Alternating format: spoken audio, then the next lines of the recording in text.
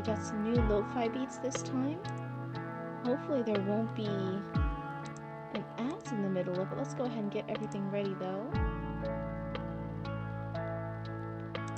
Press the button, right? Yes. Oh, hi Noxley! You're in before I can even see the chat. Hello, hello. Oh, is my chat box working? Wait, my chat box isn't working. Well, maybe now it's just too far behind other stuff. Hold on. Let's see.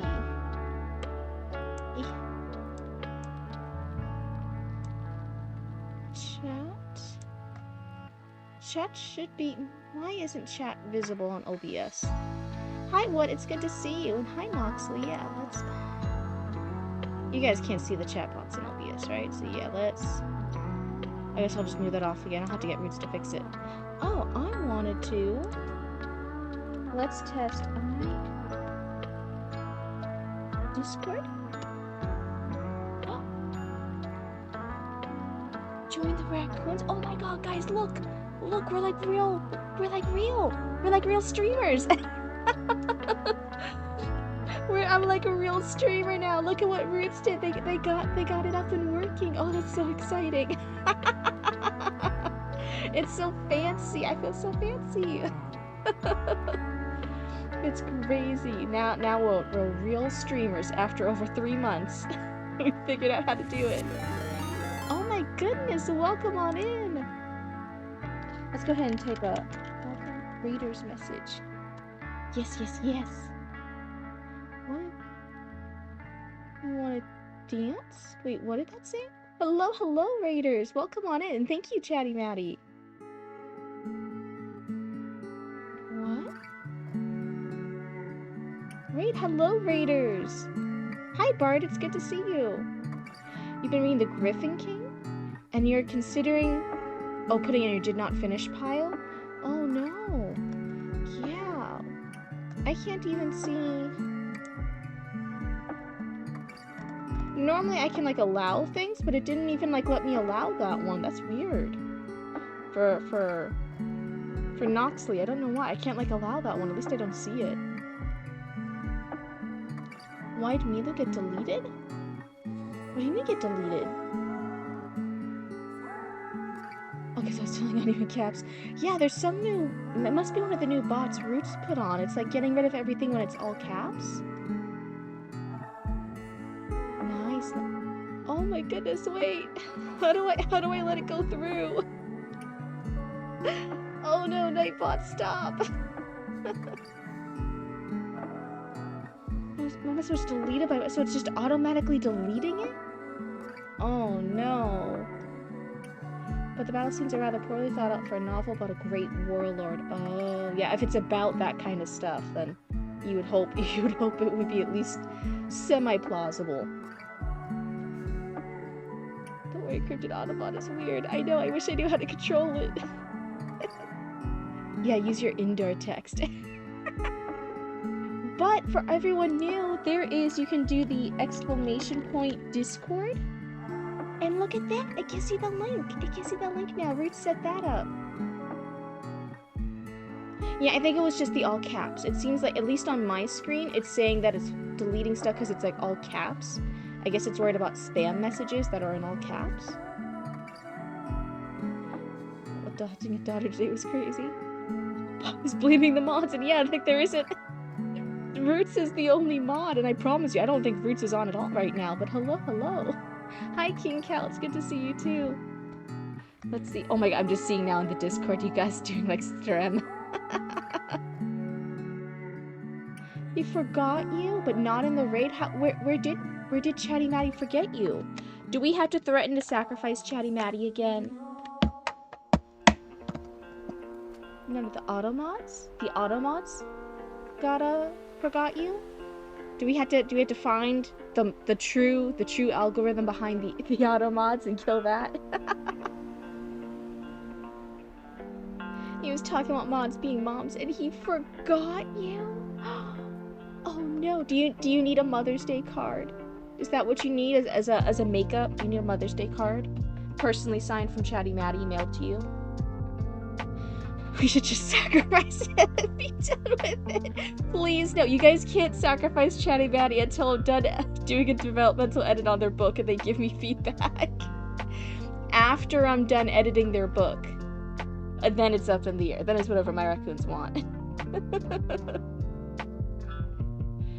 Just you can play low. Needs to send her flowers, a card, and gluten-free pastries. Ooh, but like good ones. Don't just give like the shitty gluten-free pastries. There's a lot of shitty gluten-free things out there. You need to give good ones. This may sound weird as fuck, but you would make a great voice actress. No, I would not. I have too weird of a voice.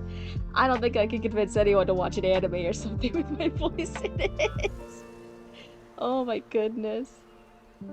I forgot of my 4 head mods through all my mods. Oh, Shay, hello, hello. Hi, Lambda, it's good to see you. Yeah, Shay the bean, you gathered that. You're a smart cookie. You're a smart bean. You're on a 10 stream streak, Bob, because oh my goodness, thank you so much for hanging around with me. Cryptid is hired. You get to voice Cassandra in my book. Then you guys would have to keep giving me notes, and I'll be like, hey, wait, I've only read this word. How do I actually pronounce it? And you guys would have to phonetically spell out all the big words. Especially since yours has all the constellations and star references and words and stuff that I don't always know how to say. I'd be like, psst. Pause the recording. How do I say this? Which would actually be hilarious if there were like audiobook outtakes. Oh, thank you for the sub. Thank you so much, Noxley. They subscribed for 3 months. Yay. Sneezes. Oh no, the brain cell. You lost the most important brain cell? You're behind on writing? What? I was supposed to have chapter 8 done, but I found out 1,000 Blows second season came out. I don't know that. Is that a good show? What's that? Me and Mama Cryptid are watching Behind the Jaded Veil, or Jaded Veil. Okay, it's a new K-drama or C-drama. I think it's a C-drama. I think it's Chinese. So we're watching that, but the new episode doesn't come out till tomorrow. Can you believe they did that to us? It doesn't come out till tomorrow. That's just unfair. It's just mean. You may want to share chapter 3 of Jumpin' Jack Flash, but it's only 3 weeks done. Okay, Cassandra's is mostly clear of weird words. Guys, I got a shot. I got a shot. Whose turn was it with the brain cell? Oh geez, you guys are raccoons. One of you guys didn't eat the brain cell, right? You guys wouldn't... Raccoons know not to eat the brain cell, right? Thank you for the hydrate and dihydrate. Today, you guys know how I'm always trying to be a good example, and I tell you guys when I'm drinking water. And I'm like, yeah, I'm having a sippy. It's like nice fresh water. Oh, hi, Devin. It's good to see you. Today, I'll be fully honest. I'm being a bad cryptid. I'm having diet root beer. It's been a rough few days, and I'm drinking my sorrows with some diet root beer. So, fully transparent, I'm just drinking soda over here. I'm being a trash cryptid today. So if you guys are being trash raccoons and drinking soda or hot cocoa or any other type of beverage that's not as good for you as water, today's the day to encourage it. Here's your sippy. Oh my god, I really love the diet sodas though. I was trying all the human like full sugar sodas, and I liked that for a little bit, but then those were actually hurting my cryptid tummy. I thought maybe it was poisonous to cryptids. And I was like, oh, I guess cryptids can't have full sugar sodas anymore. I guess it's just for people. And then Roots showed me the diet sodas, and I was like, oh, this is better. What is the protocol for revisiting a previous submission that was passed over in case of not being present at the time of our submission came up? That's it. So I don't read it unless you guys are here. So as long as you're here, then I start from the top area again, and then I just go down until somebody's here. That's all. So it wasn't like it was passed over. I'm just waiting for that person to be here. But hello, Veilreth. It's good to see you again. Yeah, Bobicus is right. Still in the queue. An on-screen celebration. Thank you. Yeah, so far, I don't believe I've deleted anyone for being gone for too long. I said that in the beginning, I'm like, oh yeah, someone's gone for too long, I'll eventually clear it out. I haven't implemented that yet. If someone's did get deleted and it wasn't read with them on chat, That wasn't like me deleting it, that was me making a mistake, so oopsie sorry. And I was fully honest. I'm like, I think I cleared out everyone I was supposed to, but if I made a mistake, I'm so sorry. Have an amazing stream. Thank you so much, Trillian.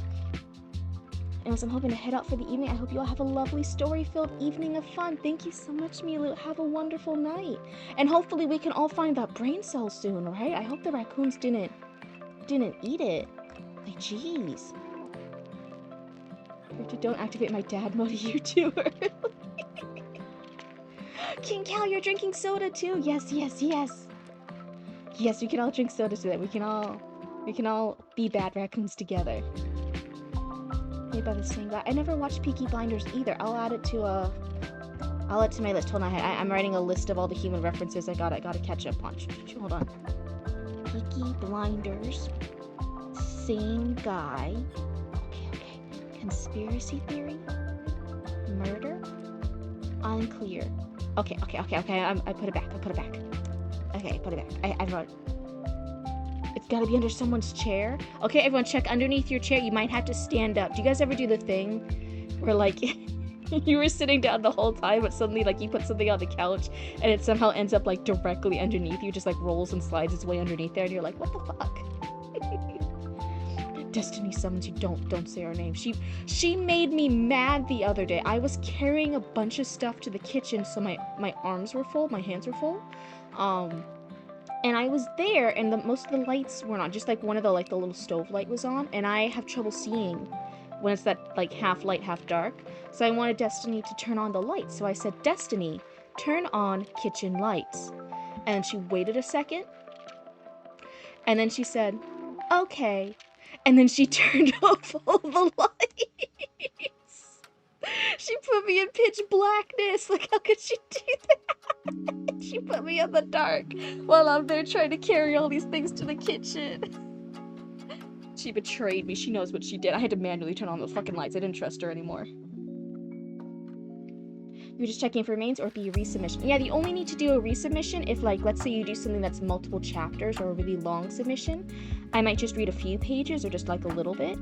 And then if you would like me to keep reading it, like you want me to continue to like chapter 2, chapter 3, keep giving you feedback, then you resubmit it. That way it's back in the queue, and I'll go and read like chapter 2 or whatever chapter's next.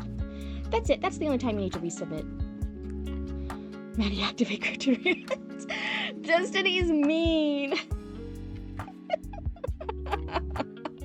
Oh my god. I can't believe it. Everyone was like, there were some great comments about it in the Discord. I forget if it was in the chatting section or the writing section. Somebody breaking down. I think it was Call Me PP actually. Breaking down my fight with Destiny and what it means, and I'm like, okay, for serious though, now it's actually part of my lore. It's gonna be officially part of Cryptid's lore. Was the whom's? Their username is Call Me PP, so we have to call them PP.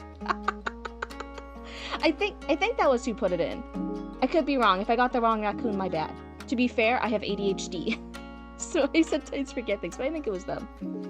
Yeah, that's their username. And then some people try to get out of it. They're just like, oh yeah, look at what Call Me posted. And I'm like, that's not their name. Their name is Call Me PP. You have to call them PP. Yeah, see? It's a respect thing. You can't just say like, oh, I want to be called by this name, and then have that person not call you by that name. That's just rude. You kind of activated hard mode mid-boss fight? I got a new keyboard mid-writing project. Oh my god, is it making different sounds? Do you guys ever get used to the particular clickety-clack sounds your keyboard makes, and then you like go to someone else's keyboard and it makes different sounds, and you're like, this isn't the sounds it's supposed to make. I know what sounds my keyboard's supposed to make. It's not this one. Or sometimes the spacing's different. Do you ever get used to your keys, and then like someone has like an itty bitty little baby laptop instead of a computer, like the little bitty ones with the little itty bitty baby sized keyboards, and then like your fucking massive hands apparently are pressing like 2 to 3 keys at once instead of just the one letter you need. Yeah, the different spacing. Or I've heard it the other way too. If you're used to the itty bitty little bitty, it's a baby keyboard on some laptops, itty bitty baby one. And then you go to like a normal sized one, and yes, it's the normal sized one, it's the correct one. They're like, oh my god, the next key, the next letter I need is like 20,000 miles in the other direction. I need to my pinky finger has to travel across the continent just to reach the shift key. Oh my goodness, thank you for the follow. And hey, welcome to Cryptid Cult. I hope you like hanging out with us here. Yeah. Different sounds and different enough layout and sensitivity to be a bother. Oh my god, the first time I ever had to work on those keyboards that had the mouse track, the mouse pad thing that's right underneath the keyboard buttons, but it's still like attached to it. Do you guys know what I'm talking about? It's not like a separate mouse, but it's like the little, you use your finger as a mouse on that little pad, that little screen section. It threw me off. It threw me off. I was a younger raccoon when I first saw those, and I'm like, this is witchcraft. This is genuine witchcraft. I should burn you at the stake. You're now a bean-shaped raccoon. Or a raccoon-shaped bean. Oh, you could be a bean-shaped raccoon, and then you just collect beans, and you put like your leftover fur on it to make them raccoon-shaped. So you have like, those are your babies. Those are your moldy fur-covered bean babies. But yeah, I think it's really fun when people have raccoon sonas here. They like describe like, can I be like this type of raccoon? Can my raccoon have antlers? Can my raccoon be like pink or something? And I'm like, yeah, absolutely, it's your raccoon sona. You love collecting keycaps because you love how your current keyboard sounds. That's when you get like the fancy little decorations or colors for each like individual letter, right? Whoa, moldy babies. Your raccoon is purple and definitely has antlers. I love it. I love it. I love it. Should I make a section in the Discord for people to like write down or draw their raccoon sonas? Well, because your raccoon wears a mask. Is it like do you guys know like Sly Raccoon or Sly Thievius? What's that old, it's a PS2 game? What is this new lo-fi stuff? You're an old vintage raccoon? I can't do anything smaller than a standard 101 keyboard. Sly Cooper! Thank you, Bobicus. Okay, everyone, that's it. Bobicus has the brain cell. This proves that Bobicus remembered what I was thinking of. But yeah, is that what you mean when the raccoon wears a mask and they just have like the little bandit mask over their face? Yours can disappear like the Cheshire Cat? That's cool. Yeah. Cryptid Chat never got her quadcopter. Oh no, I think BK stole the brain cell too and put it underneath the town. Big sad. Yeah, I'll have to start a quest soon. I'll have to get a quest and we can get our own quadcopter. I think that'll be good. Where was it? Funny you say that. I watched Alive in Wonderland the other day. What's Alive in Wonderland? Sly Cooper and the Thievius Raccoonus. Is that how they spelled Thievius? I don't think it was. BRB. Bye, Bard. We'll see you again later. But anyway, let me check. You guys can't see it right now, but I do have story submissions up. Let's see. I saw Veilwraith earlier. I think they've been waiting for a hot minute, right? Oh, Author Relic, I think, changed their icon. That's cute. Solar is the first in the queue. Go fund me for the quadcopter. Oh my god, that would be fucking hilarious. Have you ever wanted to pick up an abandoned air place with an excavator and spin it around and go? Oh my goodness. Well, now that you said it, I kind of want to. So Solar, if Solo's in chat today, you're first, and after that it's Losi Lore. Third is Death's Head. 314, is that their full username? I'm just remembering. It just shows as a D ... in the Discord still. Poor Death's Head. Life-size Barbies! Oh my god. Do you guys watch those TikToks? Or it's not even the TikToks, but it's like sometimes even they put it up on YouTube Shorts. Death's Head 419. What did I say? 319? I was pretty close for just remembering off the top of my head. Just from seeing the D ... But we're like, they're a crochet artist. I knit. I can't crochet really. They're like these crochet artists, and they make plushies, but they make them like super, super, super big.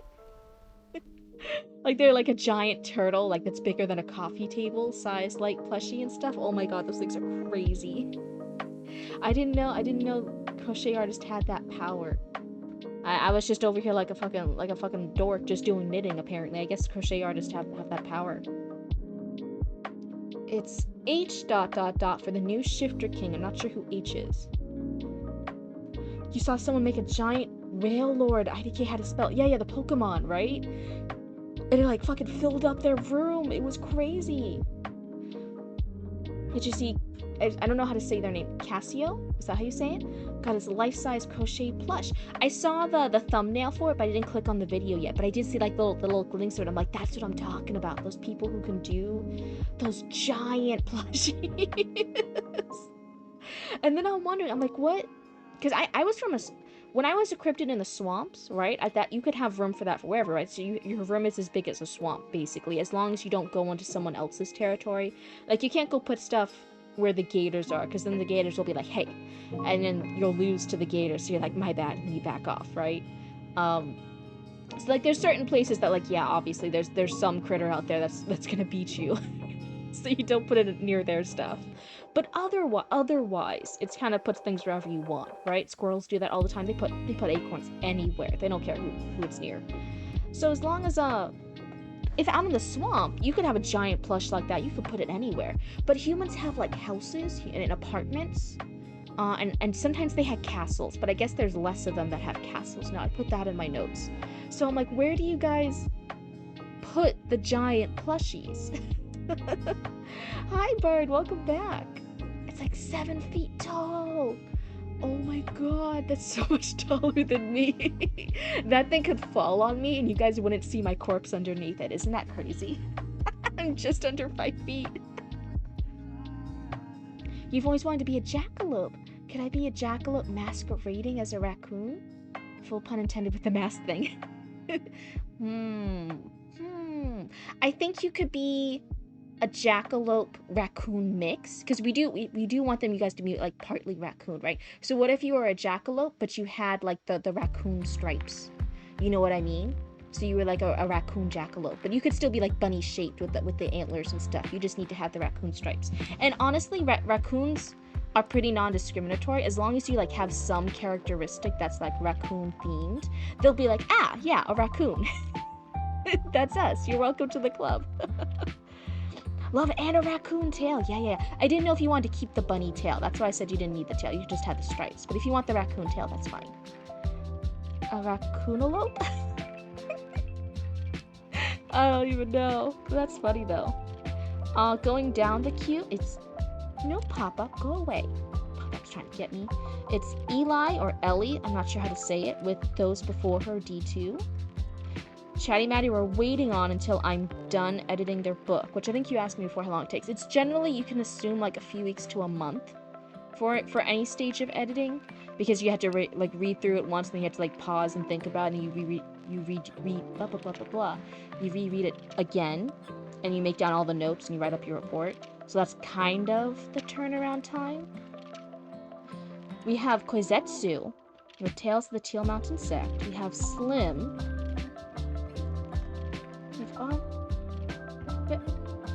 Valroth was earlier. I thought they were in the queue. Did I skip over it?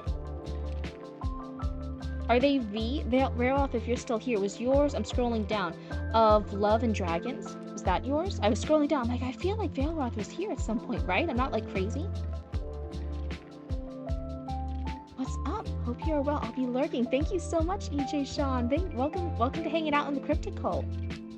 That is yours. Okay.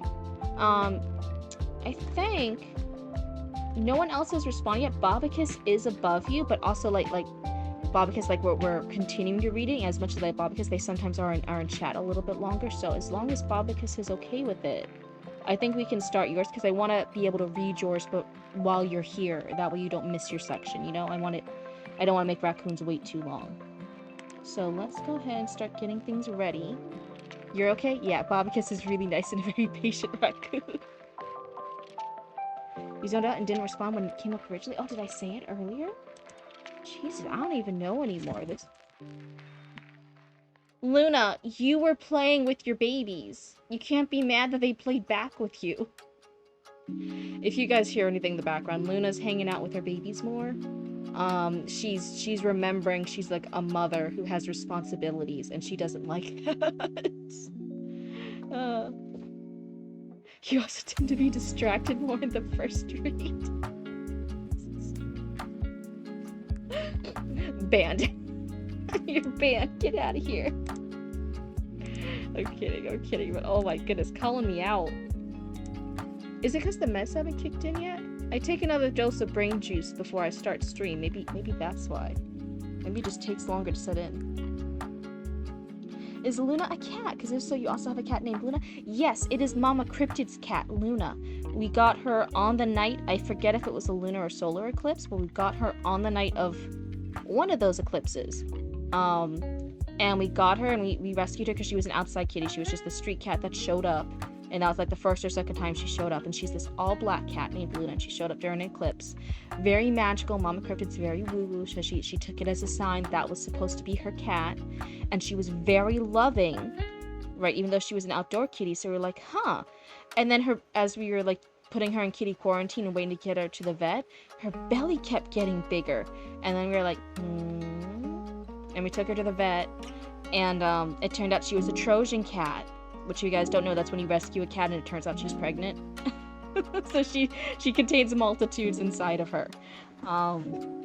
She was a Trojan cat, and she ended up giving birth to cats on Halloween. She gave birth to Ghost, who's the only gray cat, and Baba, which is short to Baba Yaga. And those two are family cats. They had 2 siblings.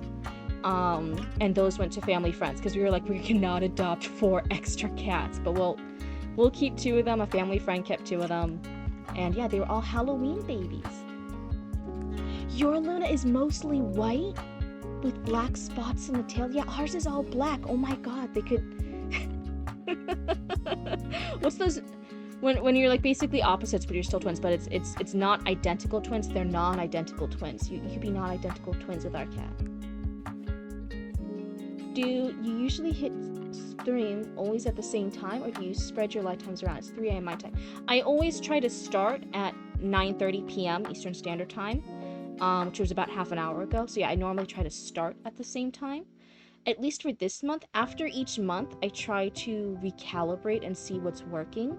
So November, I streamed every single day, and I streamed at, I want to say 8 p.m. So like a hour and a half earlier, and that wasn't working. So then after November, December, I was streaming every other day, and I started streaming a little bit later.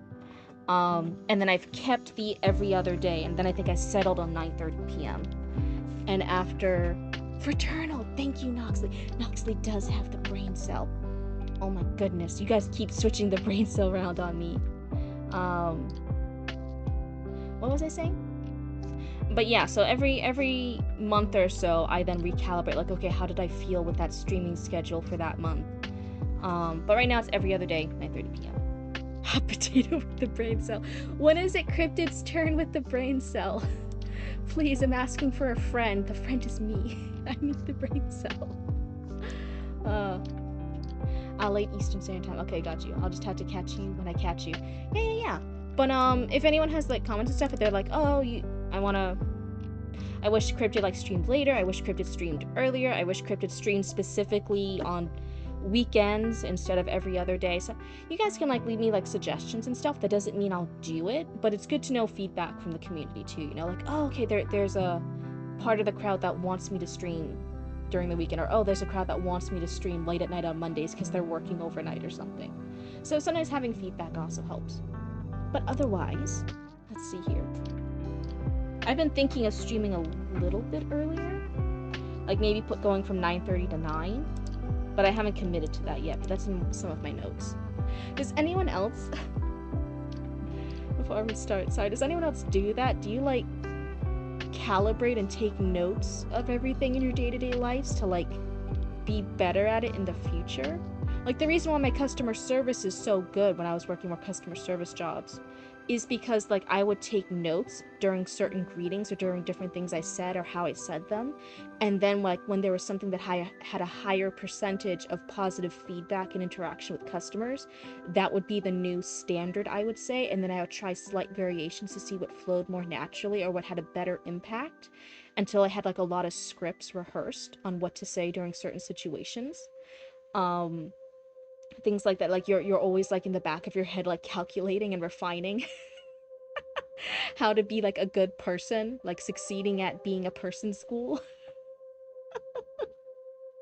I don't know if it's just me or not, but that's one of the things I do. It's like I noticed like sometimes with a lot of customers you're supposed to say like sir or ma'am, but then there's also like non-binary people or people who don't necessarily always need that, or who would like act uppity about it based on age. um but I realized that a really be nice to your children. A really good, I wanted something very natural, and I think it's because one, I'm a woman, and two, I live in the South, so it's a common way to say it. I could say hun, and that's a gender neutral one that's very welcoming, very a little bit informal, but not too bad. It's not like too inappropriate or like sexist or anything to say. And I'd be like, oh, hey, hon, welcome on in. Let me know if you have any questions. We have these sales today. Da, da, da, da. And it was a very nice, it didn't matter which person. It could be young, old, male, woman, like child, female, teenager. It didn't matter. I could always say, oh, hey, hon, how are you doing? Do you have any questions? And it was like the perfect thing in the South, and I loved it. You don't know how to human. Yeah, you gotta take notes. That's why I have my little notebook over here, and I write things down every time there's something I have to look up. And you can write down notes, and that's how you learn how to do it better. The big thing holding me back now is that I'm blue. And I think I could go to like an anime con, or like different conventions like that. And that could, people would think I'm cosplaying and that I have body paint on, so that would be fine. But in general reactions, people I think would catch on that I'm a cryptid. So structure your entire life around your stream script. Do what you must, and I will adapt. Oh my god, Noxa, that's so funny. The things we do for Blueba, am I right? Hey, that sounds familiar. Also, hello. Hey, PP. We were just talking about you earlier. Someone was like, I was like, oh yeah, I think Call Me PP said that actually. And someone in the chat was like, what? Who said what? And I'm like, yeah, Call Me PP. You have to call them PP. Chapter 1 of Draft 2, where a short story became a novella. I need a details pass to fill in some things, but this captures the main action, I think. Okay, thank you. Thank you for the context. Is there anything in particular while I'm doing the review that you want me to pay attention to when I give the critique? If you're like, oh, pay attention to the characters, or pay attention to the pacing, or how does my intro land? If there's something in specific that you want me to comment on, then I will. Usually go, oi! You can't say that to customers. And someone was, that's right, Shay. I wasn't sure if you're still here, but yeah. Shay was like, who said that? And I'm like, PP did. It was so funny. Anyway, did you guys notice people were commenting, they were asking for a change in lo-fi beats? I did. This is Lo-Fi for Witches 2. We normally listen to Lo-Fi for Witches, the original. Hold on. Chatty Maddie, you're in charge. Hi, how do people have time to write all of this? Well, actually, Valrith is in chat right now. So Valrith can tell you, like, what their writing schedule is if they want to. For me, I definitely, like, I can just do it in little sections. What did they say? Oh, what did you say? I was talking about, how it's officially part of my lore. My rivalry with Destiny, quote unquote. And it was entirely because I think it was you who was in Discord and you were writing down the different thoughts about what cryptids fighting with Destiny says about her as a cryptid. And I'm like, honestly, this is now canon. This is part of my lore. But Chatty Maddie, you're in charge. All the raccoons in chat behave. I think the model stares at you guys. Do you guys want me to move the model off screen while I get up? I'm just gonna lock up Luna because she's yelling at her kids. You wish to be in charge?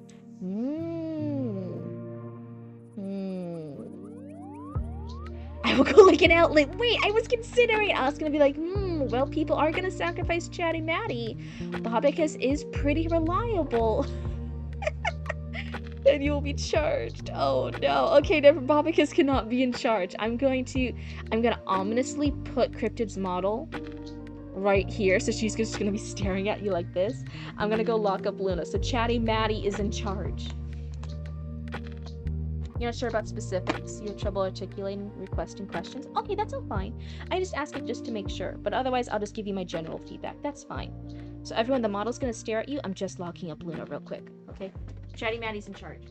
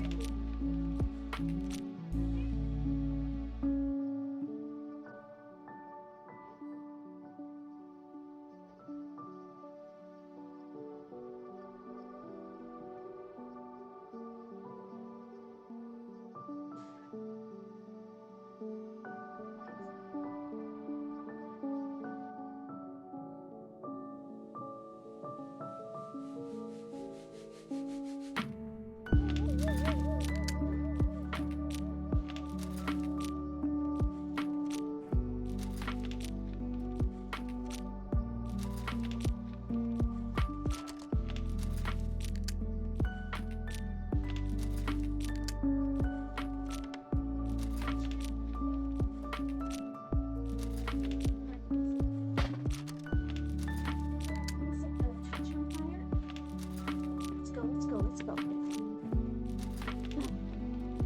There we go. Hold on. Was everyone good? Was everyone aligned? You're winning the staring contest. I have eyes of steel. I'm amazed if you won that staring contest. Oh my goodness. So let's see. So there's no particular things I'm supposed to critique. So I'll just give one or two things in general that I think. I'm going to take a sippy, and then I will not be distracted. And then we'll read this. Eyes of steel. Bobicus, be honest. Are your eyes like really watering and red and irritated right now? You have to be honest. Here's your sippy.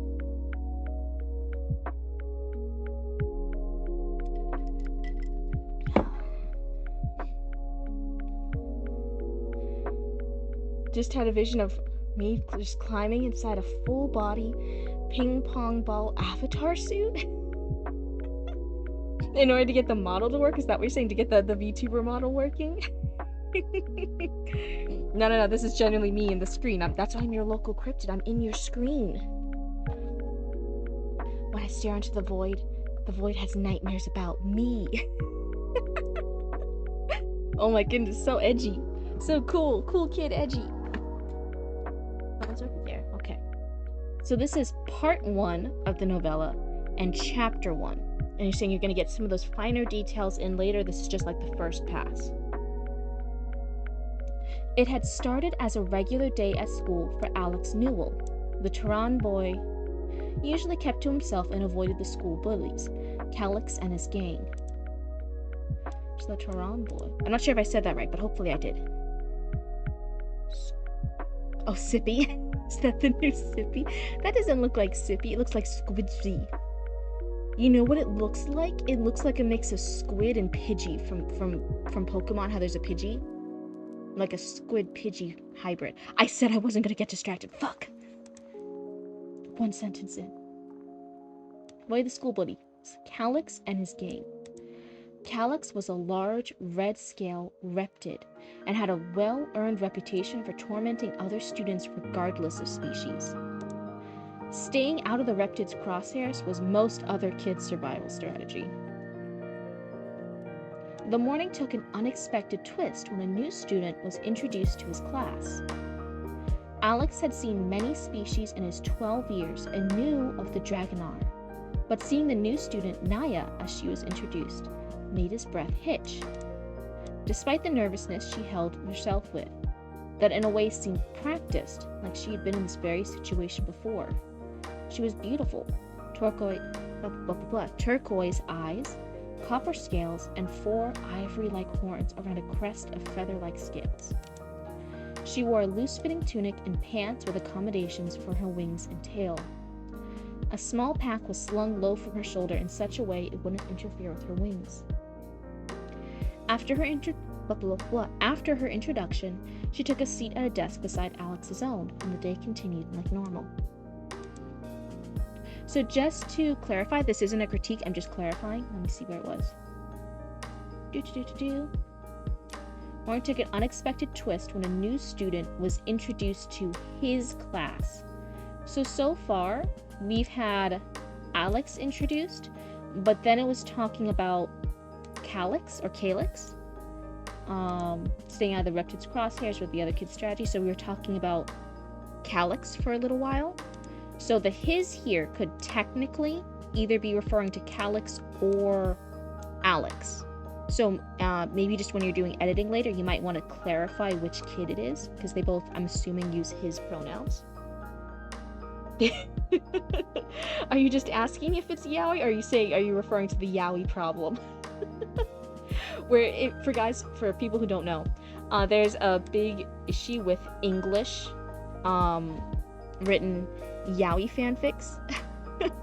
I don't believe this one's a yaoi. If it is, they haven't told us so. I think it's about Naya here, who seems to use she, her pronouns. Yeah, she was introduced. I think it's about Naya. But there is something known as I don't want to say yaoi problem, because that makes it sound like the yaoi is the problem. For yaoi fanfic writers, there's the problem of both the male main characters in yaoi generally use he, him pronouns. So you could write a sentence like, he took his... Oh my god, the lo-fi scared me. Why would they sell jeans with holes in them? I thought this one didn't have ads. This is bullshit. It lied to me. So you could write something like, he took his bag, and then you're questioning in it, like, wait, did he take his own bag, or did he take the other guy's bag? Right, then you're confused because they both use he's. Yeah, exactly, it's a whole lot of he's. In other languages, they have certain parts of the languages that would specify whether or not it's their own, his own bag, or his other person's bag. There's some clarifying rules and grammar that works in other languages, but for English, we really don't, so we have to, like, find particular ways to phrase it so it makes sense. You had the problem just having 2 men in the scene even out of yaoi. Oh my goodness. Yeah, so it's known as like the yaoi fanfic writer's dilemma, right? You're like, he grabbed his bag, or he caught his reflection in the mirror up ahead, and you're like, his own reflection? The guy's reflection? What are we talking about? So it's this funny thing that happens. Not to hype myself up, but this section of chapter 3 is a bit better than I usually write, I think. Lambda, that's not hyping yourself up enough. You should be super proud if you yourself are noticing an improvement in your writing, or it's getting closer to the way that you want the story to be, your writing's getting to the level you want it to be. That's a huge improvement. That's great progress. You should be super proud. Huge congrats for Lambda. Oh my goodness. But anyway, so yeah, that was just a little note. That's not like a critique. That's just like, hey, next pass. Just fix that. Just clarify.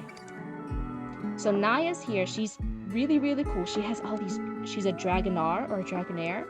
I think it's Dragonar.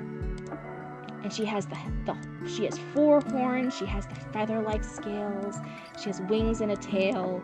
All these different things. And I'm like, that's fucking cool, right? This is gonna be awesome.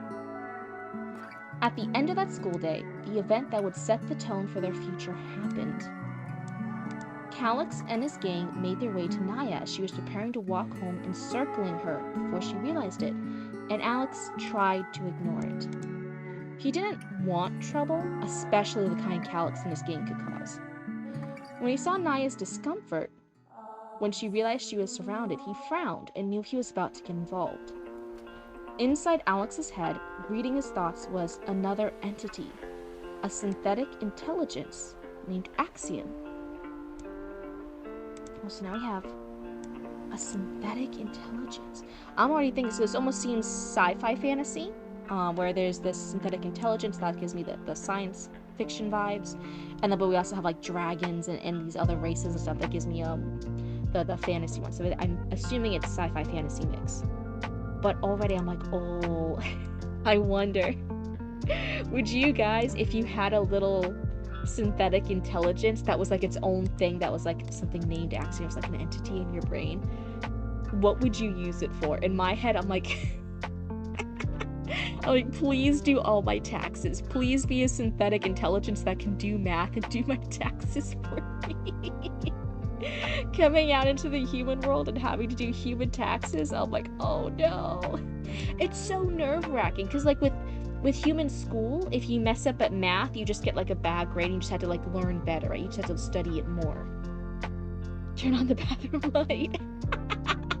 I don't know, is it interfaced with other things? We're gonna find out, I guess. We'll keep reading.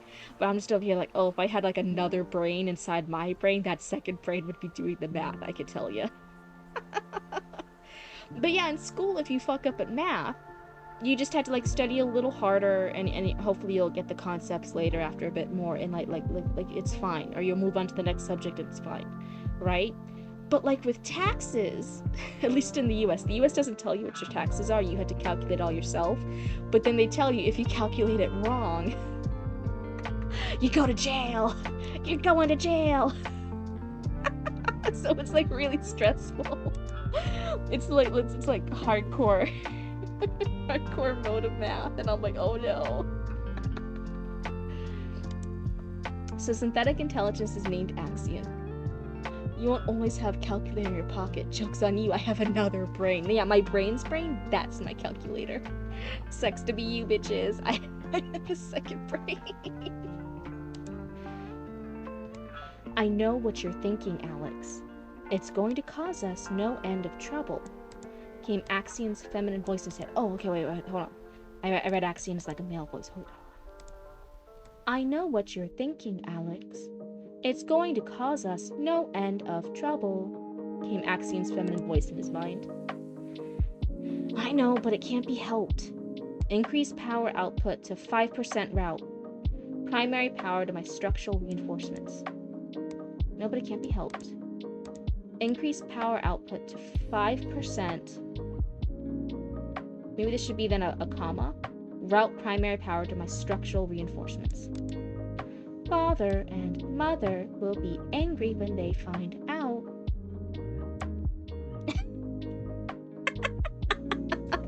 No, it's not Destiny speaking. She's not your queen. She's a false prophet. She can't do what you want. She's a false idol. Don't give her any more power than what she already has. A fucking whore-ass bitch. Putting me in the dark when I asked her to turn on the lights. She turned them all off. How dare she betray me like that? Yeah, but it'll be worth it. Heck, seeing Calix's scarily face when someone stands up to him should be fun itself. Axion sighed, but increased the power output of Alex's biotech systems from 1 to 5%, and routed that power as instructed. Okay, Alex, we're ready. Axion chimed as Alex was already moving to interrupt the scene. So this isn't critique. I'm going to give you my thoughts so far, like what questions I have as a reader, not as an editor. Hearing questions that readers have isn't a bad thing. Sometimes we want our readers to have questions, right? Like, oh, who is the killer? Or, oh god, I don't know how this works. I want to keep reading to find out. Questions aren't inherently bad, as long as you're not too confused.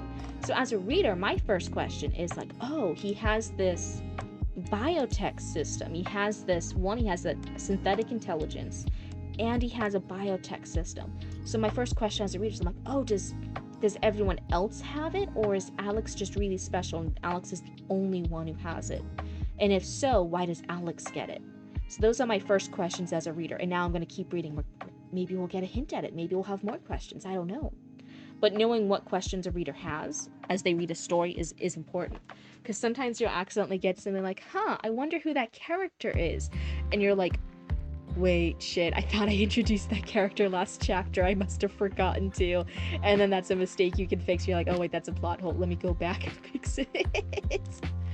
So one, we can see if those questions are purposeful, what we intended, or if it's like, oh no, I forgot something. A predatory grin spread across Calyx's ruptured features that had nothing to do with the hunt for food. You're pretty. You should be mine. My father is the governor of this planet, and I can take really good care of you.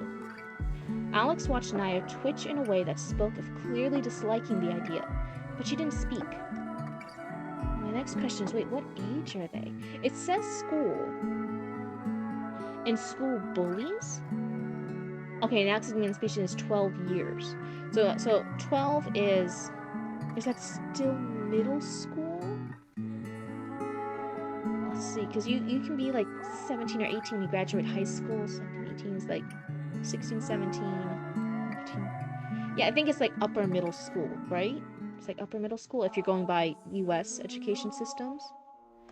I wonder if that's normal for an upper middle schooler to say, you should be mine, I can take care of you. Rather than something like a little bit younger, like, oh, like, do you want to date? We can go here, I can do this, I would be the best boyfriend, or like whatever. But again, with sci-fi and fantasy, there could be different cultures, this could be a different thing, so maybe in this world, in this society, it makes sense that somebody that young is already speaking about, like, oh yeah, like, you should be mine. Like, you should be my woman, I can take really good care of you, all that kind of stuff that someone older in our world would say. There can be plot reasons why we do that. Clearly disliking the idea, but she didn't speak.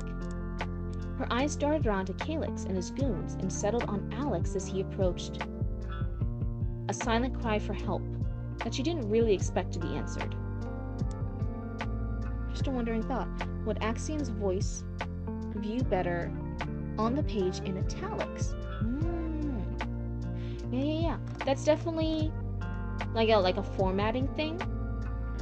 And I was thinking that too, because when it's like a normal dialogue text, I was wondering like, oh, is it like normal dialogue? Is she speaking out loud? But yeah, maybe thoughts could be in italics or something like that. That could be a good suggestion. Where was I? But she didn't really expect to be answered. But as Calyx reached a clawed hand to touch the ornate crest on Naya's head, Alex's hand shot out to catch the wrist. She doesn't seem to want your attention, Calyx. Alex spoke with a confidence he wasn't sure was truly real. So why don't you leave her alone? Naya, Calyx, and his gang were surprised, and it took a moment for Calyx to pull his wrist free from Alex's oddly iron-like grip. What is it to you, Alex? She's one of your soft, pink, dead world girls. Why can't I say that normally? She isn't one of your soft, pink, dead world girls. What makes you suddenly want to play the hero? Maybe I'm just tired of you and your goons hassling people and decide to do something. Yeah, well, dead worlder, you're making a mistake. A motion of Calyx's head signaled the gang to leave Naya and encircle Alex instead. As they moved, Calyx flexed his fingers before balling his fist. I'm going to enjoy showing you how big a mistake you've made. Just know you brought this on yourself. After that, the beating started. Naya watched it, frozen in fear, horror, and guilt, unable to make a sound. She wanted to tell them to stop, maybe even give in to Calyx's intentions. But the Terran boy just took the beating silently. Was Tehran capital earlier? Tehran. So first time it was capitalized here, I'm noticing it's lowercase. That's just a copy of suggestion. I was just letting you know. His arms were bruised where he covered his face, and she guessed his body had matching marks under his clothes, but he still made no sound.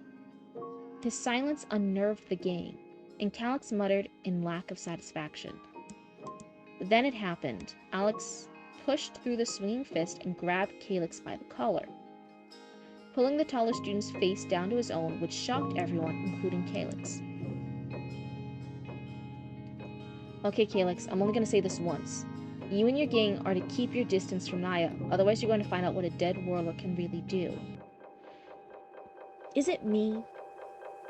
Is it me? Am I the problem? Am I the problem? Is anyone else? Is it the Boston accent sneaking in that's making dead worlder so hard to say? Dead worlder. I feel like I'm almost saying it as like dead worder. And I'm like, that's not, it's dead worlder. Right? Am I saying it wrong? Is it just in my head? Are you guys noticing I'm saying it funny too? I don't know. Alex released Calyx, adjusted his own clothing, and turned to Naya, offering her his hand. She grasped it, and he drew her away from the scene to the alcoves where their packs rested. Calyx watched in stunned silence, and his lackeys fidgeted uncomfortably before he led them from the classroom. So this whole time they were still in the classroom.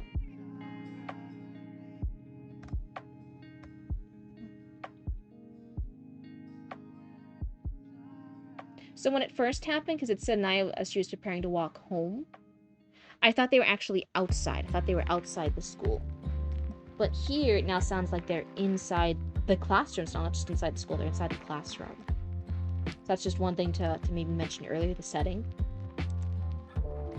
The tension of the moment had been broken. Relief and caution warred in Naya's mind, while the warmth of his hand in the cool one was reassuring and grounding.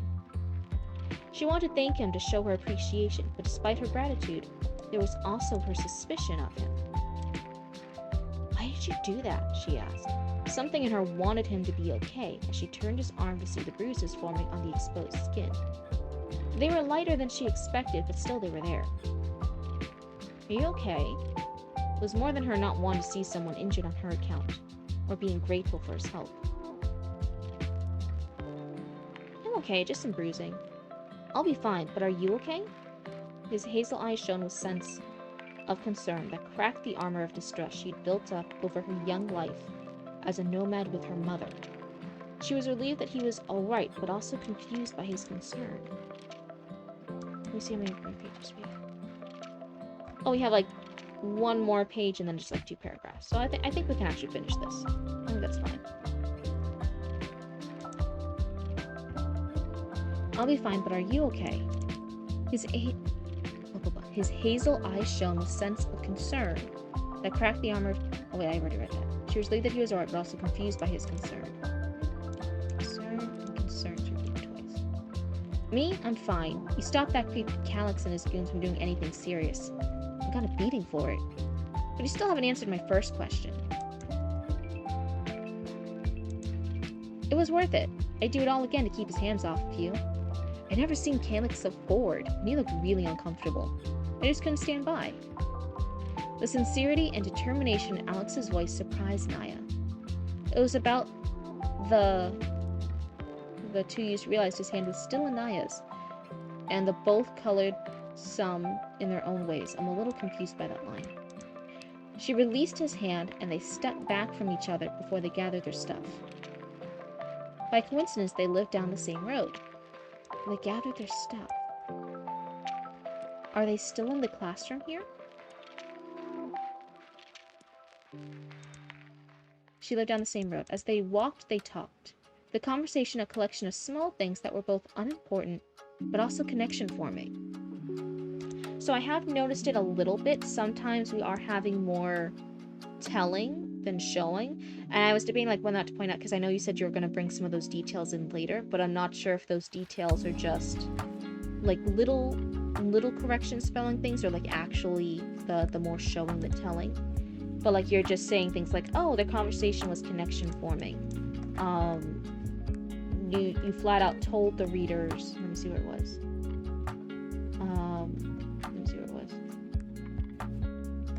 At the end of that school day, the event that would set the tone for their future happened, right? Rather than letting the readers read it and realize this was such an important scene for Alex and Naya, you tell them, oh, this is the start of their future relationship, right? And that's almost like a mini spoiler. You kind of spoiled your own readers in your own text, so you're telling it there You told the readers, what was it? Kaya? Naya, there you go. Naya was untrustworthy of him because of her nomad life with her mother, rather than that being brought up more naturally. So there's a lot of little instances where you're just telling things rather than inserting them more naturally, or like having us be shown it. So that's something just to be aware for your second pass. Try to show more rather than just flat out telling the readers. They were laughing when they had to part ways, Naya approaching her and her mother's home, a modular dwelling with 5 rooms. Anara noted her daughter walking home with a Tehran boy with a concerned expression. The bruises on his arms caught her attention. When Naya entered and settled her pack by the door, Anara turned from watching the boy, continued down the road. Who was that? Anara's expression softened some from obvious suspicion to genuine curiosity as her daughter settled in their living room. His name is Alex. Okay, and why are you walking home together? At her daughter's hesitation to reply, Anara frowned. Well, Naya recounted the encounter after class. Calix's offer and attempt to touch her, Alex's interruption, the beating that followed, and how the situation ended. Anara frowned. Concern had melted into contained anger to resignation. They did not have the credits to move again just yet, and fighting the governor wasn't feasible either. Anara moved to her daughter and drew the girl into a protective embrace, frustrated at feeling helpless. Why isn't your first thought just go to the teachers? Why is your first thought after day 1 just moving? That's a very strong reaction. Why not just be like, hey, that one kid was a brat. Go do something. When he parted ways with Naya at her house, Alex manually reduced his power levels to 1% and routed everything back to normal systems. His bruises began to ache, and he frowned but continued home. When he arrived, his father was just coming in as well and noticed the bruises on his son's arms and how they crept under his shirt. Alex, what happened? His father's firm voice broke no response other than the truth. Inside, Dad, Alex sighed, and his father nodded, leading the boy in. Okay, now what happened? Thomas Newell raised an eyebrow as he watched his son. Alex put away his pack and turned to his father and told him everything. Calix's gaining the unwanted advances toward Naya, raising his power levels to 5%, and how he had Axion reroute power to his structural systems and took the beating from Calix and his goons. Finally, he ended the story with how the situation ended and fell silent. He expected a stern look from his father, a lecture about what they had to hide and being too reckless. His expectations were met, but after the lecture, his father's eyes softened.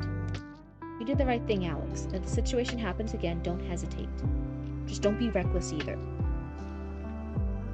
Alex's name Alex Newell? Because hilariously, I know of a real person with that name. Oh my god. Well, now you know they actually have a second brain inside their brain that's named Axion. So you can go up to them in real life and be like, hey, does your brain have a second synthetic brain inside of it that you can have conversations with? And they'll think you're a lunatic. But it's okay, because it's for the bit. Thomas ruffled his son's hair, then sent him to his mother.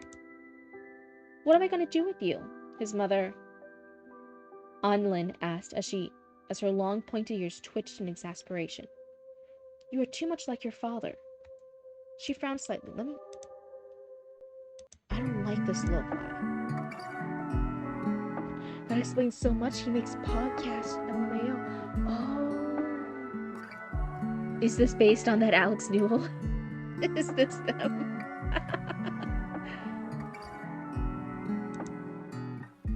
She frowned slightly. Alex removed his shirt, and the Silvari woman's frown deepened. My dear Alex. A doctor's touch gently moved over the bruises. They were not as bad as they should have been. And for that, Anlin was thankful for the biotech her son had inherited from his father. My is it? So that's what I said earlier when I said, like, oh, some of these questions aren't bad. Sometimes readers have questions, but they will keep reading it, and then those questions get answered later. So I had questions about the biotech. Does anyone else have it, or is Alex just special?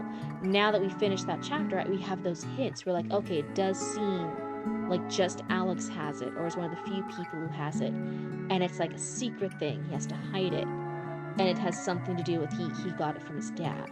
So that we're getting the little rumblings of that plot here. That works out. Let's see. Okay, yeah, it's continuing. We're good. But otherwise, so I said some of my questions. I point out some little things as we do it. So now let's do the 1 or 2 critiques that I can think of. I hope they're still in chat. I hope that's still working. But let's see. I think I mentioned earlier the telling rather than the showing. I feel like there could be some more showing with some of the stuff, especially the getting rid of those mini spoilers throughout the text. You're spoiling your own readers at a couple of points. But even some of the stuff like, when did the fight start?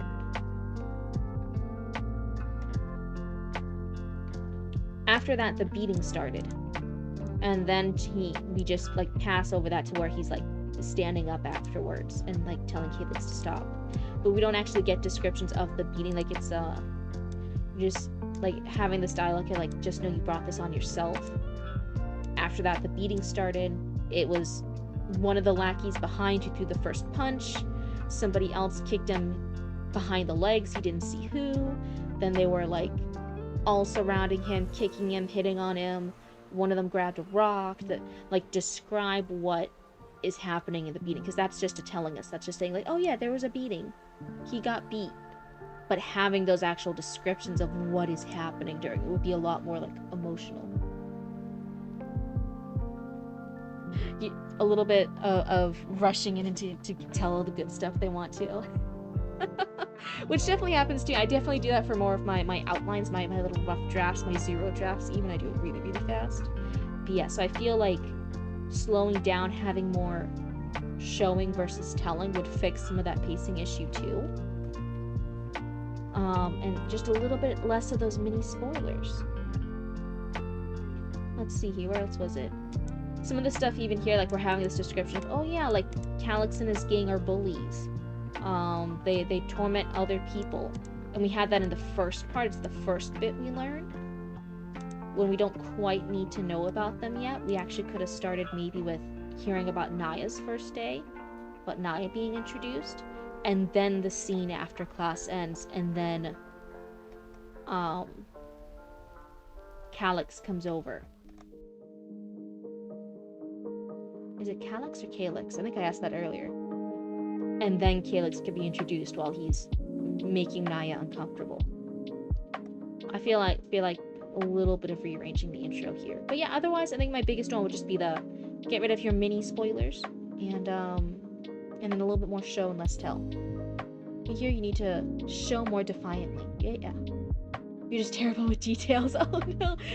Every writer has their own unique struggles. We all get it, man. This is the place for you if you want to complain about the stuff we don't like. I don't think of them as much as I'd like my brain is action-oriented. Well, even for the action, you skipped right over the whole fight scene. That could be a really cool action-y bit. Like, who threw the first punch? When did he, like, fall down? Then he couldn't see who was kicking him anymore. How many lackeys were there that, Calyx's had, that were beating on him? You know, how many were kicking? How many were, like, pulling on his hair and pushing him to the ground and stuff? Have that fight scene if you like the action-y bits. That could be really cool. So, let's read on to see if one lives. And allows more detailed fight scene next paragraph. Yeah, so in general, I feel like you're sometimes mini spoiling yourself, and those details will come in handy for you. But I think, again, for newcomers, I try to leave it at just two critiques, so I think those are going to be my 2. But in general, I think it's really fun. You're just definitely having a sci-fi fantasy world here. You're definitely making up multiple species. You're making up your own, it sounds like multiple planets as well, because our main character Alex is a dead worlder, if I can say it correctly one time. the stare of doom and despair. Was my model glitching out? Oopsie, my bad.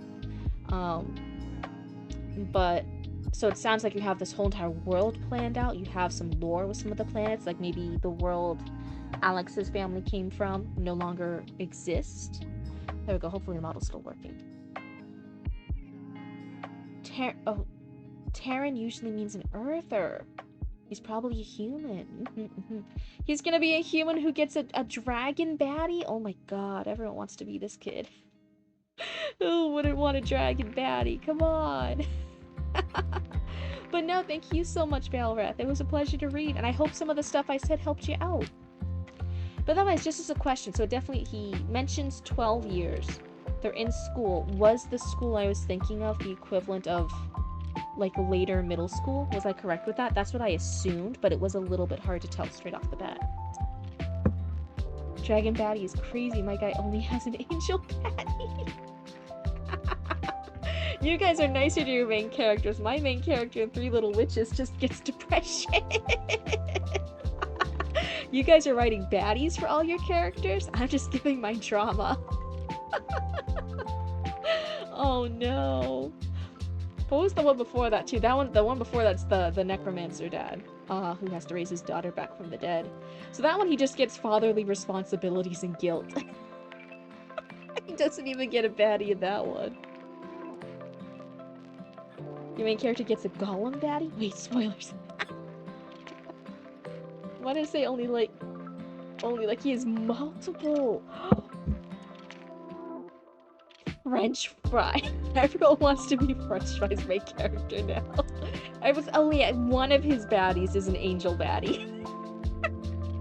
He has all the other baddies though, and they need variety. She thick though. Your female main character is an angel baddie with a demon daddy? Daddy? Sorry. Daddy? Sorry. Oh my god, that's fantastic.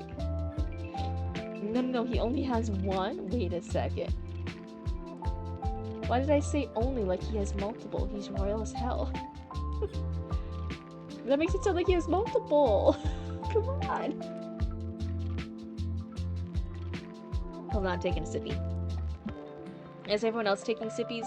Are you guys just like relaxing and like taking sips and stuff while I'm over here like reading? Because I'm over here, I'm like, phew, like I read all that thing without like much pauses. I need a sippy now. And I'm like, oh wait, everyone else has just been relaxing. They haven't had to be talking for all that time, for over an hour so far. You assume Angel is less than Dragon. Well, Angel has cool wings and feathers, but this dragon has cool wings and feathers and horns. So, like, I think the dragon baddie is better because she's got more. You're just chilling and writing the second part to this liminal space story. Very nice. You're actually being productive. Unheard of. She would be. You're hydrated as shit. That's why you're gonna have to pee pee later. Oh, the angel has more eyes? Oh, and rings. That's true. If you're doing like the biblically accurate ones. It's a small, multi-year school. And Alex is human Sylvari, so he's like human/elf. Thanks to the biotech all humans have at this time, the story happens. It's already dragon.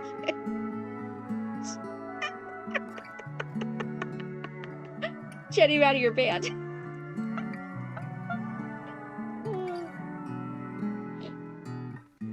Oh my god, big typo, biblically accurate. Yeah.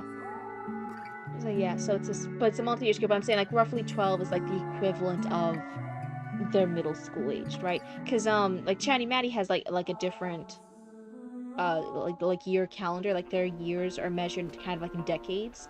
So like if someone's like 120, then they're actually like 12. You know what I mean? Like that. That one. So that's why I was clarifying. Like, hey, it says 12 years just to make sure, because we are dealing with sci-fi. That does mean he's like 12. He's like equivalent to middle school age. That's why I was just making sure.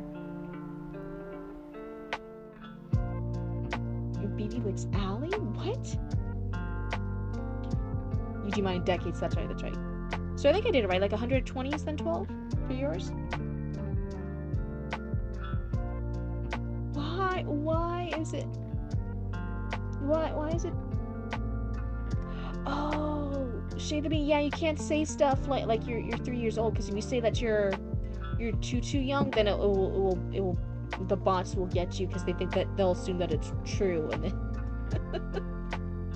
they'll think you're actually a child who's left unsupervised on Twitch. Oh my goodness. My bot is a butthead. Wait, how can we typing this? I don't know, that's like Twitch things, I don't know. Children must be banned. They'll be put into quarantine until they have ripened and reached a reasonable age. Oh, they didn't meet that? Didn't meet what? To be fair, a year on Earth is like a couple months on Jupiter. Oh. A random toddler have poofed into existence somehow. Then you banish them to the toddler realm, and then once they're like kids, then they're banished to the kid realm. When they're preteens, they're banished there, and then when they're teenagers, they're banished to their own. I was such a good kid, and I was such... I have a lot of empathy for me now, but my only real troublesome years were like teenage years. I was really acting out a lot more in my teenage years, just because I think I had a lot of depression and anxiety. There's a lot of stuff going on, so I feel empathy for my kid self now. But I was like a perfect kid. That's why Mom and Papa Cryptid had another kid, because they were like, raising kids is easy. Baby Cryptid is perfect. This is the sweetest angel ever. We must be like perfect parents. And then they had Roots. And Roots. And they know this, I can say it. Roots was a terrible baby. Roots was a demon baby. He caused all of the problems and issues. I think gave Mom and Papa Cryptid PTSD. And then they grew up and they were like a fine teenager. So we just like switched things. Yeah, we were just opposites. Teen Realm was actually the Shadow Realm. Oh my god. I fear to be a kid to mortals. She's able to turn into an adult on whim. The problem I have is that I was late to school. That was it. I had like such bad depression. I was like stopping caring about things. I was getting like very moody. It was horrible. It was a really bad time. But I was a freak as a kid. I was like killing bugs and organizing their parts.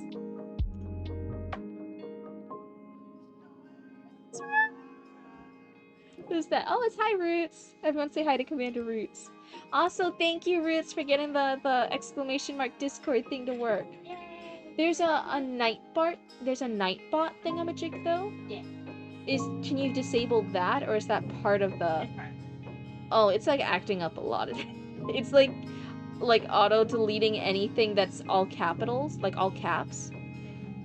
And everyone keeps trying to write things in all caps, and it just auto deletes it, and says it's from the mods, and that the mods are giving like a warning. And I'm like, no, Roots and me are the only mods. We didn't do anything. It's just auto doing it.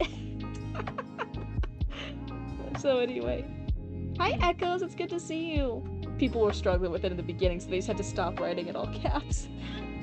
Sorry, Chad. Yeah. I'll try to fix that. Roots is doing their best still. Yes. I locked up Luna Tuna Fish.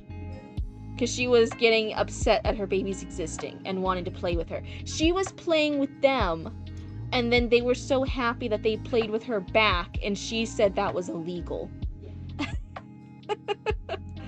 So that's what happened. That was the Luna Tuna Fish update. Nightbot is gaslighting you? Probably. Oh, I'd never use excessive capitalization. Just a random question. Does anyone test these AI chat apps to their limits so they can hone their storytelling skills when they throw random stuff at you? Ever try getting out of a cryopod underwater or being attacked by a rabid octopus? I was wondering. Wait, what do you mean no, we don't support generative AI chat app thing, which is that's what you're asking here. Then no, we don't support. I don't like talking about the generative AI stuff on here. So if anyone, I don't need anyone to bring up generative AI stuff on here. So if that's what you're talking about, I don't need to do it. What if I talked about the World War E, which is 3 capital letters. I think since the whole message is in caps, it seems to have like flagged anyone who did their whole message in caps. Yeah, what if we talked about the WWF, which is 3 capital letters? All those different things. Yeah, I think as long as it's just part of your sentence, you're fine. It just seemed to flag anyone who did all caps. That's why even someone was like doing the upper and lowercase, Bobicus, you would never use excessive capitalization. That was alternating between capital and lowercase. That seems to be fine. It's just all caps. For some reason, the Autobot wants to target you guys on sight like a sniper. No acronyms? Oh no. Well, anyway, one more huge thank you to Valra for being a super brave raccoon and sharing their work right here live on stream. It's really scary getting your very first critique in a critique group, let alone for a critique group that's live. That's live. What does that mean? That is live and has like a lot of other people joining in too. Oh, thank you so much for the sub. I really appreciate it. Never mind, the bot ended me. What is that? Just like you're drunk. Why did it not let you do that? But Bobicus could alternate capitals and lower cases. I don't understand. Rife with liveliness. Rive.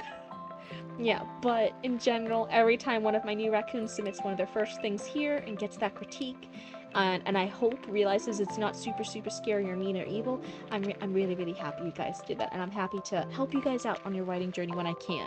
I think last time I was really struggling. I'm like, oh man, how do I give some good advice for some of these? I think, oh my goodness, thank you guys, we got a sub goal. That's crazy. I never intend to be as big of a scripted as I am. Did you guys know? Fun little news before we read the next one. I was at the dentist today, and the dentist said I was doing really good. They gave me... Did you see the little eye blink? The eyelash flutter on my model? That was great, it actually tracked that. But yeah, I was at the dentist told me I was doing amazing. And 2, I was actually, because like you chat a little bit in between like the different stuff that the dentist does. And I was talking about like, oh yeah, for our business, because the ladies there know that we have a business, me and Roots do. And I was thinking like the new part of my business is I started Twitch streaming, and I have like a really awesome community there, and we're all really supportive, and we read stories and do critique. And she was like, really? I thought Twitch was just a gaming thing. And I'm like, no, we have this little community, and we all read stories, and it's all like really nice. Oh yeah, see, look, everything, the Discord thing works. It's fantastic. You're just waiting for me to finish the edit so you did not interrupt. Oh, thank you. That's really kind. But yeah, so I was telling my dentist about how nice all my raccoons were. That was my little story. That was my little update. I'm like, yeah, I got to tell the dentist about you guys. I came across a guy who takes a generated story and rewrites it as like a prompt. Whatever. We don't need to talk about that too much here. My Human 2.0 series is currently planned to be 10 novellas happening over 1,000 years. Human 2.0. I kind of like that as the title work, right? Human 2.0. That actually sounds really fucking badass for a sci-fi story. I'm not a huge sci-fi person, so maybe I'm not the correct person to say if something's good or not for sci-fi. And that's also the caveat I give to Chatty Matty, because they're writing a sci-fi fantasy story. But as someone outside the genre, I'm like, that sounds fucking dope for like a series name. Human 2.0. 10 novellas. I'm wondering, I know you're saying that you were struggling with adding in the details and a little bit of that pacing because of it. I wonder if you worked on adding more of those details and working on that pacing, if the length would then increase of your stories, and then those novellas would actually suddenly become maybe more normal sized, like just regular novels rather than novellas. I'm wondering, I'm just a little curious about that. I'm like, with that extra increased word count, would it then be more novel length? That'd be an interesting thing to see. Yay, dental hygiene. And I was talking with her because I've had this goal. I've been trying really hard the past few years to keep up with like really good dental hygiene and getting my teeth better. I had to get a wisdom tooth removed a few years ago, and now I have a referral to get another wisdom tooth removed because now it's shown enough that maybe they could possibly get rid of this one too. It was too hidden before. We're just missing the campfire and marshmallows now. Would that be cute when I have my background of the abandoned 811 parking lot? Should we have like a random dumpster fire? in the abandoned 811 parking lot with little raccoons toasting marshmallows. Would that be cute? Is that gonna be part of the lore? Do we all roast marshmallows in the abandoned 811 parking lot? That'd be fantastic. What was I saying though? Yeah, she was saying in the future, I had to save up money for it. I could start the Invisalign because I want like even better teeth because I want a really perfect like vampire smile. And she was saying, oh, one of our clients here, they offer it, they do it, and they did it on one of their clients recently, like in the past year. They did the retainer with vampire teeth, and it's supposed to be this really realistic retainer with like the vampire fangs. And I'm like, oh please, I want it so bad. I want it so bad. I'm like, ah. We were like geeking out over it a little bit. She stopped the cleaning and we were just chatting back and forth about how dope that would be. She's like, yeah, some of the other ladies here, they're like a little older, like they don't get it, they don't get why you would do that, but I think it's exciting. And I'm like, me too, I'm so excited for it. She's like, oh my god, if you do it within a year, the next year for Halloween, you could have in your retainer just the perfect vampire teeth and it would look really natural and stuff too. It would just be part of you. And I'm like, and she's like, yeah, you get it. You're like hyping each other up. It was so wholesome. Don't the whole Gene. Me also Cryptid, stop stretching the truth. No way. I think you're really awesome, Chatty Maddie. And I think you're also very kind to me, very patient with me, because I do mention stuff like, oh, I don't know sci-fi specifically. That's out of genre for me. But you're very kind. I think you're very capable. I try to give you the best advice, but I think you're also knowledgeable of like, oh no, that stuff comes in later. That stuff is explained later. And I trust you to be like, oh, okay, yeah, I get you. So thank you for being such an amazing raccoon and giving me an opportunity to try and be the very first Cryptid Editor. It's very exciting. Lots of exciting things. My dentist plays Calls of Cthulhu tabletop role-playing game. Oh, I got to hear about that while he did a root canal. That sounds like the ultimate nerd move. Like when someone's stuck with you, you get to like lore dump your latest D&D campaign stuff because they're just stuck there and they can't escape. That sounds great. It's basically such soft sci-fi that's bordering on science fantasy. The only thing that it doesn't have is actual magic. Okay. Don't those make you talk with a lisp? She said for the first little bit, Roots has oh my god, what did I just say? Not the vampire teeth, but the retainer. And for the first little bit, they struggled with it, and then you get used to it. And Roots talks totally normally now, and you like just talking with them and hang out, you like forget that they're having the retainer in. So like after a while, you get used to it. But yeah, I think there's like a week or two where like you're relearning where your teeth are and like how everything is, and you speak with a lisp for a little bit. Bite, snap, bite.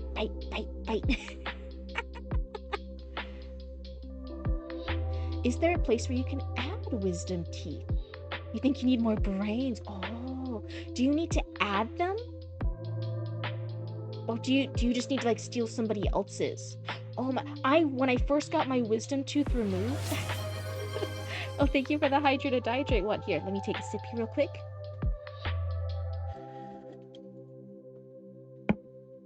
Thank you so much. Oh my god, I'm really actually enjoying being bad and having just a diet root beer right now. It's really nice. Not to be a hater. Wait, let's be a hater for what? Oh yeah, but yeah, were you asking about the vampire things making you talk with the list? So I think it's the same thing. Like you'll talk funny for a little bit until like you learn. Feel ready to IQ? I'll have a mouthful of wisdoms.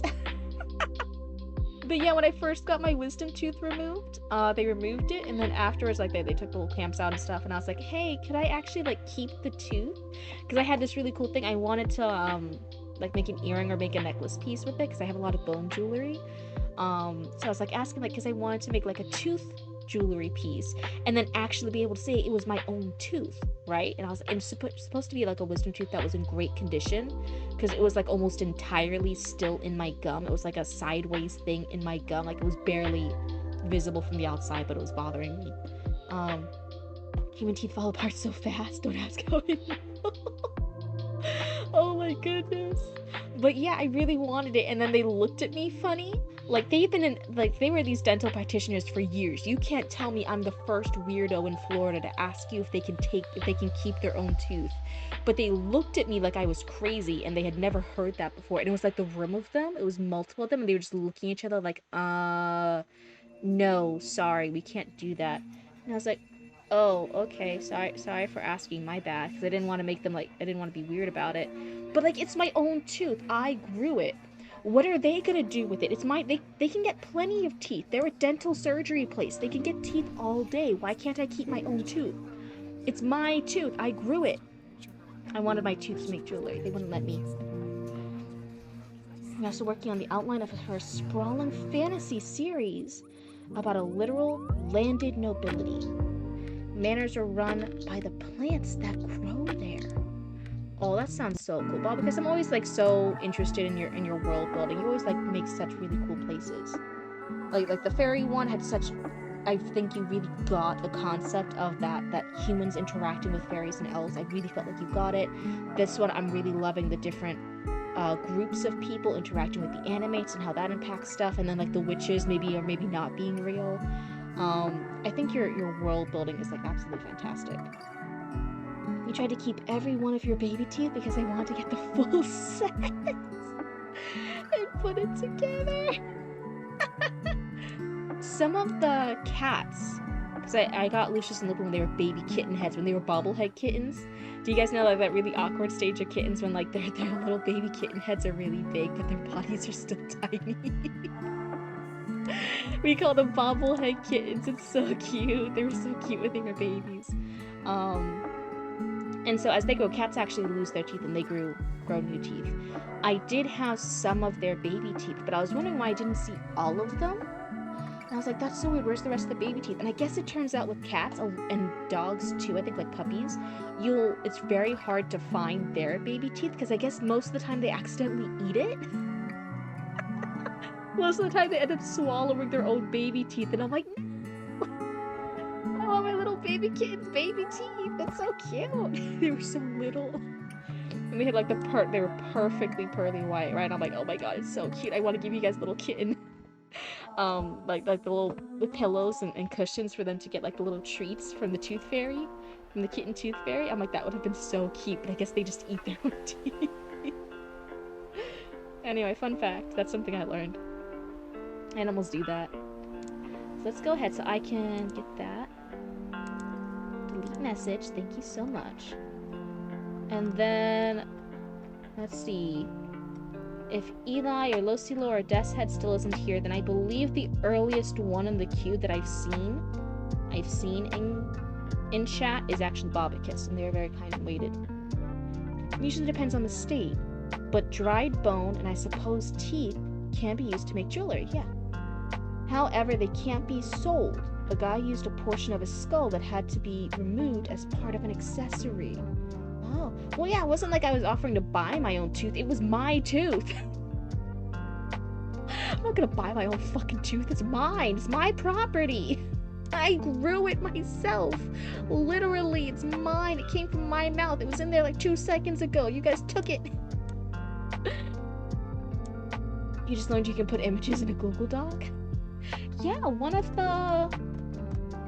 Oh my god, I don't think they're in queue anymore. Honey, I forget what their full username is, had, they made cover art for each of their story submissions, and each of the story submissions had the cover art on the first page as, like, a little title book thing. It was really, really cute. So yeah, you can put images in there. It's really cool. I'm not getting mine removed. The wisdom teeth? Honestly, I was so scared of it at first, but now having one of the wisdom teeth removed, I'm like, this is it's so weird to say, it's my favorite side of my mouth. All my teeth got straightened out over there. Everything, like, feels more roomy. It just feels better. My teeth on that side feel better. And the other side that still has the wisdom tooth I want removed, I'm like, it all feels, like, crowded. It's my least favorite half of my teeth. Also, what is that? Roots, is that you? Or was that just Luna banging on her own door? That's crazy. No, I mean, you couldn't sell human remains whether or not the person is alive. Cannot be sold. You ordered a skull Thor's hammer pendant from a friend in the UK. He used a Victorian skull. I'm not sure him sending it to the States was precisely legal, though. Oh, no. Let's see here. Also, you see a submission named Snowy Cabin. Let's see. Snowy Cabin, Snowy Cabin. Would it be really new or really old? I have Power Rangers, Unspoken Echoes, Nihil, God of Crows. Yes, I do see God of Crows has the Snowy Cabin. That is... Hold on, I had to cough real quick. I'm gonna mute the mic.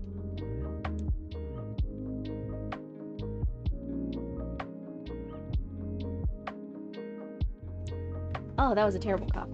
Hopefully you guys didn't hear it. Missing French fry is God of Crows. God of Crows. God of Cows. Jesus, I can't say any animals named right. Crows and cows are different. I do love them both though. We have crow friends in our front yard. We throw out unsalted peanuts to them. And yeah, they hang out around our house. They start to recognize us and stuff too, and sometimes they'll peek at us through our window, waiting to see if we're home, to see if we can throw out more unsalted peanuts for them. After 4 a.m. here, so I will catch you all when I can. Until next time, goodbye, Bard. It was so nice seeing you here. Have a wonderful night, and we'll see you another time. You have ravens. Oh, that's so fancy. A pair of ravens roost near my home? Oh my god. And they recognize your mom. That's fantastic. Yeah, the crows and ravens, corvids, are very intelligent. They do absolutely recognize people. It's so fascinating. It's so cool to interact with them and realize that. Like, oh my god. So yeah, God of Cows, it goes Bobicus. Then there's somebody with a username on Discord that's like a zero with a line through it. They submitted 2. They did the Sage's Son and the Last Councilman. And then it's God of Cows. That's what it is. You got cranes, birds with long ears. Yes, here in Florida we have a lot of cranes. We got a lot of birds. A lot of birds. I like a bird with a short beak and a long leg. Just one long leg? Isn't that a little bit uneven? Or do you like them like the flamingo style, where like they just hide the other leg close to their body so you only see one long leg? Anyway, what was I saying? So this is the God Shadow. So if I go over here now, I should be able to pull it up. Is this... Oh, it showed up as a black one with the gray text. So I was like, oh, you did it like me. Not this one. Was it like 16 or 17? Keep going.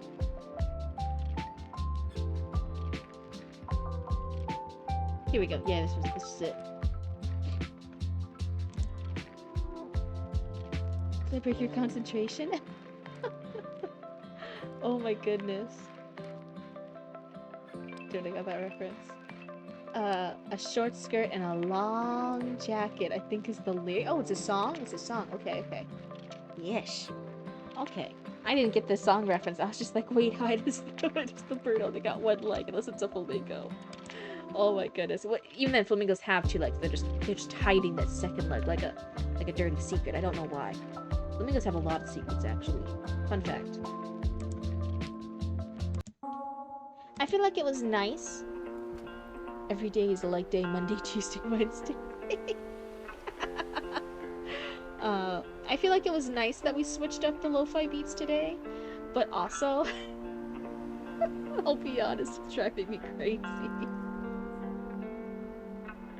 You don't explain all your references because sometimes they're a stretch. Hey, listen, that's everyone else's problems.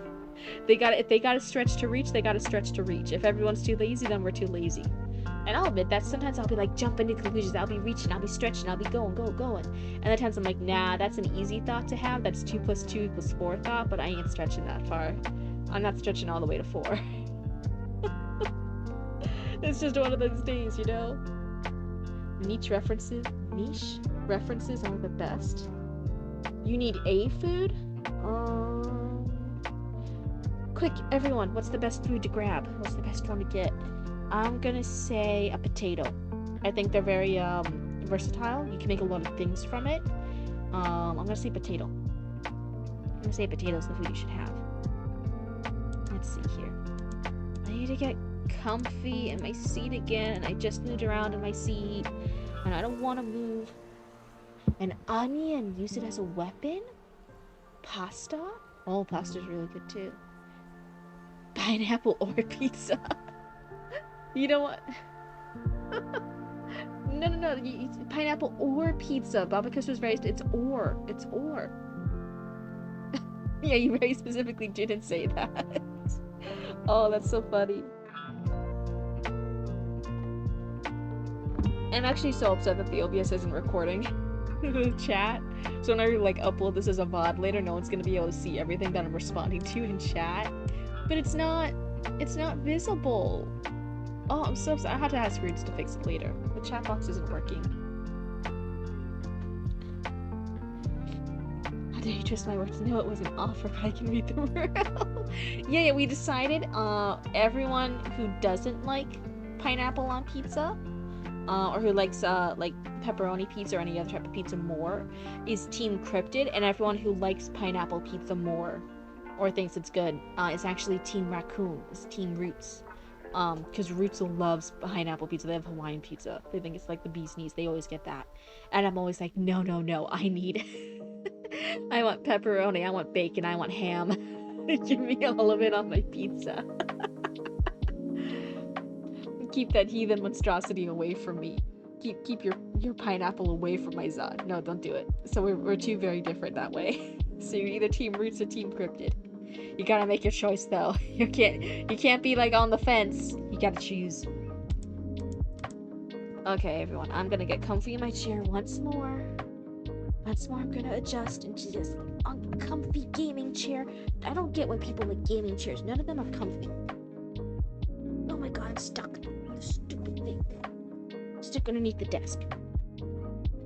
I got this. It's one of Roots' old gaming chairs, and they let me use it for the setup over here. And I'm over here. I'm like, why do you like gaming chairs? Why do you keep getting new gaming chairs? This is horrible. These are the least comfy chairs. You hated it until you met your husband? What did your husband do to you? Did he brainwash you? Did he make everything else, all the other food available, poison so that pineapple pizza was like the best in comparison? I'm confused. What did your husband do? Bacon and pineapple. Oh god.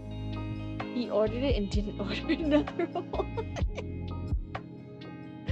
You weakling! You forsook your allies. You gave up on us, and just for the mild inconvenience of not having another pizza to eat. You should have stood your ground. You should have refused to eat it. You have mini wheats? Nice. You were dating and you were trying to impress him. Okay, first of all, I'm glad that you guys are married. It seems like you're happy. That's very lovely. I'm saying this is a joke, first of all. Don't screw this out of context. This is just for the bit. But one, never try to impress a man. It's a wasted effort. No man is worth it. Men can deal with us or take it or leave it. Yeah, married 8 years. Huge congrats. No, I'm not saying the other bit seriously. It's just for fun. But yeah, never try to impress a man. Men are gross. They have cooties. Hi, Decaffeinated. It's good to see you. Decaffeinated. Did you see in the chat that you can do the ! Discord? And it sends you the Discord link now. We're like official streamers. We're like real. Also, Team Roots. Oh, get out of here. What do you mean I'm not worth it? I don't think any woman should be out here trying to impress a man. They have cooties. They can just be impressed by us naturally. Okay, either you're impressed by a lady existing or you're not. The lady shouldn't have to change things in order to try to impress you. Facts. After a couple of hours, my back and butt started hurting in your current gaming chair. Yeah, they're so uncomfy. I don't get what's the hype about them. Fair. Hi, zombie. I will try to impress a woman though. Yeah, see, you get it. We want the sexy ladies. Cryptid, why? Why what, Callie? You just say things in my chat and you don't explain. Why what? What did I do? I didn't do anything yet. Oh, rude. Is there a reason behind the treason of the season?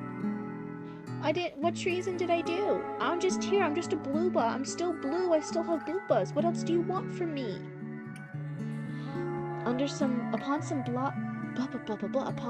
plot brainstorming, Blue in my story may have a love interest. It will not be red. You traitor. Sorry, everyone. We're never gonna forgive. You take our hard-won Yowie away from us. How could you? How could you? We'll never forget this. Sorry, Bombicus. But no, okay, whatever story you want. I think we're all just kind of like joking and teasing around, you know, having fun. But whatever story you want to tell, that's always the best story. That's it. Yellow. Green. Callie, you didn't say what did I do? I'm over here just acting normally in my chat now. What did I do? Wants to be Yowie Stew. Yeah, see, Decaffeinated has the Discord link. We're real. I'm a real like Twitch streamer now. Yeah. Everyone dance with the little Mothman, and then we're gonna read Bobbicus's thing before they reach through the screen and kill me. So you're talking with Josh. Josh was saying like, hey, get up. By the way, start drinking. They like it more when you drink. You're more trustworthy when you drink. And good luck. You did everything, Cryptid, everything everywhere all at once and didn't even let me warm up first? Well, like, listen, if you can't keep up... Listen, you gotta prepare yourself a little bit. Sometimes I get a little crazy. You've always been a real streamer. I've only been a real streamer for, what, 3 months now? I wouldn't say always. So Josh says, do you have any objection to drinking before noon? Josh asks. It's not something I make a habit of, I say. If you can, then you should drink. It'll make the warden trust you more. And there is little of that to go around, you see. You are a very honest man, Josh. It is a symptom of particularity. Please, do get up. Man, you're chewing too loud. That's it. Shay, you gotta get rid of your teeth. Hand them over. You need to make some jewelry. If you're gonna chew too loudly, then you don't deserve your teeth. You gotta get different ones. You gotta get the quiet model. Hand them over. I want more jewelry. I get out of bed and dress. Josh excuses himself, but waits directly outside my curtain. Rude. What are you people, Tom? You already lost your wisdom teeth. Now I don't know things. I still have 3 wisdom teeth and I don't know things. Someone who sprints 2,000 meters a week. I'm sorry. I miscounted zeros. Wait, I googled it. That's literally 1 mile. I feel like I went now.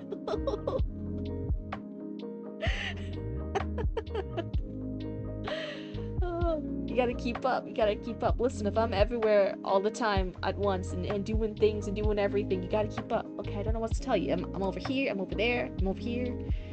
Do. Gotta keep up. Get good.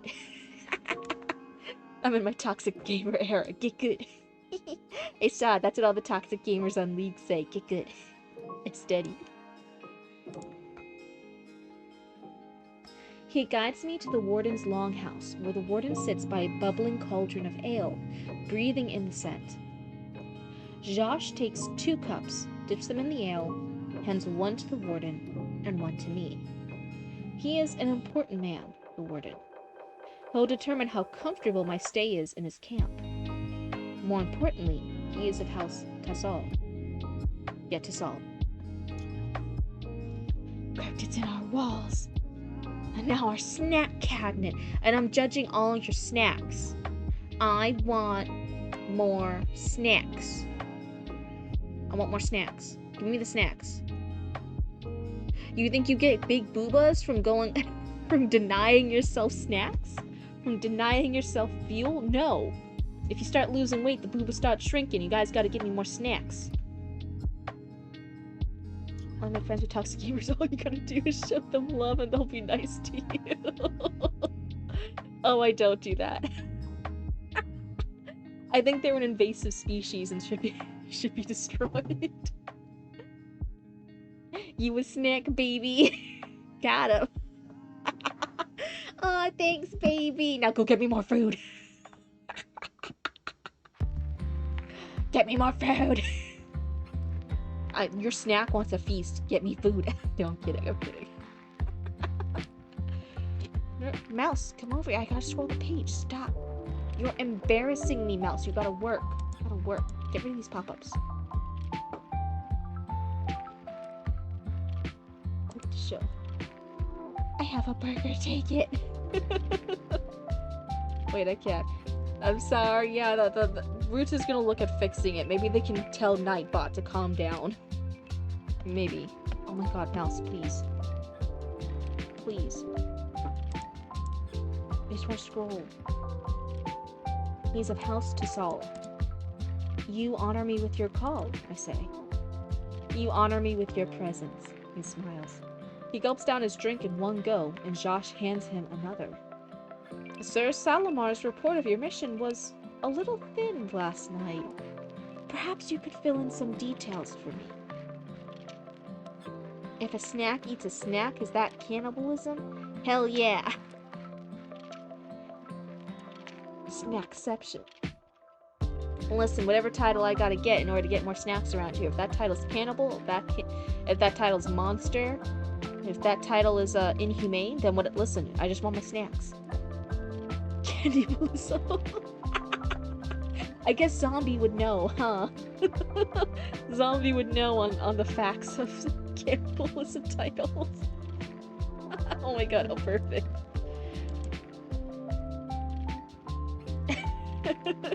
Yeah, Zombie, give us some more fun facts about what qualifies as cannibalism. You're a definitely trustworthy source for no...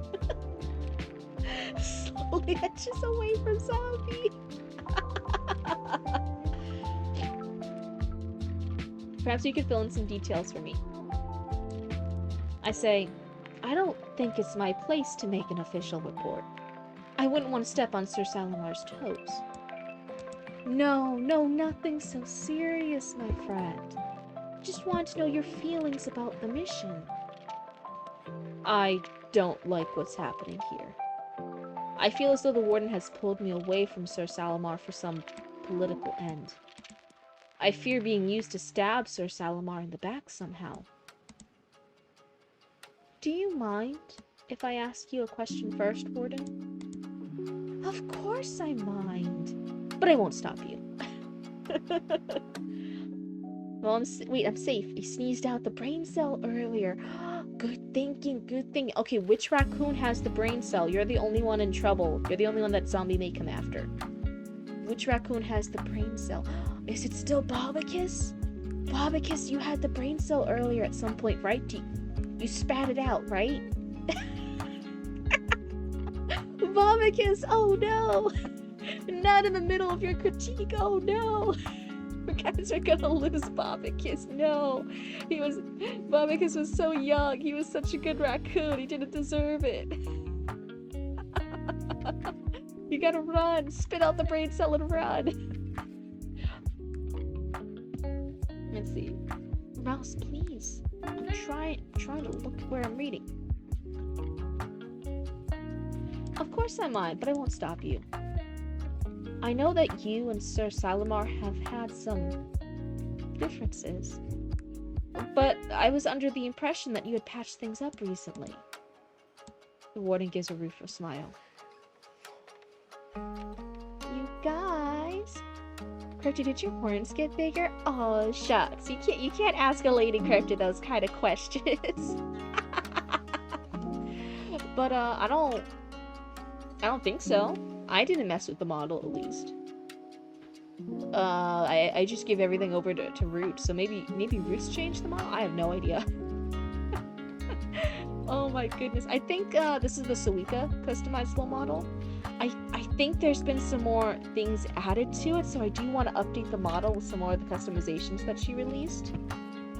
Are your horns bigger, or are you just happy to see me? But Roots didn't know how to do that while saving this version of the model, and they got nervous, so we haven't updated the model yet, but I want to try giving her like some different outfits and some different hair and stuff. I think that'll be cute. And I want to try the different toggles. I think the Suika model has toggles. I'm like pretty sure, and I don't know how to use toggles yet, so, but I think it'll be really fun. So that might be a thing in the future. Right now we just got the exclamation mark Discord thing to work, so maybe in the future we'll get some alternate versions, updated versions of Cryptid. The warning gives a rueful smile. The thing about Sir Salamar and I, well, we're both bastards. And bastards have to stick together. But I still want to trust him as far as I can spit. So forgive me for asking for a little extra information. What did Sir Salamar do to you? He was a bad influence in my youth. I was an angry young man. He took me under his wing, taught me where the lines were, what I could get away with, helped shield me from consequence. With my family name and his influence, there was no end to the harm I caused. And, of course, he took advantage of my name, my money, and my friends. The warden purses his lips. But that's all water under the bridge.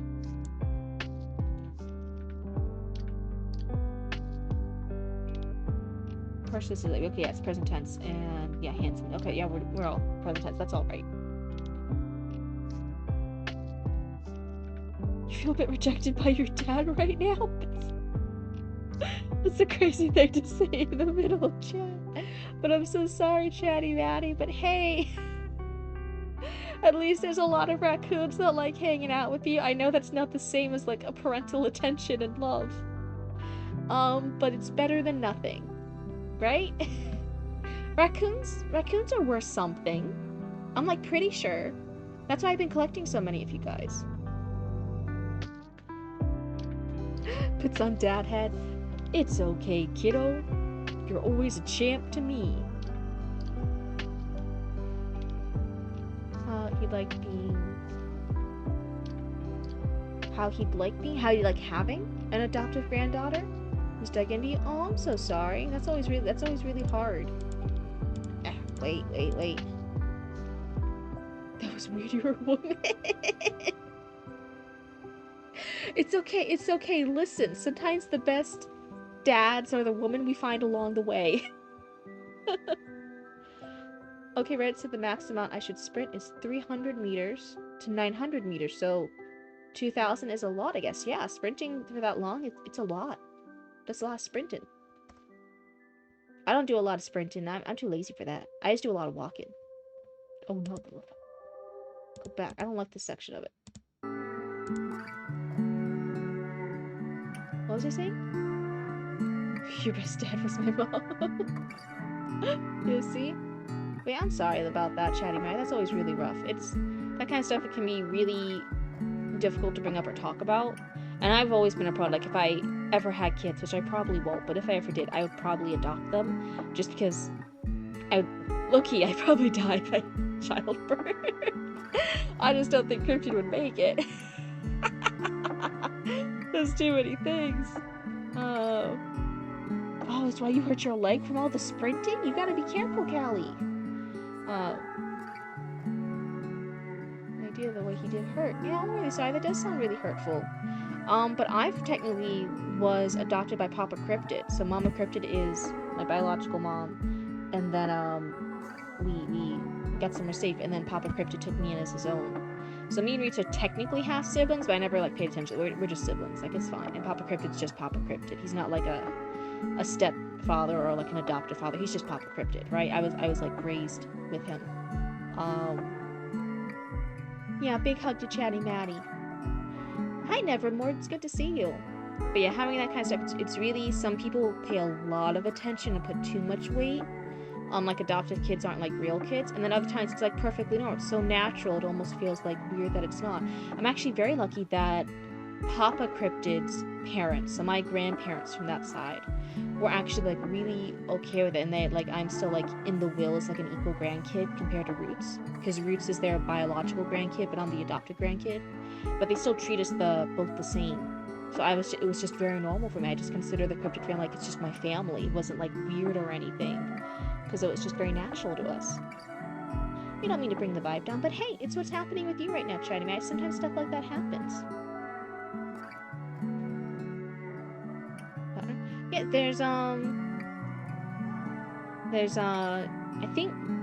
I think people can still get the I'm forgetting the words for it right now. But where like someone's like is it a surrogate? Is that right? I think single people can still get a surrogate, right? I'm not actually sure about that. No, dinosaur. No, the dinosaur. Yes, with a partner. Yes, without a partner. Yeah. I think it's like a surrogacy thing, but I'm not sure. I think single people can still do that. Yeah, okay, I was using the right word. Yeah, but even that just depends on if it matters to you, right? Again, like I think adoption is like a totally valid way, and there's still a lot of kids who need to be adopted, right? So I'm always a big supporter of stuff like adoption. Yeah, you're aiming for adoption. And yeah, for me as like a half adopted kid, Mama Crypt is still my biological mom, but I was like adopted into literally the rest of the family. I don't know, it's just my family, and I'm really happy that they're my family. It just is. You prefer the old-fashioned way? Just getting the Fae to kidnap a kid for you and replacing it with like a little Fae trick kid, and then like a changeling, and then you have your own human child to hand cursed objects to whenever a demon hands you a cursed object and you gotta pass it off to somebody else. Is that the old-fashioned way you're talking about?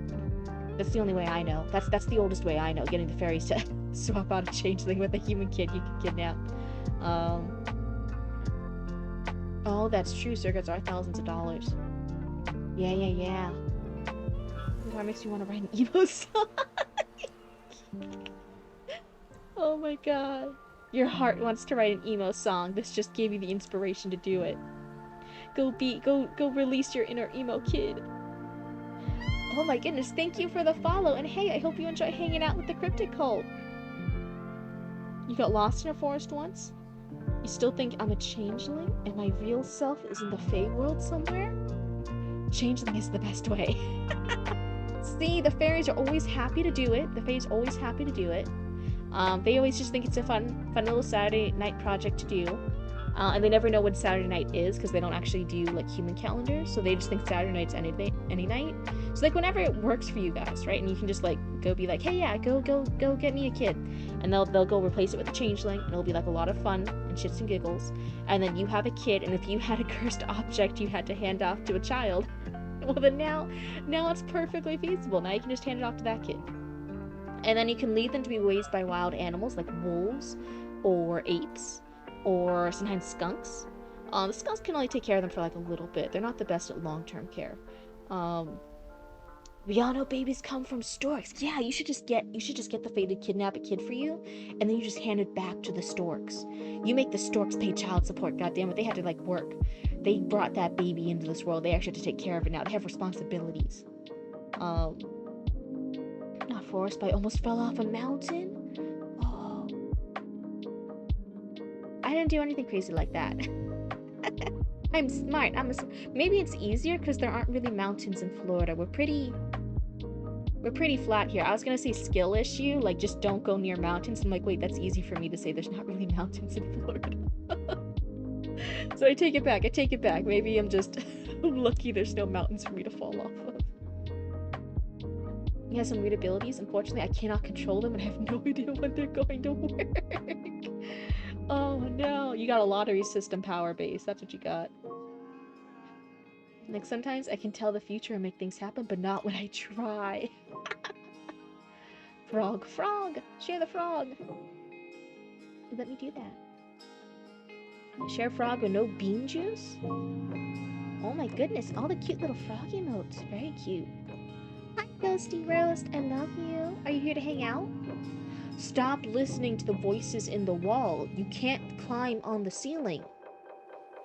You're making coffee? That works very well with your username being a bean. Do you like coffee a lot? You prefer pickle juice? Sushi, I thought you were gonna make a sushi pun. Come on, Shay just did the coffee bit, because there's Shay the Bean, and then you get the chance to talk about sushi, and you say pickle juice?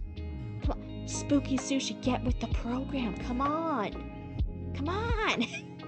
You're embarrassing us! Oh my god, I'm kidding, I'm kidding. Oh, Shay, why did it delete that message? I don't understand. Sorry everyone, the Nightbot's just acting up weird. I used to think I could tell the future, but now I think I'm just extremely lucky because I've been winning so many prizes. Oh my god. Your bean sometimes is a coffee bean, sometimes a jelly bean, sometimes a maple bean. Or a cocoa bean. Oh my god. I really like the idea of the jelly beans, that's cute. But you're right. Yeah, I can be joking and still be right. I'm always right. That's the thing, I'm always right. Unless I'm wrong, in which case I'm right about being wrong. Because I'll admit it. I'll be like, oh yeah, sorry, I was wrong about that. You're gonna take your meds. That's a good idea, Kelly. That's a good idea. So let's see here. So we've learned some more backstory now about Sir Salamar, right? But also, yeah, for any new raccoons who have joined. So I'm actually reading stories from Bobicus right now in chat. I read some of our users' stories here live on stream. I read a couple pages. And then I give feedback or critique. So Bobicus has submitted a couple of times. So we're pretty far in the story. We're already page 1920-ish. And yeah, I just give a little bit of feedback or critique. So Bobicus, I'm used to their writing style. So I normally point out more very specific things between paragraphs, or where to insert certain things, or what would be a good place to rearrange things. Other people, especially newcomers, I just give more general advice, just one or two critiques, like, oh yeah, like you could do more showing, less telling, or oh, rearrange your intro here to have a better impact, or watch your tenses, you're mixing past and present. So I just do more general advice, but yeah, that's open to everybody, just in the Discord. Could get up, because I couldn't get up because you exercised and stretched today. What? How dare you show the pineapple on pizza to me? Roots isn't here. This is Cryptid's time. Get out. Get out. That Roots likes the pineapple on pizza. That's an insult to me. So let's see here. What's the Littlefly doing? Littlefly's fine. That's all water under the bridge. I find those misdemeanors hard to believe. Yet I want to. Especially after Sir Salamar's mewling cowardice last night. Oh, so see, I think what's so interesting is sometimes our character has such a strong loyalty to hierarchy, to rules, to following the correct order, following the correct procedures. What are you training for? If you are Decali, yeah, what? Are you just trying to be super fast, like Sonic? Like the Flash? Trying to go like super fast, trying to break the sound barrier? Or are you training for something in specific? Let us know after you've taken your meds.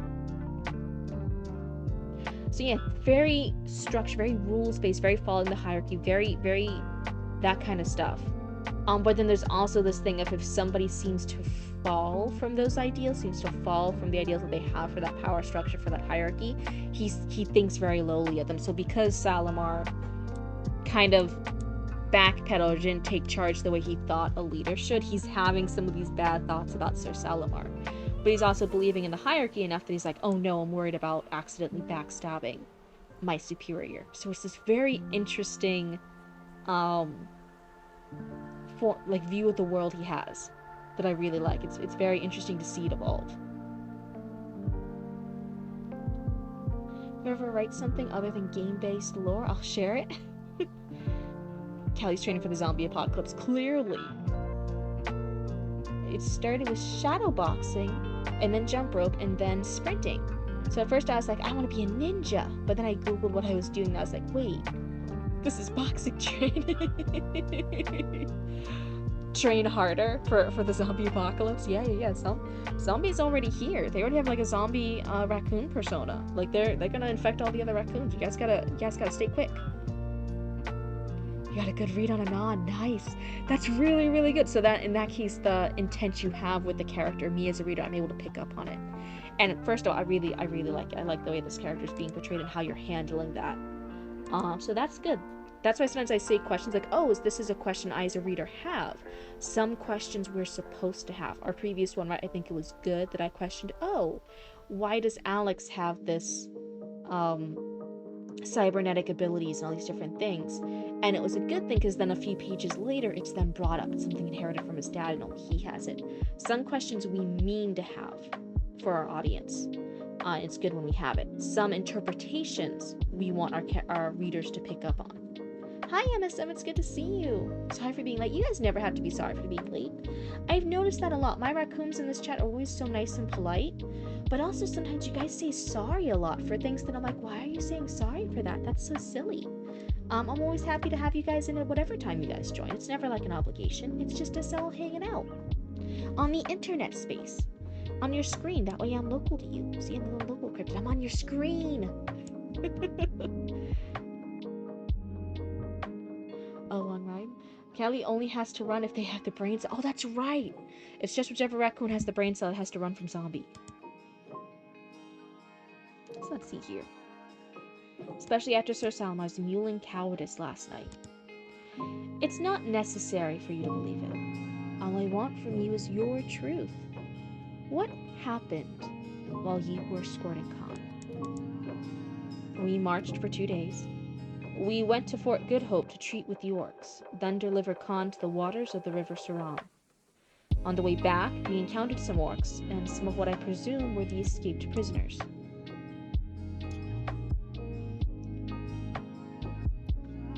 You apologize for nothing, witness everything. Good job, Lotus Dicey. That's the attitude we need. I don't really want to be an ass at nice people, though. Yeah, none of us are here going to be mean or rude, but I always feel like, oh man, sometimes people always are saying sorry for things that I'm like, you shouldn't be sorry about that. That's a perfectly normal thing. You know what I mean? Callie has 0 brain cells right now, and soon that emptiness will be filled with medicine. So I'll be even worse than a zombie. Oh no. Imagine just walking in. I'm late on purpose. Oh my god. So it's like when you walk in and you have like a Starbucks drink and you like already arrive and you like the glasses on, you like you look a little hungover. That to me says like I'm late on purpose. I specifically saw I was going to be late, but then I stopped anyway to get Starbucks. And now I'm here. It's called fashionably late. Yes. Yeah. It took me like 10 seconds to laugh at that. You need assistance? Do you need like one of those, you know, in studios when I was like filming in front of a live audience and it had the little sign on that said like laugh or cry or boo and it would like light up when it was time for the audience to laugh? Do you need that? Do you need the little laugh sign, Callie?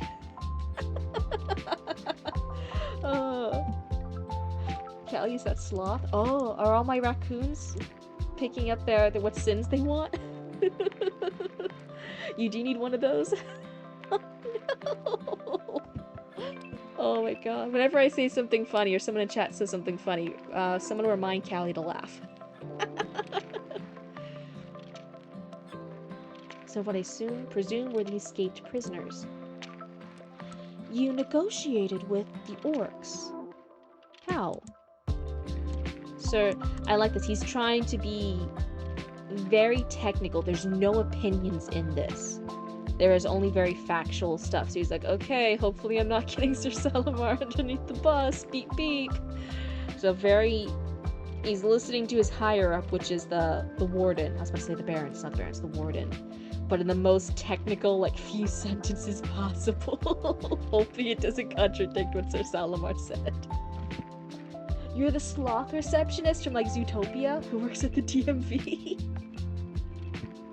But then drives really fast, and is that why you sprint really fast? That's great. Somebody tell Callie to laugh. That was a great joke. That was a great reference. You negotiated with the orcs? How?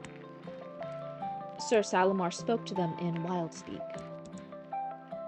What did he learn? Warden Pollock's ale is sitting next to him, forgotten.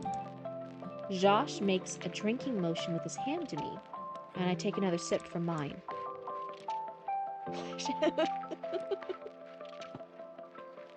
Wait, was he a banker? I just said he worked at the DMV. He worked at the DMV. That's what he literally just said, Callie. Yeah, his name was Flash. Flash, 100-yard dash, right? That's what Nick called him, right? She'll get there. Oh no. So I take another sip from mine. I'm not sure, I say. He said their demands were ridiculous, that they didn't understand the position they were in, with the Duke's Guard coming. The reason I'm asking you these questions is because I have a doubt, says Warden Pollock. Oh no. I'm too busy drowning my ale to give a proper reply. Draining my ale to give a proper reply. Drowning my ale. Wanna go home. Is that Sandy Cheeks from SpongeBob sings that song? About Texas? You're drinking the hot bean water? I'm committing bean crimes? Oh no. It is! Hey, I got the reference! See, I've been studying so much about human culture, I could do references! I did the sloth reference from Zootopia. I did the Sandy Cheeks from SpongeBob reference. I know so many human things. I'm gonna be the best expert on human things when I go back to all my cryptid friends. It's gonna be great. All homesick squirrels sing that song. Are all squirrels from Texas? I did not know that. Hold on, I gotta write that in my notes. Squirrels, Texas, headquarters, spawn point. Do they all originate from here? How far do squirrels travel? Okay, I wrote down some questions about it. I got it. Hi, Maine, it's good to see you. Welcome on in. We're having fun. We're reading more of Bobicus's story. It's really good. You go amongst humans, you have to wear a hat to cover the horns. Might I suggest a top hat? Oh yeah, I've been trying to avoid it more. People say I could go to like anime cons in some markets, and that people will then think I'm just cosplaying. They just won't know what character I'm cosplaying as because I'm blue. You're gonna make my eyes blow from laughter. Oh no. Are squirrels big in Texas? Maybe. What is this? This is the... Oh, thank you for the posture check. Everyone check your shoulders. Check your shoulders. Roll them around, forward and back. Check your spine. Unshrimp yourself. If you've been shrimping your back, we need... Crack all those bones. If you have any pet skeletons from the local cemeteries, make sure you also crack their bones. Remember, if your posture's bad and your bones are hurting, their bones might be hurting, okay? So you also have to crack their spines too. We want to all take care of our skeletons and their skeletons. We all want to be responsible skeleton owners. I'm gonna check our neck, move back and forth. See, the model's doing it with you. Up and down. Yeah. And okay, that's good. Your dad's confusing you now? Oh no, is he changing what he said about like having an adopted granddaughter? That's how it works. Everything's big in Texas. Checks my soldier's still there. You just shrimped. You did animal flow today, so my bones are happy. And you did it weighted. Oh. Unshrimp my spine. You did a little musical note there, so I tried to guess what the tune was. That's how it works? Yeah, everything's big in Texas. I guess so. So if I go there, either I grow taller, or if everything there is taller than me, I'm gonna start removing kneecaps. You guys aren't allowed to be that much taller than me. You guys can be a little bit taller than me, because I recognize I'm short. But if you're like too much taller than me, I'm just gonna remove your kneecaps and fix the problem myself. So, oh, it's supposed to be unbreak my heart. Oh, whoopsie. Well, I tried. Okay, I'll add that to the unbreak my heart song reference. Humans connected to unshrimp my spine reference. See if there are other connections. Okay. I wrote it down. I wrote down the reference. It's like, I'll help you, but if you mess up, she's back in care? Oh my god. Like 2 seconds ago, he was now this? You just don't listen to anything he says for the night. He's just going back and forth. He's going wild. He's going crazy. Just let him sleep on it and then actually hear what he says in the morning after his brain's calmed down. Yeah, that's crazy. It also sounds like he thinks it's like foster care instead of adoption. So I'm not even sure. He might be confusing two things. And then people who foster to adopt too. So I don't know. Oh no, lo-fi beats, go back. There.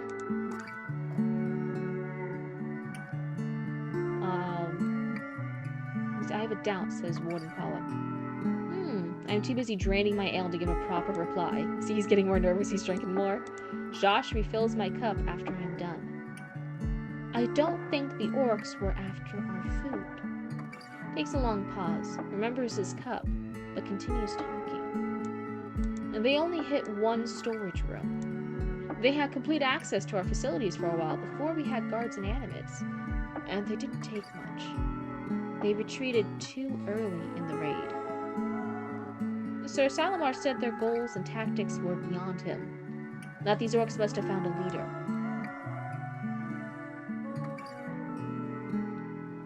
Like Daddy reacting this way because I asked if you wanted to be a grandpa. Sometimes looks at water bottles. Is that water in there? Looks at Chad and forgets he was looking at water. Guys, I think I need sleep. Callie, if you need to go to sleep, that's absolutely fine. But thank you so much for hanging out with us. We always love seeing you in here. He's probably acting that way because it's a surprise and he's still processing it. Yeah, that's what I'm saying. Just ignore him. Let him say whatever shit he's gonna say tonight. Don't give any of it too much heart or attention. And then, like, let the guy sleep on it and bring it up in the morning. Let's see what his actual thoughts are in the morning. That's crazy. Sometimes people be like that. Humans are funny. There's a little loading thought screen for Chatty Dad. So these orcs must have found a leader. Oh wait, does this maybe apply? Is Sir Salamar their leader? Oh, I'm not saying that like it's not good or bad if that's true or not. Again, we're focusing on the fact that as a reader, I'm engaged enough when I'm not having ADHD comments with chat that I'm thinking things. I'm trying to figure out what the plot, what the twist is, right? That you're engaged in the story and you're thinking about things. And I was wondering earlier, I'm like, oh, what if Sir Salamar's the traitor? What if he's a bad guy? I don't know. Maybe I'm overthinking it. Maybe it's nothing. I really like Sir Salamar. I don't know. And now over here, like, wait, what if Sir Salamar's the leader? What if he's guiding all the orcs? I keep thinking salamander.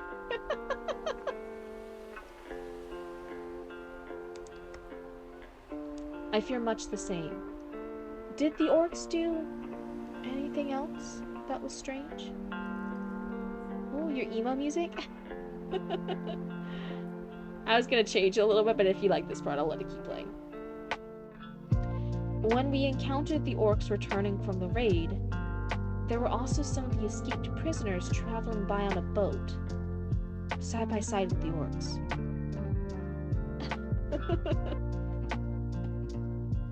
Almost as though there had been some communication between the orcs and the prisoners. He picks up his cup and swirls it around thoughtfully. I don't get what you mean. You said the orcs and the prisoners were side by side. Tell me something. If you were a prisoner, and orcs just broke down the gates to your prison, would you travel side by side? Or would you get as far away from prison and orc as possible?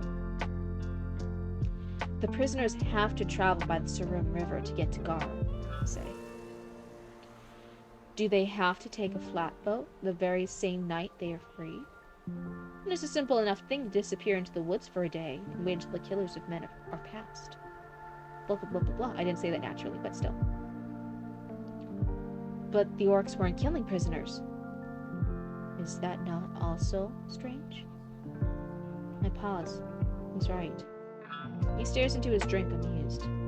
I feel like he has some conclusion he wants me to reach, but I struggle to know where he's trying to lead me. I don't like being kept in the dark. You seem to have all the answers. What answers I have only lead to more questions. Tell tell me what those answers are. I'm currently having my guards do an inventory on all that was lost in the raid. Which prisoners escaped, that sort of thing. I'll know more soon. But if there's someone coordinating prisoner and orc, we might all want to be a little more suspicious of each other than we might like. Keep that in mind. He swallows another mouthful of ale. I, of course, trust you implicitly. He grins.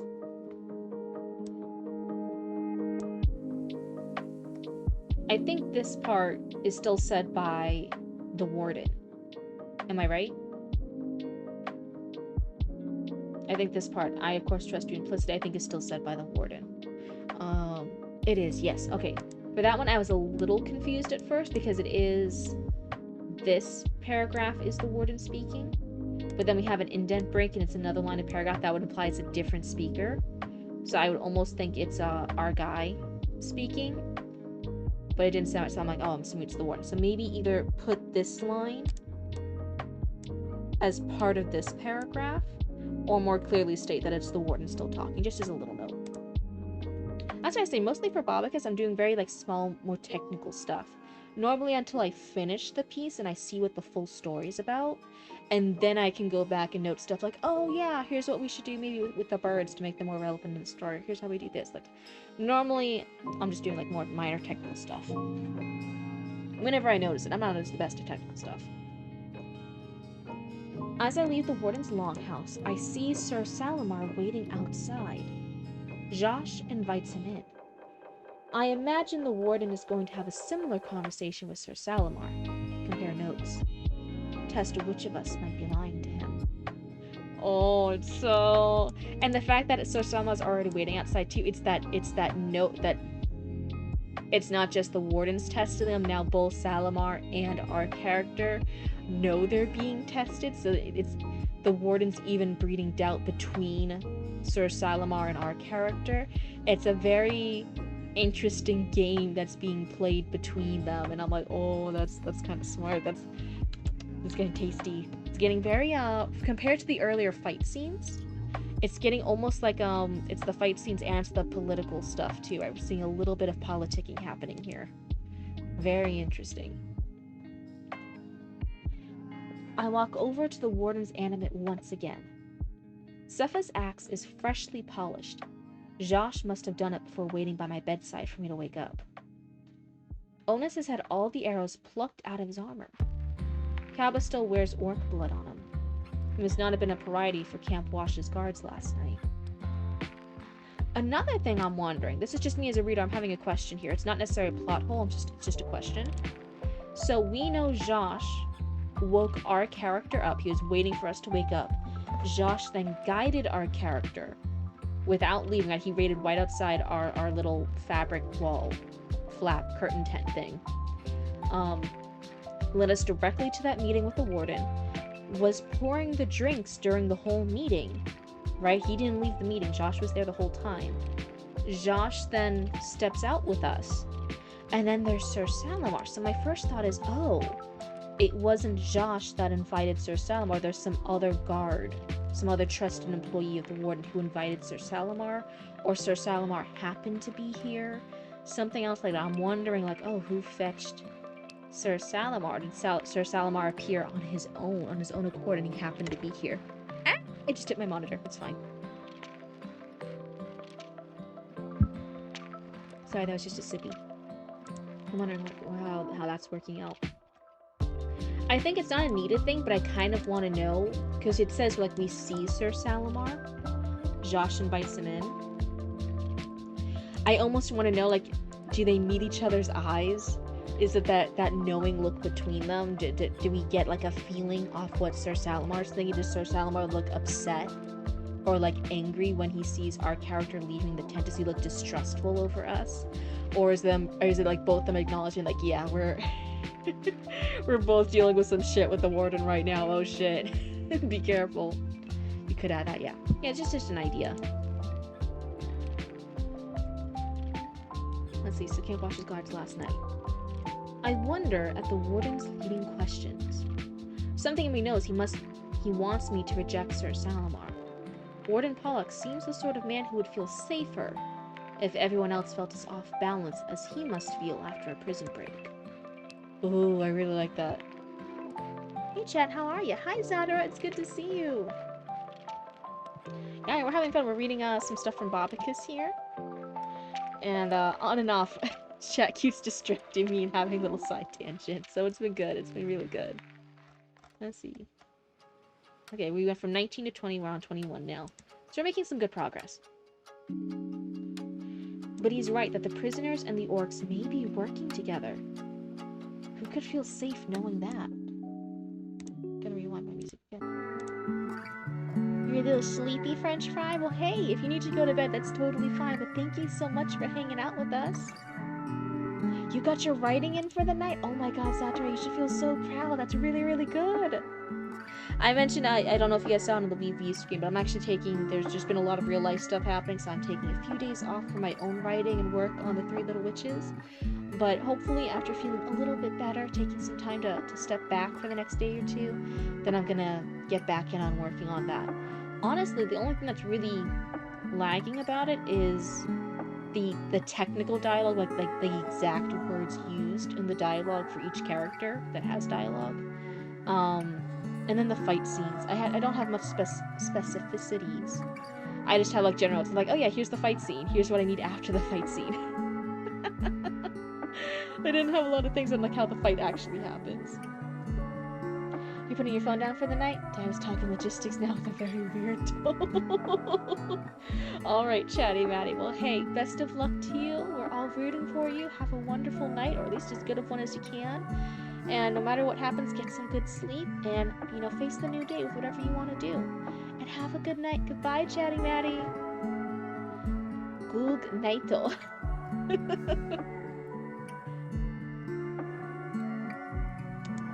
Sir Salamar and Warden Pollock come out. They hug, pound each other's backs, and give each other a forearm grasping handshake. This open camaraderie makes me nervous. Whoever gets blamed for the orc's prison break, it won't be those two. Oh, you didn't say he was leaving? Oh, I thought you were watching the stream on your phone. I thought that's what it meant. Well then fine, I take it back. No good night for you. How dare I? How dare you? Oh, that's funny. Oopsie, I completely misread it. That's what I say. Sometimes cryptids misread situations. It's fine. It's fine. We all learn together. You also recant? Everyone's getting rid of their good nights? Oh no! No, it's okay, French fry. If you're actually leaving, we'll let you keep your good night. It's fine. Don't worry about it. Oh no. It was just a chatty matty since they're staying.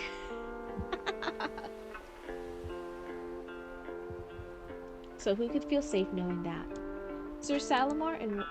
Wait, whoever gets blamed for the orc's prison break, it won't be those two. Warden Pollock once again turns inside his longhouse, and his guards pour in. Sir Salamar approaches me. You chatted with Warden Pollock as well? He asks. I did. He's nervous. I hesitate to say it, but he tried to imply that you were working against me, that you were speaking untruths. Sir Salamar walks past me, hands clasped behind his back. I clench my jaw.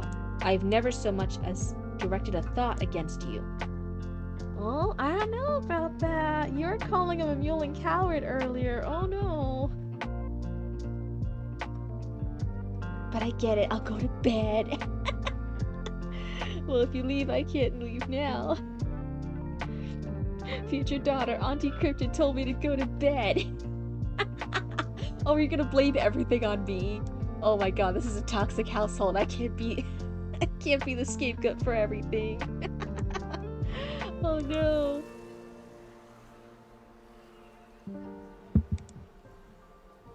I've never so much as directed a thought against you. Nothing so direct, Anon. Implications, suppositions, questions. The dangerous kind of accusation, where he would have me believe I reached my own conclusions. Felt like he was toying with me in our conversation, leading me down paths I could not see. I follow Sir Salamar to the inner gate, where we look into the work camp. It's his paranoia. It is infectious. I know the man well.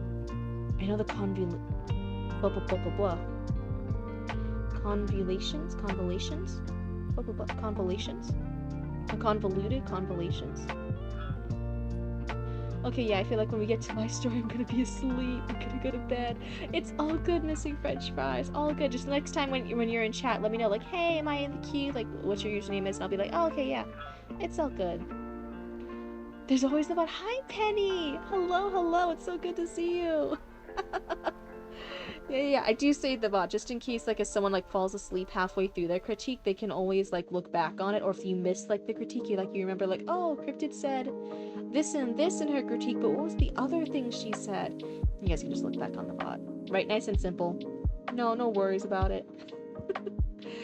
Did you have a good day today, Penny? Did you have a fun day? Did you celebrate a lot? Did you eat a lot of cake? Do anything fun? Let's see here. I know the convolutions his mind takes. He tried to sell me on the idea that the prisoners and the orcs were working together. You're going to head out? I enjoyed meeting you in this community. Thank you so much, Shay. It was so good to have you. Bye-bye, lovely trash pandas. Good night. Everyone's feeling sleepy around midnight. Local cryptid time. You just got done playing with some friends? Oh, that's awesome. Yeah. You did have cake. What kind of cake? Let me know. I want cake. I'm such a child. I still think chocolate cake's the best cake. The more chocolatey, the better. I'm still such a child. Cakey. Fruit cake. Oh, so you're an actual adult who can, like, enjoy the different varieties life has to offer. Penny's so much more mature than me. Oh my goodness. That's so funny, though. But at least I can recognize it. I feel like there's a lot of people out there who do, like, really childish things or have really childish opinions, and they don't, like, admit it. They're like, no, I'm still an adult, even though I think me. And it's like, no, like, it's okay. You can realize a fault about yourself. You like toffee and caramel, though. Oh my god, there's this like it's not ice cream, but it's like the frozen thing, which I don't know, it's like ice cream adjacent. And I tried their toffee flavored one recently, and I'm like, oh my god, this is delicious. You drink your coffee with milk? Me too! I don't think that's an adult thing or not. I think that's just like... I think people who like straight black coffee are lying. I think they're lying. I don't believe them. No adulting found here. That's right, we're all VTubers. No adulting among VTubers. Oh my god. But no, genuinely, I'm like, how can you like just straight black coffee? I don't believe you. I think you're lying. I think you just want to seem mature.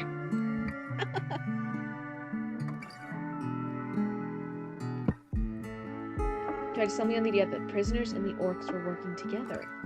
So this is Sir Salamar speaking. Is it not so? The only evidence we have is a boat of prisoners being transported by the orcs, and Warden Pollock's paranoid supposition that the orcs' attack may not have been a food raid. Even if Warden Pollock is correct, the prisoners may just be targets for interrogation. Sir Salamar signals to the gate guards for a passage. The gate swings open with a violent shudder. So let's see.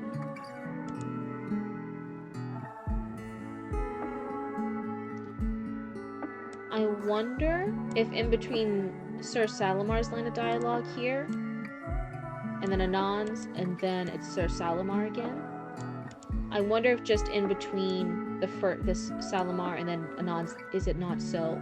If there could just be a line of non-dialogue prose. Just to give us a little space between the back and forth dialogue. That would be a good place to break up. Like, even just something about, like, Anon being startled that the warden had brought it up to Sir Salamar as well. Yeah. Oh, Chatty Matty, you haven't gone to bed yet. Chatty Matty was acting like they were going to bed earlier. Oh my goodness. See, Sir Salmar signals the gate swings open with a violent shudder.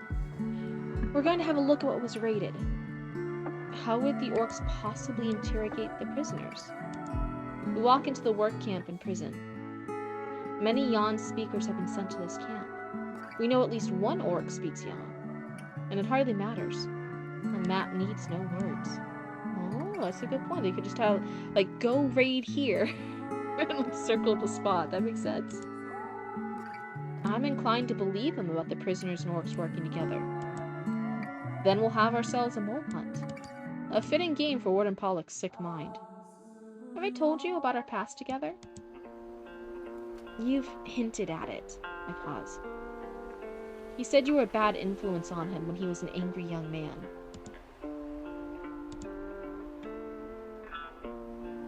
He blames me for not being a father figure to him, and holds me responsible for not disciplining him for his wickedness. I'm only 8 years his senior. I was young and foolish as well back then, and enchanted by his house name. Who was I to tell him no? What exactly did you two get up to? To go into detail would besmirch the good name of House Tissot. Humor me. What I say must remain secret. To let it pass your lips would put you in danger with that inestimable house? Is that how you say it? Inestimable? Oh, that is. You have my word. Sir Salmar sighs. This is another section. We're going back and forth a lot with the dialogue. Break it up with 1 or 2 lines here. Sir Salmar sighs. I have given you my word, sir. The Penties swear on no gods. It is all I can offer. We had been the terror of Thistle for some time. Drinking, gambling, carousing, and fighting anyone who dared to challenge us. I think this comma should be a semicolon. But do I know that for certain? No, I'm not a copy editor. I just feel in my heart, my little cryptid heart, in my underneath my blue list, I think that one should be a semicolon. The rest are commas. I barely remember most nights. Sir Salamar's eyes seem almost wistful. We were used to being black sheep, but one night made him a pariah, even to his family. Got him sent to Camp Wash in the end. Go on. I want you to understand. We were violent and rash, never malicious. I know you too well to believe otherwise. Sir Salomar takes a long pause, examining my face before giving a sigh. He's a murderer. What? And this must never leave your lips, for your own sake. A murderer? A fine merchant, a rake of some gambling skill. I accused him of cheating in a game. The conversation, there's a comma there that shouldn't be. The conversation got quite heated and a fight broke out. I drew my blade to end the fight, but the rake drew his own. Pollitt got him in the neck with a dagger, and we fled. Sir Salomar's hand is on his forehead now, almost covering his eyes. We fled to his home and confessed everything to his parents. They took care of everything. They've kept me comfortable for my silence on the matter. So it's confessed everything and then took care of everything. Everything's repeated twice.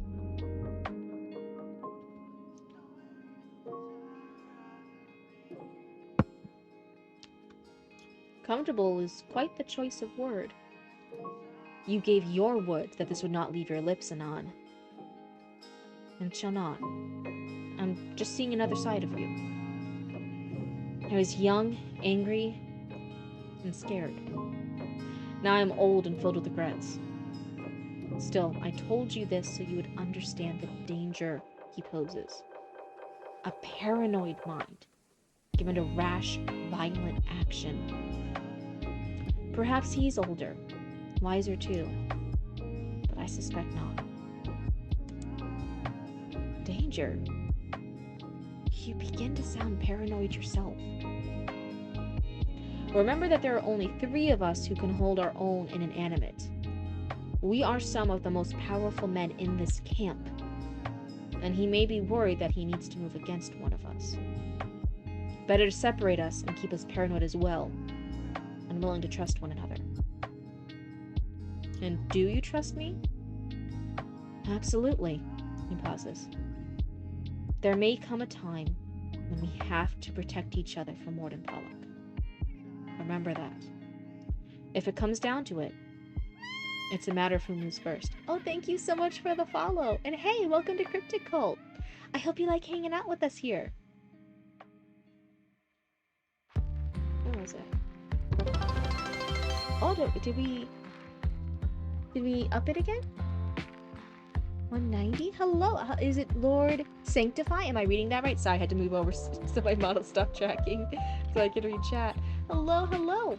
Right now I'm actually reading a story submitted by Sir Bobicus, I'm thinking Sir Chatty Matty, by Bobicus here in chat. We're actually on page 22 of their story. All your goals are met. That's really exciting. I'm actually really embarrassed. Everyone is knighted here. Oh yeah, everyone's... All my raccoons are knights, I guess. Yeah, I guess they all follow Commander routes, so it makes sense. Good and fair Eve, Lady Cryptid. Oh, hi, Black Dragon Tavern. It's good to see you. You tend to write usually in script format or sometimes in light novel format. That's perfect here. We accept everything.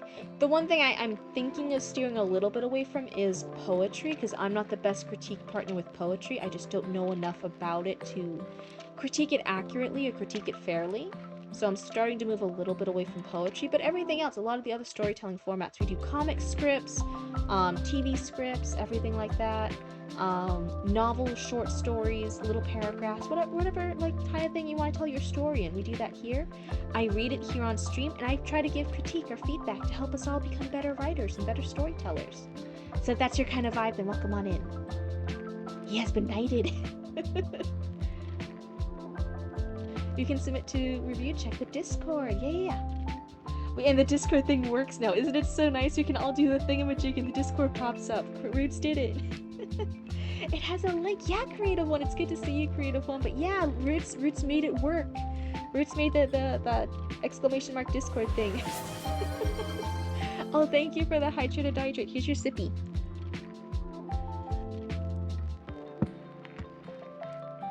A sippy in your honor, Sir Bobicus. Yeah. Squippy. Squishy. Sir Bobicus Esquire the First.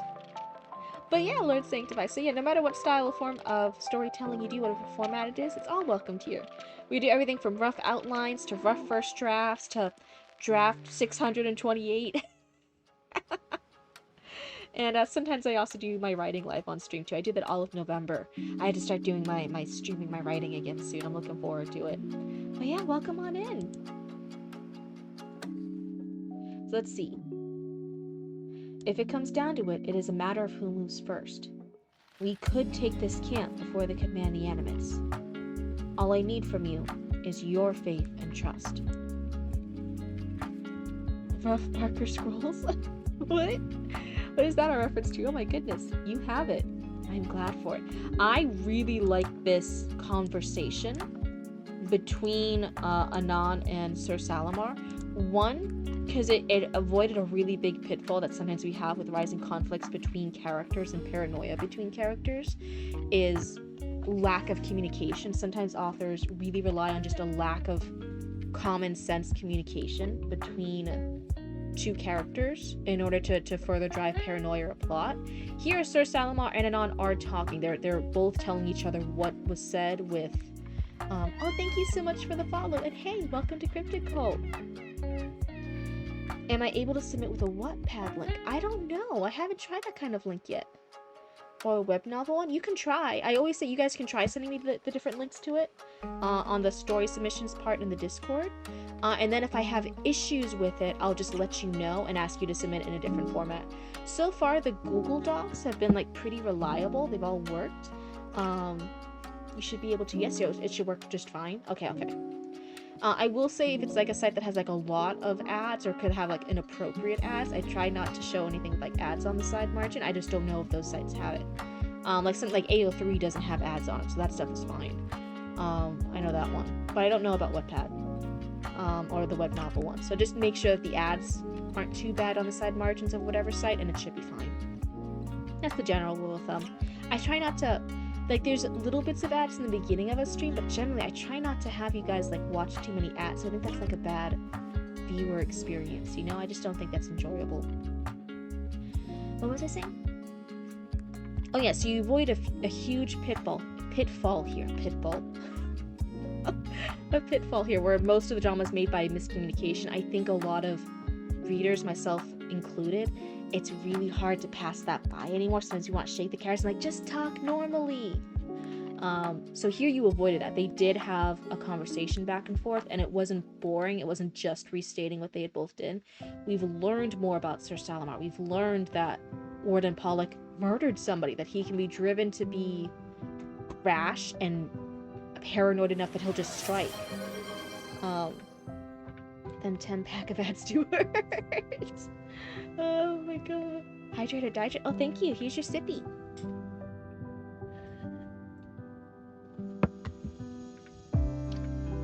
Let's see here. Are you avoiding the bullies? What bullies? Them. Oh, the pit bulls. No, it doesn't. I actually really love pit bulls. I really like them. I love bully breeds of dogs. They're so beautiful. I love their faces. Oh my god. We're not supposed to consume human commercialism? Clean not sell. Hello. Welcome on in. And hey, welcome to the Cryptid Cult. I hope you like hanging out with us. This story that we're currently reading is by Bobicus. We've done them a few times just because it's a longer story. We're on page 23-ish of it. I'm reading through and giving like little critique and feedback over particular sections, both what we like and what we don't like.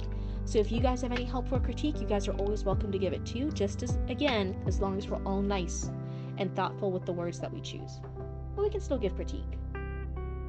Oh, hey Roots, could I ask you a favor? Would you come here real quick? I'm sorry. Oh, I meant in the kitchen, I'm sorry. I just wanted more ice cubes for my drink. You were closer to the freezer.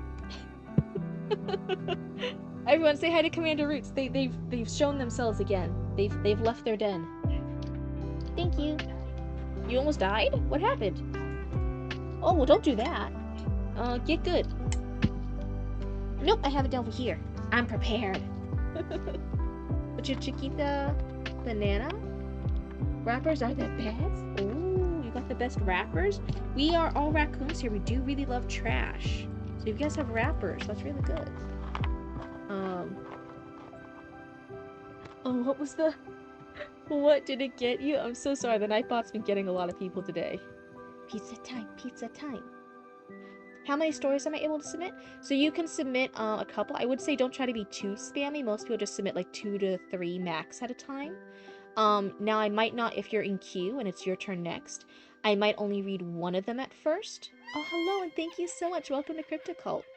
But I might just read the first one of yours in the queue, and then read the next person. Like, I'd skip the next two and read the first person. That way the whole session isn't just yours. And then the next session, right, you would still have those one or two others in the queue, and I'd then read that one and just go through. But hello, welcome to Cryptid Cult. Welcome on in. They've overthrown governments? Hush DIY? Wow. No more than 3 emotes. Got it, Nightbot. I'm so sorry that Nightbot's been getting so many people today. What you're reading right now is Bobicus in chat. Yeah. So we had another person earlier, so Bobicus is second tonight. We'll see how long I can keep reading. And Bobicus is very, very talented. I'm normally pointing out very specific little things, little nuanced things between paragraphs for Bobicus. So let's go ahead here. But yeah, for all the new raccoons, I'm reading Bobicus' story here, and I give feedback and critique. You guys are also welcome to give feedback and critique as long as we're all nice. And if you have your own stories you want added to the queue, then there is a Discord. You can just go ahead and add it in. I do wait. Your story won't ever be read until you are in chat. Because I think it's good to have to talk back and forth with people and ask questions and hear feedback, and you guys ask me questions about my feedback. So your story's never read without you here.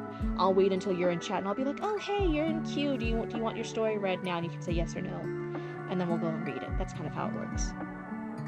The big three things are transitions, bare dialogue, and repetition. I would even say like repetition. It's not normally a developmental editor thing to do. It's just that when I happen to notice it, I'll let you know, because I would hate to like not point it out to you when like I notice it. But in general, I try to point out things that can help. But yeah, so let's see here. But yeah, I would say I think you avoided the pitfall of there being miscommunication between Sir Salamar and Anon here with this little talk that they have back and forth. I will say, since it's such back and forth dialogue between them, even though the dialogue was really good and I really liked the things they said and I liked the tidbits we were getting, I was confused where they were. They were just kind of in space, just talking back and forth to each other. They went through the door. The wooden doors opened for them. Wait, where was I?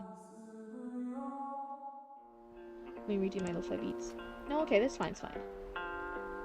Let's see. So yeah, they're gonna take a look at what was raided by the orcs.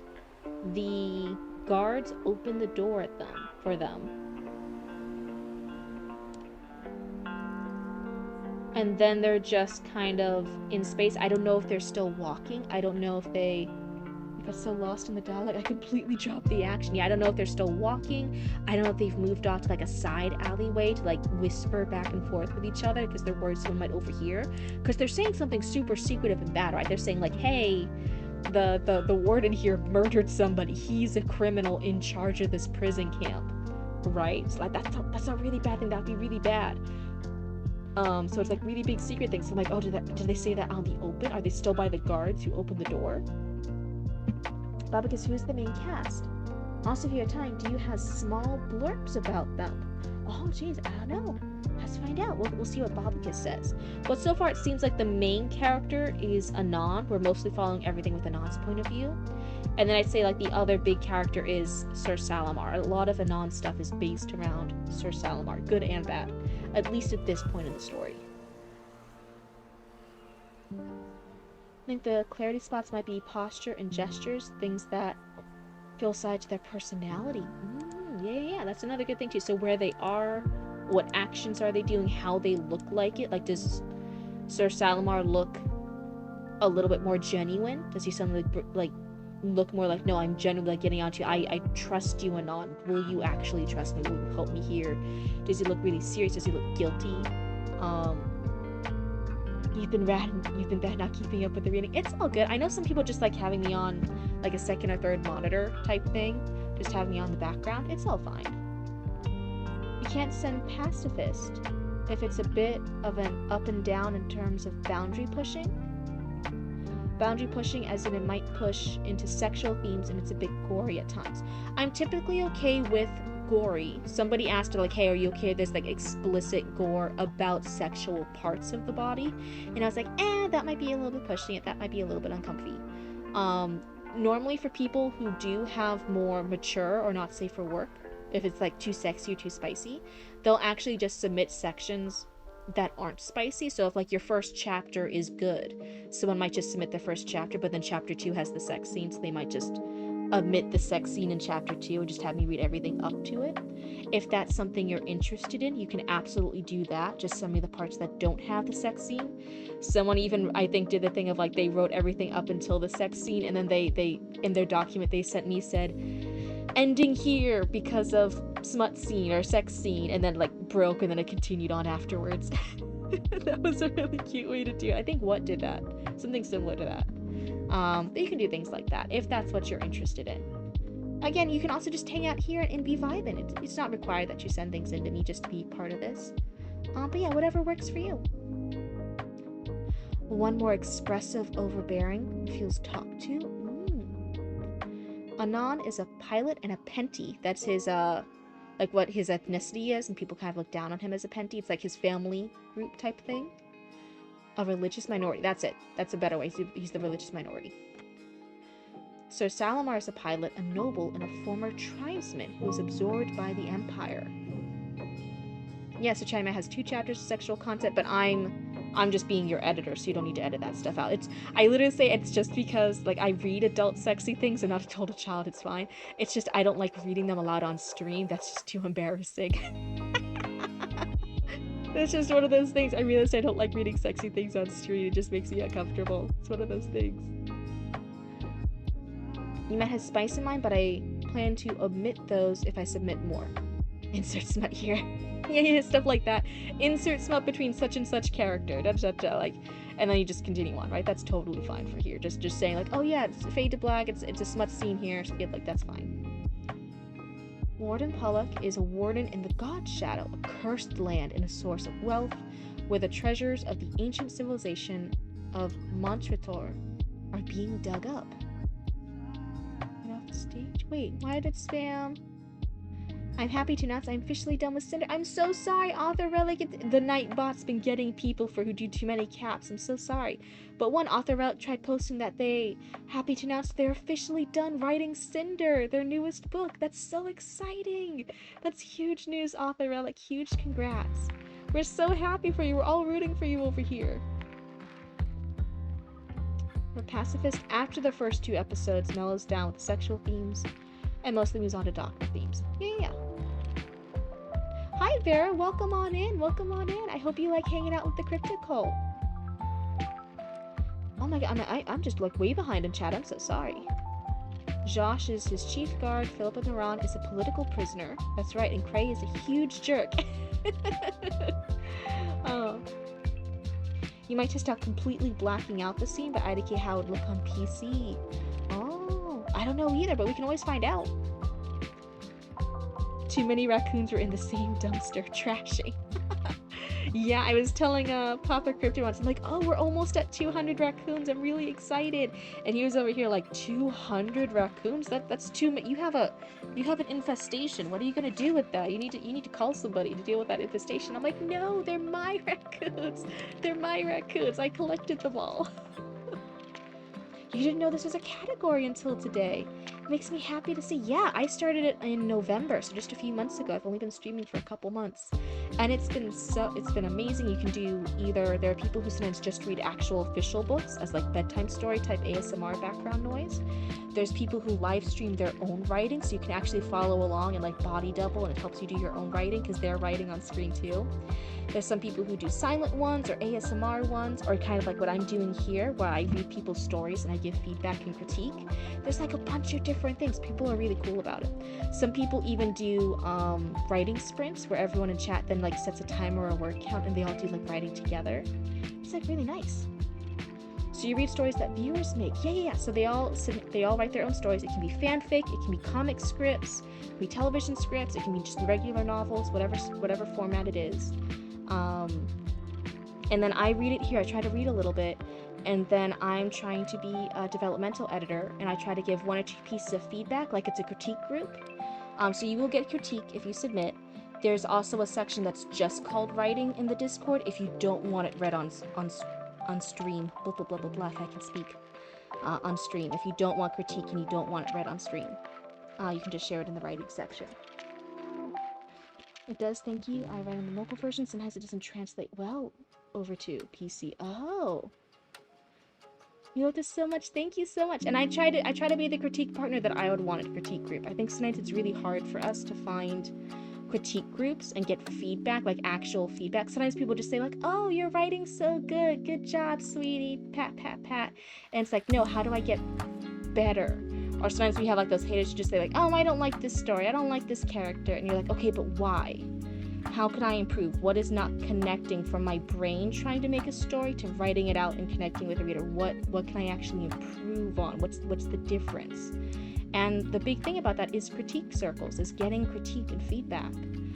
That's how we all improve together. And I say that as somebody who's not a perfect writer. If anyone tells you they're a perfect writer, I think they're full of shit, first of all.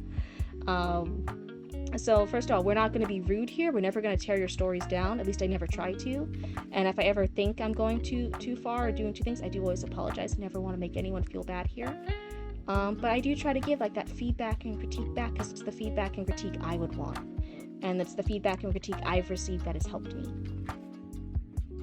Calculating the page count and word count now.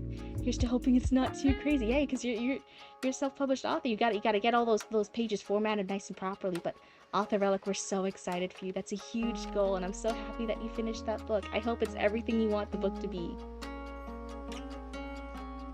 I need people to be really mean, or the feedback doesn't help. No, we're still gonna be nice, but it is gonna be true feedback. It's never gonna be like, I hate this character, it sucks, me. It's always gonna be like, hey, I think you mean the character to come across this way, but it's really hard to connect to the readers. It's not coming across that way, it's coming across this way because of XYZ. Or, hey, you have this cool fight scene planned out, but I'm not interested in the cool fight scene, because it was only like this and such writing technique happened and made me lose out of the experience. I try to be very factual. I try to only give critique if I can back up while I'm saying it. And being an audience member helps a lot too, especially people that are selling books for money. Oh, yeah, I'd imagine. You're a perfect raccoon writer. Rotor. Cryptid is super good with feedback, just don't put too many quiets. Or Cryptid will jump you and beat you with a stick. I never did that.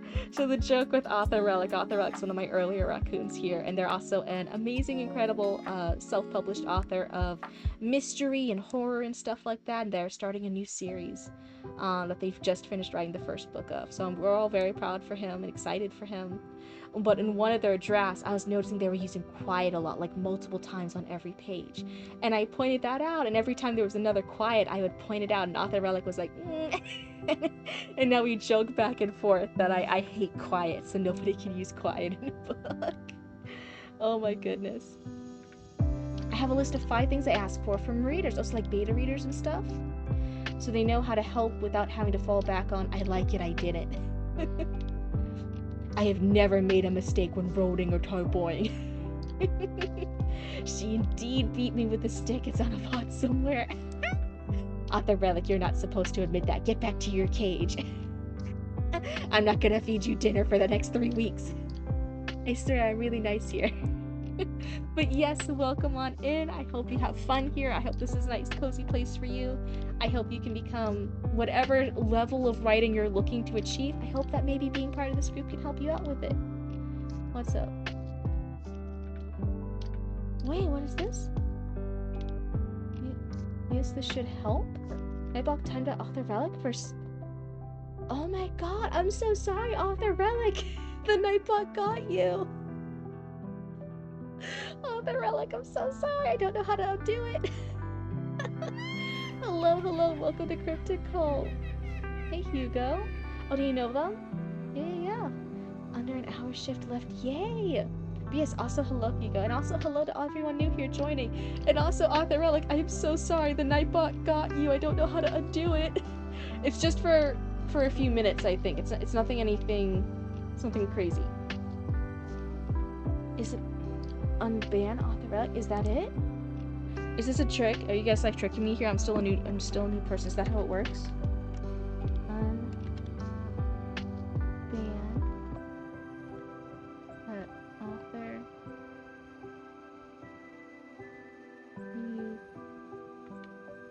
H-O R3. Hold on, I had to figure out how to spell it. I see. X? Is that it? It says no matches. Did I spell it wrong? Well, if you want to test your editor skills? Or at least it used to be. It's showing no matches. It's not pulling up for me. I'm sorry, it's not working. Hold on, let me do the lo-fi beats. Oh my goodness, so many new things I'm learning today. Oh, it's a timeout, not a ban. Okay, yeah, it's just a timeout. It's just for a few minutes. Well, if you ever want to test your editor skills, I added that short story I sent you to the queue. Oh, that's fantastic. I have a good idea of what's wrong with it since it was written in a short stint and limitlessly, blah, blah, blah, blah, I can't speak, edited. I can tell you how close your assessment is to mine, and if you catch anything I missed, that would be awesome in the future. You can also just reset it to a 1-second timeout of something so it ends sooner. Try timeout 1 of the relic. Streamer, are you a professional editor? Perhaps a writer who wants to help other writers? I started this as just a writer who wanted to help other writers. And then so many people liked it that I was like, hey, should I try becoming an editor? And people said I give really good feedback, and I wanted to learn how to be better at giving feedback because everyone was putting so much trust in me that I'm like, okay, I need to take this more seriously if people are like actually trusting me with this. So I actually took a developmental editor course, and I paid for that. And I got a certificate in it. Does that really mean too much in the world? Not really, because there are also non-certificated courses. You can also do college classes, and there's a whole entire thing. Does it make me better or lesser than anyone else? Yes, all of November I was doing my 0 draft writing live on stream. And sometimes I give updates on the Three Little Witches project, which is from there. So I am a new baby editor, and Sir Chatty Matty, who is in chat, I am actually offered to, because they've submitted a few times, I offered to edit their book, developmental edit their book. In return, he would then give feedback on how good my developmental editor skills are. If it was up to par, if it helped him, if it didn't, if I'm the worst editor in the world. He's gonna give me feedback and critique. We're gonna help each other. We're gonna see what happens. Yeah, 3 months, man, and a lot of stuff happened. I turned from like a random person who's just still learning how to do this, and now a random person who's still learning how to stream. But now I also became an editor. Who knew? So yeah, I don't think anyone's given any more things for how to untime out Author Relic. I'm so sorry, Author Relic. I don't know how to do it. I'm still a baby streamer. But in the meantime, while we have all these new raccoons in chat, poor Bobicus has been waiting a while. I'm going to keep reading a little bit more of Sir Bobicus, and then maybe we'll see where Black Dragon Tavern Gaming is in queue. But I don't want to leave Bobicus hanging here too much. So yeah, in this section I was saying I love the dialogue. We need some bit more actions and details of the scenery, like where they are and how they're acting to the news, spread throughout. Yeah, poor Bobicus. That's a brilliant and beautiful evolution though, as long as I'm good at it. Someone was actually DMing me earlier in the Discord, and they're like, oh, like what are you going to be your rates? How many more clients are you going to do? And I was like, well, first of all, that is not in the cards right now. I'm not charging anyone for anything. At Chatty Matty, I'm editing for free, because I would never, and I do this very much, I think it's also a Mama Cryptid belief, I never charge for anything unless I actually fucking know I can do it professionally, if it's up to a standard. I don't think you should charge people for shit. I will never make somebody pay me money for shit, for something that's subpar quality. I think that's a little bit of the perfectionism that Mama Cryptid gave me. How do you manage developmental level editing as a streamer? It seems difficult to get a big picture idea when there are only excerpts on stream. That's a great question. So first, sometimes it will be smaller scale things, like some people ask, is the intro good? Or I'll read a couple of pages and they'll ask, hey, there was a fight scene, how was the pacing on the fight scene? And I point something out like, oh, the pacing felt a little rushed in comparison, or this, that. So it's limited to the scope of what I've read. Other people do submit multiple chapters. Chatty Matty submitted multiple chapters. Bobicus, I finished one of their short stories, right? It took a few streams, but I fully finished it. And it was only when I was done that then I gave the bigger picture edits of like the beginning versus the end, what stuff to do with the middle. Otherwise, I give more things like here, where I notice, oh, like you're having a lot of back-to-back dialogue. It's just bare dialogue. We need some more breakup with actions or scenery or other image in between it. Is that strictly a developmental edit? Not really, right? We're doing some line editing as well on stream. But it's just because that's the scale that we're working at. But I always say I'm not the best copy editor, but I'll point out issues or spelling errors if I notice them. I'm not the best line editor, but again, stuff like this, if I notice it, I'll point it out. I'm a better developmental editor, but it will be limited to the scale that I'm reading. You spent so many years doing editing and brand development. It's good to hear that. I spent my first years doing this as favors to folk while I was in uni. Once I had edited and reviewed around 10,000 pages, I started doing it as work. Yeah, so you get the grind. And that's what I think too. I think a lot of people are becoming editors just because they see that big amount of money you can charge. Some people are charging a lot of money for editing, and some people really, really deserve that because they are good editors. They've been in the industry for a while. They know what they're doing, and they do deliver professional edits. It's fair, you do you described it very well. Yeah, but yeah, it's always, and I always say that, I'm like, hey, with my current understanding of the project, this is what I think, but that could change depending on where the story's going, you know what I mean? It's more of conceptual critique at this point, but that is part of developmental editing. Yeah, it's always going to be limited to what I see on stream. During streams, how often are you beta reading versus developmental editing and editing? Well, one thing in traditional publishing, beta reading is one specific thing, versus in what some people in independent publishing have turned beta readers into, and what independent publishers or independent authors have turned beta reading from is based off fan fiction. And those two versions of beta reading mean very different things. Wait, hold on, I'm skipping around. Can you guys tell I have ADHD? Hold on. So small enough to share with you, but I still like the vibe enough to hang out. People have submitted just an opening 2 paragraphs, and they said, hey, I think this is a good intro. Do you think it captured the attention? Is it a strong hook? And I'll just give feedback on that. It's not a big thing. There's nothing ever too small or too little here. It's all good. Some people have even just said lines like, hey, do you think this is a cool line? And this is a cool description. I'm like, hell yeah, that sounds awesome. Or like, oh no, that seems a little purple prosy. Maybe split it up into 2 or 3 lines, right? Yeah, it can still be random parts. Oh, you said you had something longer. Okay, yeah, it's just split up into parts. Bobicus were on page 20s. This is like our 3rd or 4th reading on stream for Bobicus, right? Where are you hiding your ADHD? Tell me. But yeah. So Black Dragon Tavern is right. It's a little bit of like an all over scattered different types of editing that I can point out for stream. But it is definitely that I do notice that I think there's a lot of people who get into editing just to make a quick buck. I think you can find that in any industry that's not specifically editing. It's just the state of people in the world and people who need money in the world, right? People are going to try and make a big buck. But I'm very much of the belief of I do not charge things unless I can back up the work, if it is actually worth the time and effort that I put into it, right? I'm never going to sell people shit, which is why I'm like, I'm not telling prices yet. I'm not accepting clients. People are already asking me like, oh, you're an editor. Will you accept my book? How much do I pay you? And I'm like, no, I'm not accepting clients. I'm not doing anything yet. I need to be better. I need to put forth the work. I need to do the thing and get good at it before I would ever think of trying to like lead my raccoons astray into giving me money. You guys never have to give me money, and no one else ever has to give me money. I, as a person, have to be good enough and worthy enough of my services that I could charge money. That's definitely the thing. Yeah, why did it Automata get you for that? That's so funny. Yeah, Chatty Matty's my guinea pig. I think Cryptid has read over like 10 chapters of your fantasy series. I was gonna say like we're on chapter like 7 or so, but yeah, we've read some of the other excerpts and some of your synopses and your outlines. So yeah, I think overall it's been about 10 chapters. Let's see here. Did I miss anything else? Did I do anything else in my haze of ADHD answering things partially? Let's see here.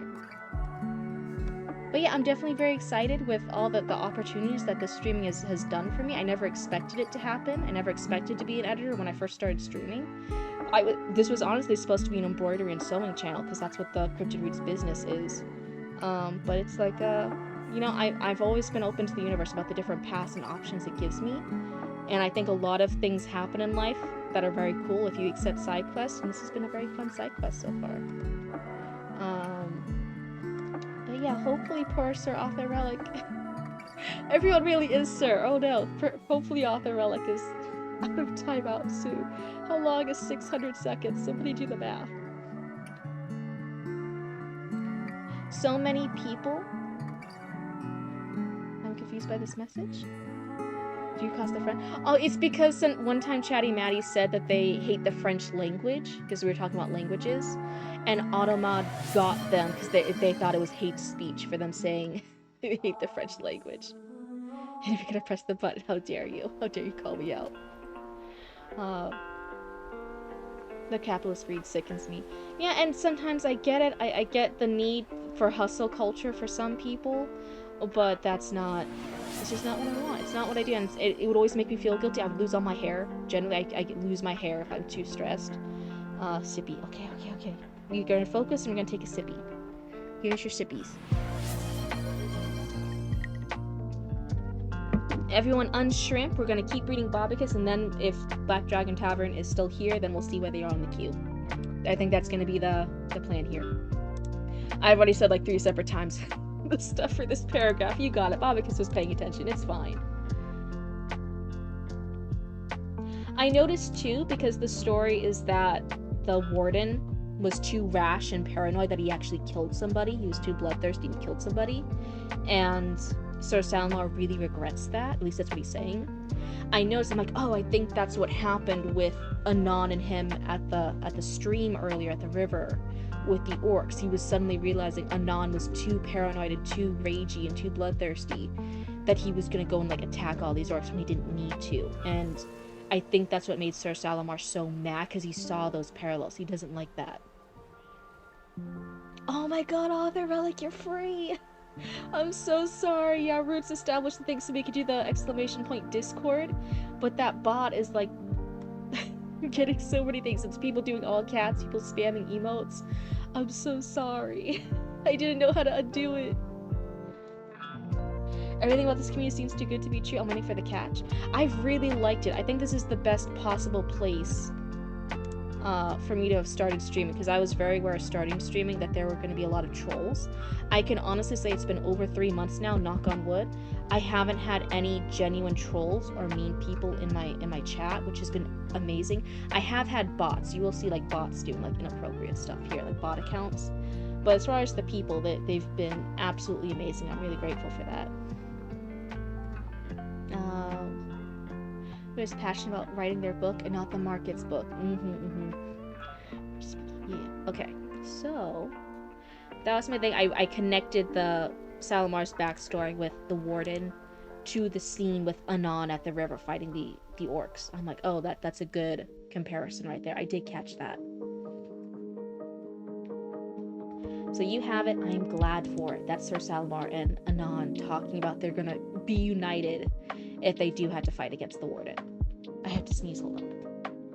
Oh no, now that I said that, sneeze went away.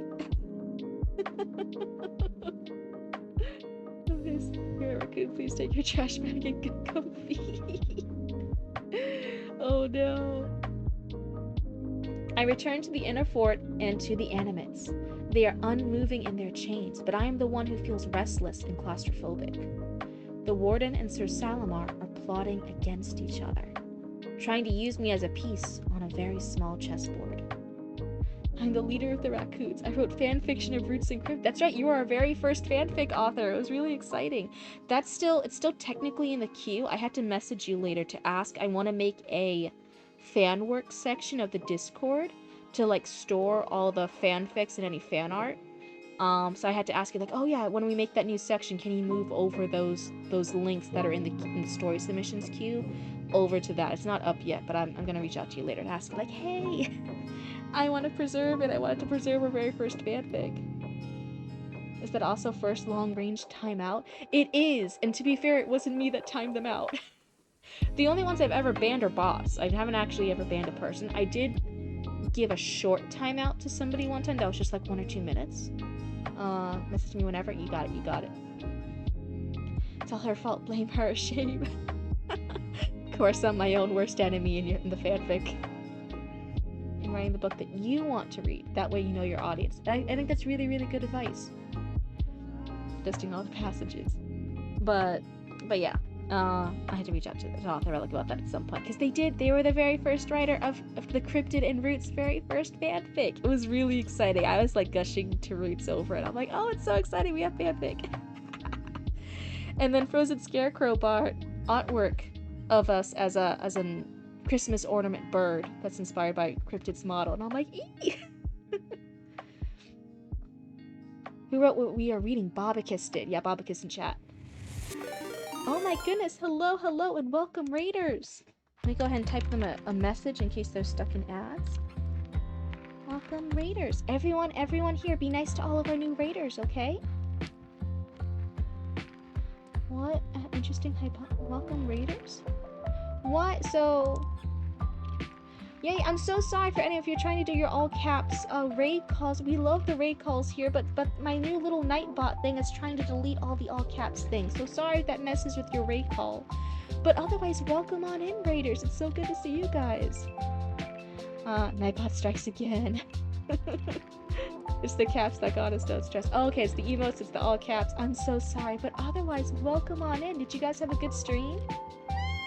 Thank you for the follow, and hey, welcome to Cryptid Call. I hope you guys like it here. It's a cabin dweller raid. Are you guys like little goblins in the cabin? I was saying in an earlier stream, one of my dream writing retreats that I would love to do one day if I ever host a writing retreat is that we're all like little goblins and that we're all just wearing like trashy clothes and we're all like in pajamas the whole time. We only eat junk food. And we have like low lights the whole entire time with messy hair. Yes, yes, yes. But hello, Steve and stuff. We did. Thought we'd come visit some familiar faces. Thank you so much. Can't you tweak what Nightbot allows? I think you can. I didn't do it at all. My co-owner of the stream, Roots, set it all up for me. And they set it up literally just before the stream started, so I let them know. I'm like, hey, when stream ends, can you please tweak it a little bit? It's acting up. Gremlin writing mode activated, right? Because I feel like a lot of people on YouTube, they show the writing retreats, but they're all very aesthetic, right? They're all drinking wine, they all have like cool new sweatshirts and stuff, and like Lululemon things, and they're eating like at fancy restaurants and having like cheese board spreads, and I'm like, that's not what I am. I am a monster. I'm a gremlin. I'm a cryptid, so I need a little goblin writing retreat. That's what I need. Yeah, I had to change the same thing to allow caps on an early stream too. Okay, thank you for letting me know. So yeah, I'll let Roots know, like, hey, with stream ends, please, please fix this. Wine and cheese while you write? Yeah. But you see, I also want like pizza and ice cream and like junk food and like whatever we want. It's just like delivered with like shaking hands to us like we're feral. That's what I want. We can pinch the cheese board idea, but gremlin style, no forks allowed. Yeah, you get it. And we all had to be wearing like messy hoodies and like pajama pants, and like we had to like wear blankets like their capes. That's the vibe we're going for. That's the vibe.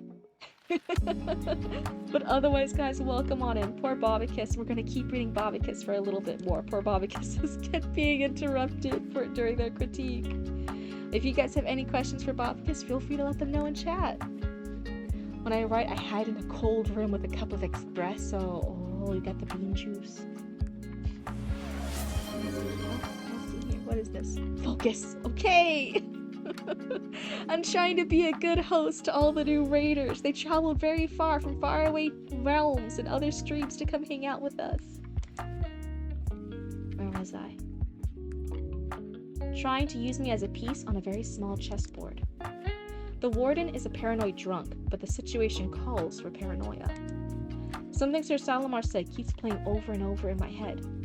We could take this camp before they could man the animates. It sticks in my craw. I feel, not during this session, not during this stream, I feel like during another stream, earlier on in these 20-something pages, I feel like Anon used the same phrase, it sticks in my craw. That could be good if it's intentional, but if it's an accidental repeat, I would maybe do like a little like search your words, see if you reused craw too many times. I feel like you said it once or twice before. Let's see. But are we allowed to share our thoughts and opinions with Bobicus? Yes, you are. I think all of my raccoons were all adult enough here to be on the internet unsupervised and be raccoons. So I'm gonna assume you guys are adults enough to be mature and be nice to each other while giving critique. We can give critique, but there is a nice and a mean way to give critique. We're never going to do mean critiques here, but we can always give critique. So as long as you guys are all nice, that's the only thing.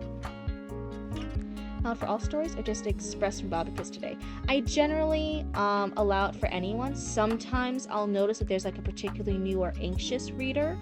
I'll give a reminder to chat like, hey, maybe like we're all gonna be like extra nice to this person here. Bobicus is very like new here. Bobicus can handle stuff, but still be nice to each other. But sometimes we'll have like new, like really nervous or anxious raccoons who are scared about sharing a critique on stream, which is understandable. It can be really scary. Everyone who does is very brave. But they're extra anxious and stuff, so we try to be a little extra gentle for our very first critique. We have a lot of very first time writers getting critiques. It's the very first time ever, and we try to be a little bit extra nice for that. We're all raccoons here. What is a mean critique versus keeping it real? So a keeping it real critique is pointing out something like, hey, I'm having trouble connecting with this character.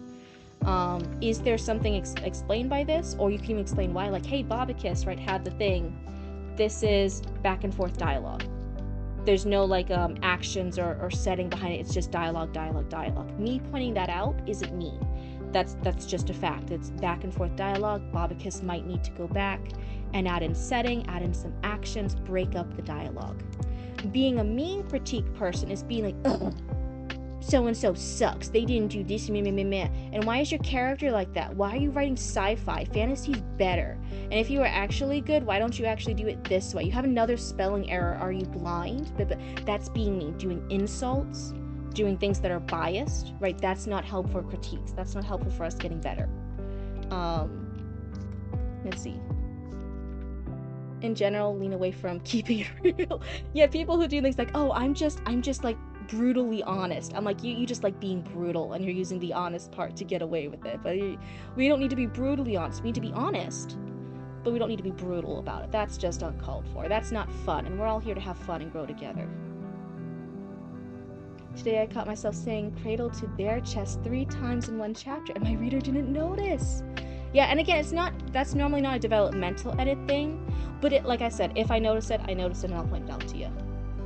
It's like destructive versus constructive criticism. Yeah, I definitely say we do accept criticism here. I think all criticism is constructive criticism.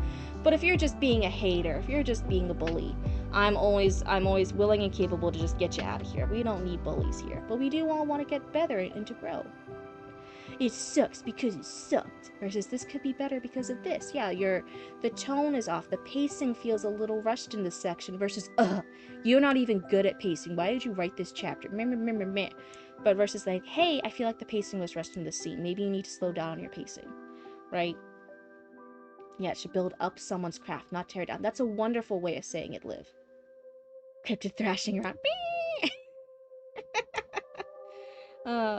Oh, the lo-fi had to reset it.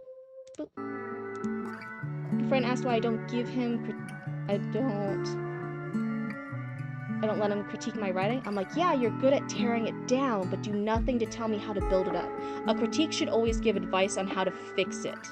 Now, the way to fix it might not be the way the author does. Like, I could suggest something like, hey, I think your intro starts too early. You're starting at the beginning of the day rather than the beginning of the story. Whether or not the author takes that advice, the author might be like, oh, well, you know what? I heard your advice. I see it. But actually, no, I still really want to start at this place. I think that's where it is. In my heart of hearts, as the writer, I think it is. And I always say, I give this advice for free. You can throw it away for free. It never hurts my feelings. You guys can disagree with me. Me giving advice does not make me right. It just means that's my point of view. It's my best way of helping you. Somebody trying to help you doesn't actually always help you, right? Sometimes we can accidentally not help. So I always give perspective, but if you guys ever disagree with me, if you feel like I didn't quite hit the nail on the head that time, that's always okay to tell me too. I thought of mean critiques as just like newbie critiques. Yeah, I think sometimes newbie critique partners who learn it from school think you, in order to critique something, you have to be mean about it, you have to say something bad about it. Critique is also pointing out the good things. I point out when Bobicus does amazing, I point out not just Bobicus, but anyone on the stream. I point out when there's stuff I like I pointed out during this dialogue scene. I'm like, oh, you avoided the trap of miscommunication between Sir Salamar and Anon. I really like that. I think that's really good. Yeah, how the criticism is said between the mean and too real. You can even be brutally honest as long as you're constructive. I think here, in my particular stream, I don't like being brutally honest. I don't think there ever needs to be a chance to be brutal. I think there's so many places in the human world where people are brutal, and I'm like, I don't like that. I think we can all just be nice and honest. We can be nicely honest here. But yeah, in the real world, yeah, there's a difference between being brutally honest and constructive. Like, yeah. But for my particular chat, I think we can just be nice and constructive here. This character sucks, mega donkey, but if he didn't walk around on his hands and whistle instead of talk, he would actually be pretty good. Yeah, for this particular stream, we try to ignore that this character sucks, though. Not what you like or dislike, it's about what you notice and observe. Is that the right part for the lo-fi? Yeah. Never ever want to be told what to fix. I just want to be told what you're noticing. I definitely notice different authors have a different expectations for what the editors. Sometimes they want the editor to point out potential fixes. Sometimes they don't want any fixes. They just want to be told what you said, what they're noticing wrong. There's different authors and different writers expect different things. If there's no suggestion and solution, it's more for the speaker's ego. Also, forgive me, but I don't think anyone can give advice without being biased. It's just like you know it when you see it. And for my personal thing, I think you're right. Everyone has biases.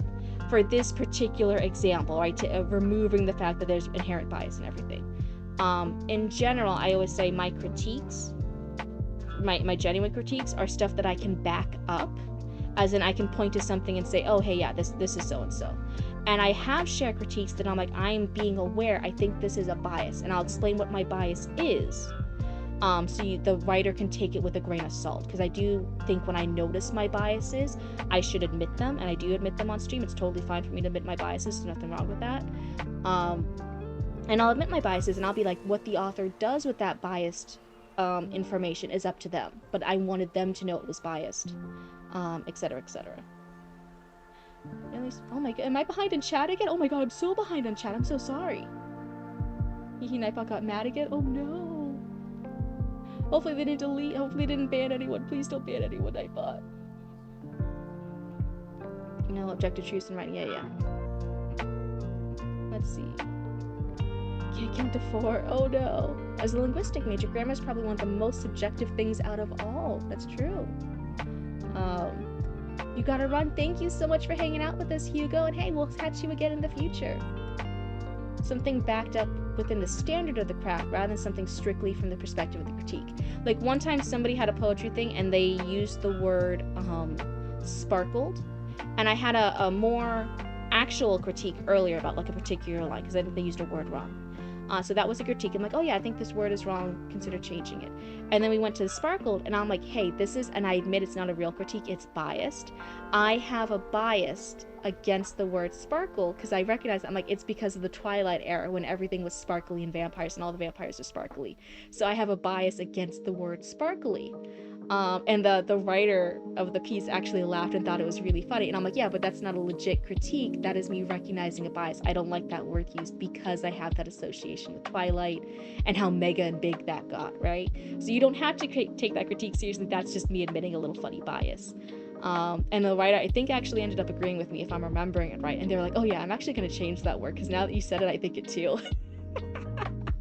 So that's the difference between like an actual critique. I pointed to stuff in the text, in the words, that I'm like, oh yeah, here's why I think this, and I'm backing up, I'm showing why. Versus like, hey, I just don't like this word because of my own personal bias. You do with that info what you will. Oh my god. Talcus cheapo action is hard. An absence of suggested solution critique carries greatly diminished value, let alone omission of reason. Solutions give credits to the critique. And I think that's a different thing. So in my course, there was even mentioning some writers do not like solutions. They want all solutions to be from their own head because it's their story. Versus other writers are expecting solutions, or at least plausible solutions that they can think about. So it's literally within the editor circle. It was in my course, like some writers, it's a personal preference. And it's important to clarify that before you start editing. Because otherwise they'll be really, really mad if you get it wrong, if you assume they want one thing and you give the other.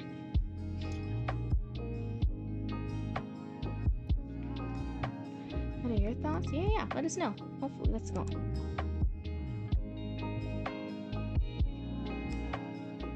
Let's see. It sticks in my craw. Yeah, but I mentioned earlier, I think it sticks in my craw, or at least something related to craw has been used several times, and we're only on the 20th page, 22 page. So I would do a little check how many times you used it earlier. If it's just once or twice, I think it's fine, but if you used it like 3-4 times, specifically with anon, and I think it's something like that phrase, like it sticks in my craw, or it itches at my craw, something like that, like a similar phrase. Maybe consider mixing it up a bit, because it sounds familiar to me.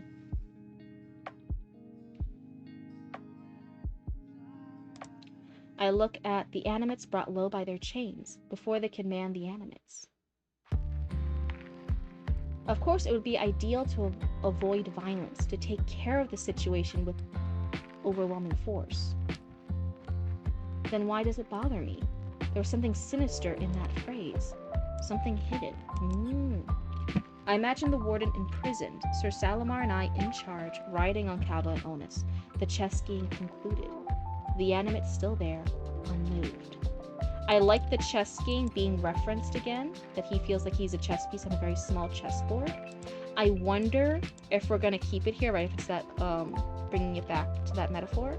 I wonder if it can go a little bit harder. Like if Sir Salamar and him take charge, take over this prison from the warden. I wonder if it's not just the chess game is concluded. I wonder if that's like the small chessboard is like destroyed, right? The pieces strewn about, the pawn taking over. Some I don't know chess metaphors, but I'm noticing you reuse the chess metaphor, which I think is good.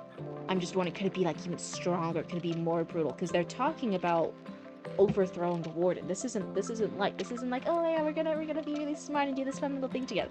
This could be like, this is legit. This is a very dangerous thing. This is a big thing. Let's see. It's how you frame it too, right? A comment saying, I hate this character is a mean-spirited observation with no context. Yeah. We definitely want to avoid that type of stuff here. Whereas I wasn't a fan of this character, maybe because they don't talk much in this chapter and we don't get to know them enough. That's for my particular chat. I know different chats, different writers, different critique circles are different. That's definitely the vibe I'm going for here. Being able to explain why we have critique about something to an author, I think is really good. To be not mean critique, we had to be helping with a solution.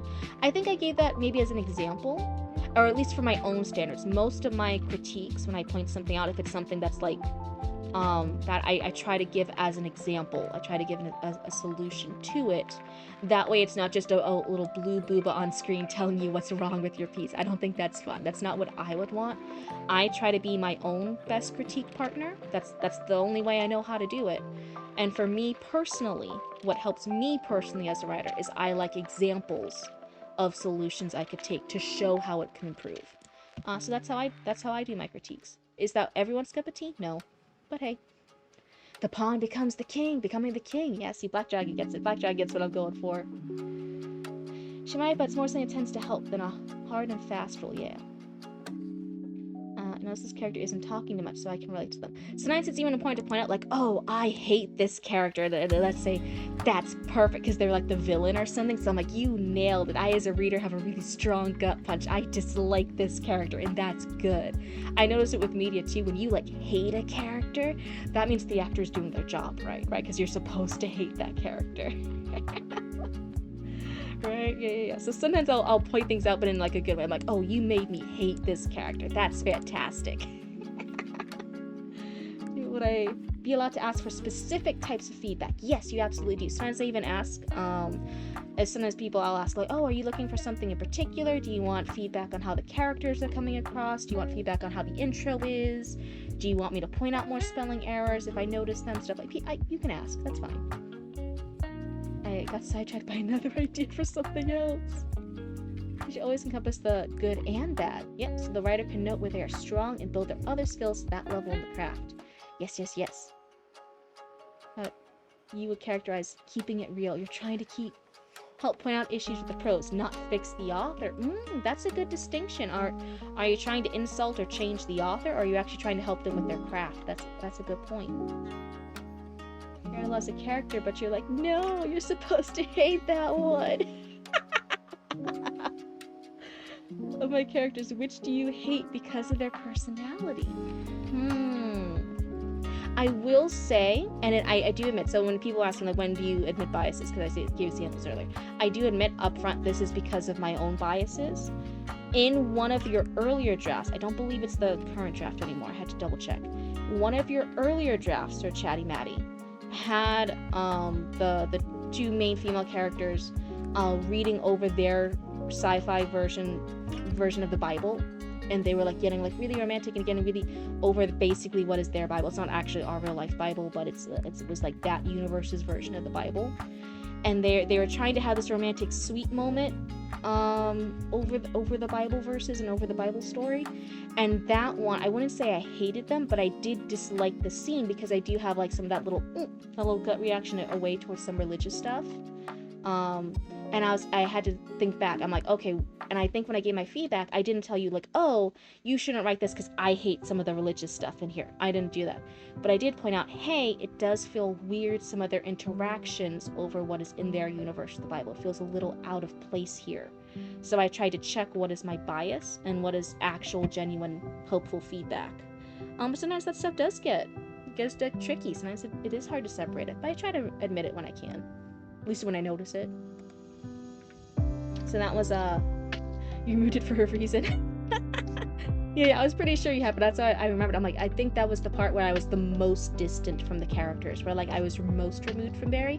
Everything else, like her being the smith, her going on this adventure, her going on a quest. I'm like, Barry is cool. Barry's gonna do all these cool things. And then she had that scene with the Bible and stuff, and I was like, I don't like Barry as much. This isn't as fun of a scene. I don't know why she's doing that. So that's when I was the most, I wouldn't say hate the character, but I was the most checked out and distant from the character. Do we need the text even as you are moving? Hold on. I'm gonna be tiny. Sometimes if you're reading further up, I do scroll. So I try to keep whatever I'm reading in the middle to keep it up. But yeah, if you're reading ahead of me, then yeah, my model sometimes locks it. My bad. Of like, the nails for giving them full instructions on what to do, rather than by saying you have a nail and you're driving in it with a shovel. What would be a better tool? A heel. The heel of your shoe. Anyway. You keep wanting to read along. Oh, that's great. The most distant scroll. So anyway, oh wait, am I blocking me? Okay, I'm back over here in my little corner. My model's tiny again. Oh no. It's been a while since I've been this tiny. Where was I? Something hidden. I imagine the warden imprisoned, Sir Salamar and I in charge, riding on Kaba and Onus, the chess game concluded, the animates still there, unmoved. Like the animates at the fort were, as though the fort fell before they could man the animates. Oh wait, I actually got that the same time Anon did. Oh wait, that's a really good... So sorry for everyone who's new here, this is an earlier scene. Another fortress fell. Another fortress fell to the orcs. And one of the big things is, one of the big questions was, wait, how did that fort fall? The guards there had animates. Sir Salamar said, oh, they were drunk. And the orcs were able to attack. Anon is our character. It's hold on. It's Anon, it's two ways. That is our main character whose point of view we're reading. Yeah, Anon is the main character. So, Sir Salamar left the fort. His story is that the fort fell without the guards fighting back on their animates effectively because they were drunk. But now we're hearing from Sir Salamar this plan. Oh, we could take over this prison camp before they could man the animates, before they could man their golems. And now like at the same time Anon does it, I had the exact same thing as the reader. If I connected the dots and I'm like, Is Sir Salamar untrustworthy? Did Sir Salamar lead that rebellion early? Did Sir Salamar was involved with the fall of that fort? So he says, no, that's not right. That's not okay. That can't be. So one, this is a really great, that you were saying Anon as if the main character didn't have a name yet. Yeah, Vera thought the same thing in chat, so that's why I clarified. It's an Anon with two A's. At least that's how I'm saying the name. Could I be saying it wrong? Yeah, because it's like fantasy names. But is there a better way to say that people can tell what it is better? Would it be Anan? Would it be Anan? That almost sounds, that feels a little bit unnatural. I think it's Anon. But not Anon. No. I don't know.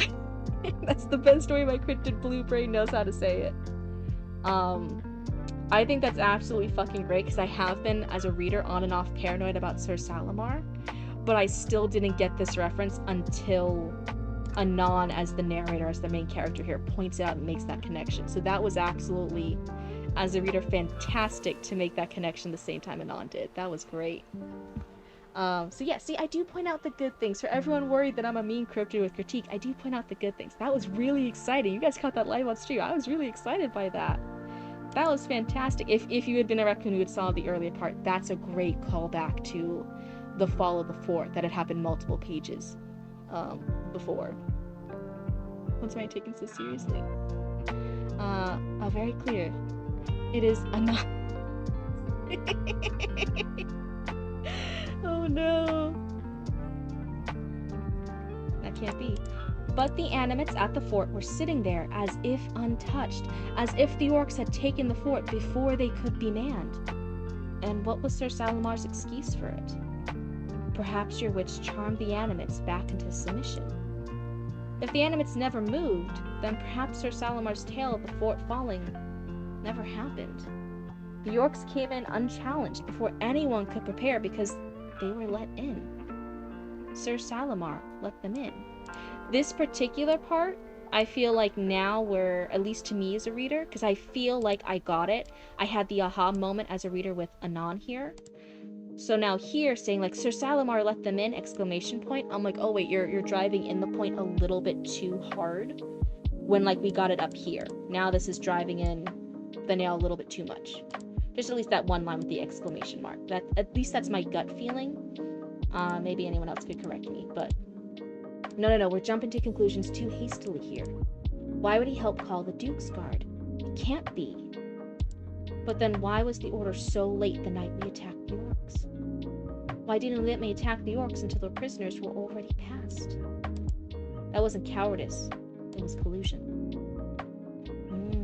I'm wondering if some of the questions here, because when we have questions like this, sometimes it almost feels like the character, especially when it's first person, which this is talking to the audience, which, unless we're doing like a Deadpool type thing, is like fourth wall breaking. It feels a little bit out of place. It feels a little bit meta. I'm wondering if there's a way to rephrase this where it's a little bit less questioning and a little bit more him connecting the puzzle pieces like earlier. Like maybe rather than saying, oh, why did he hesitate to let us attack the orcs?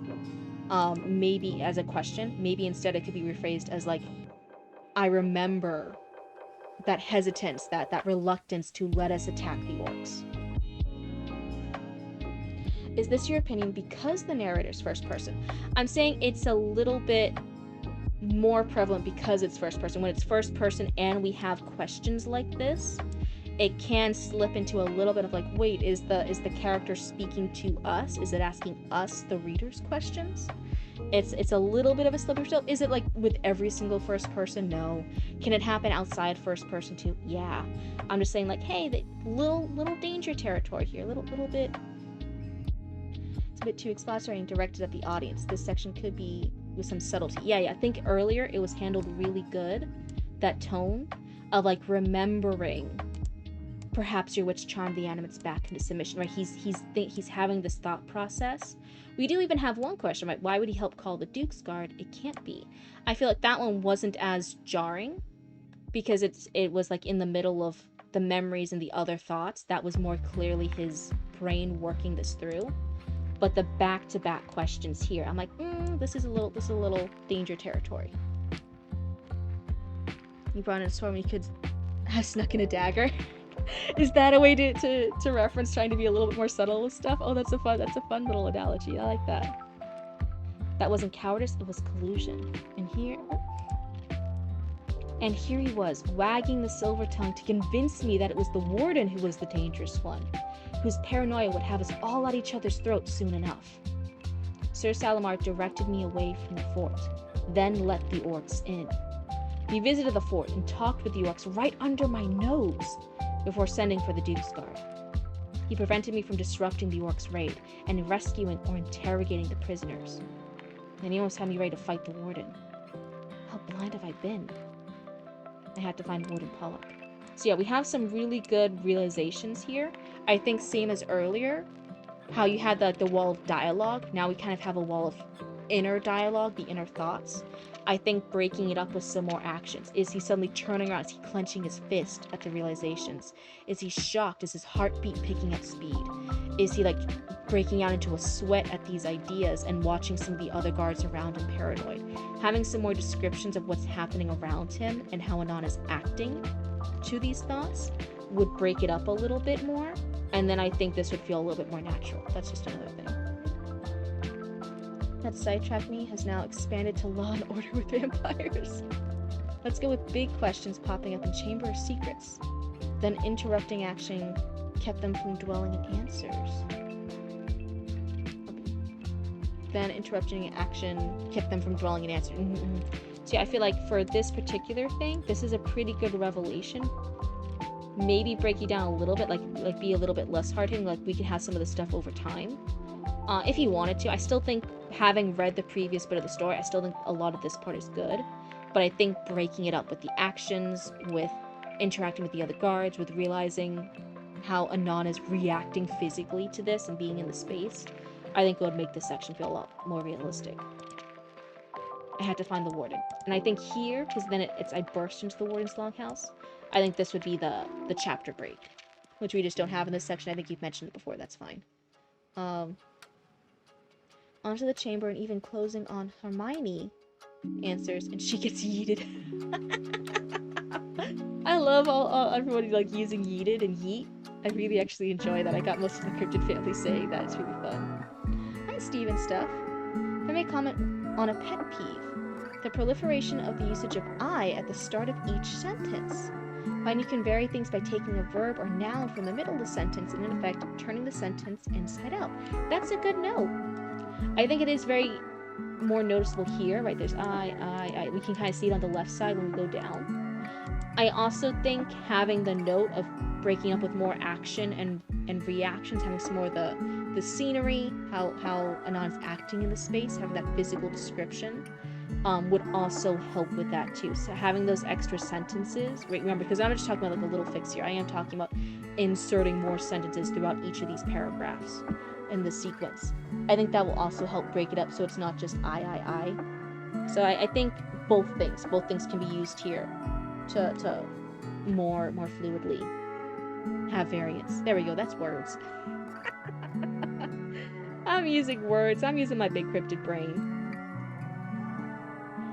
What page are we on? We're about to start 24. It is a hard bit of craft to avoid them in first person limited, but it is a good note.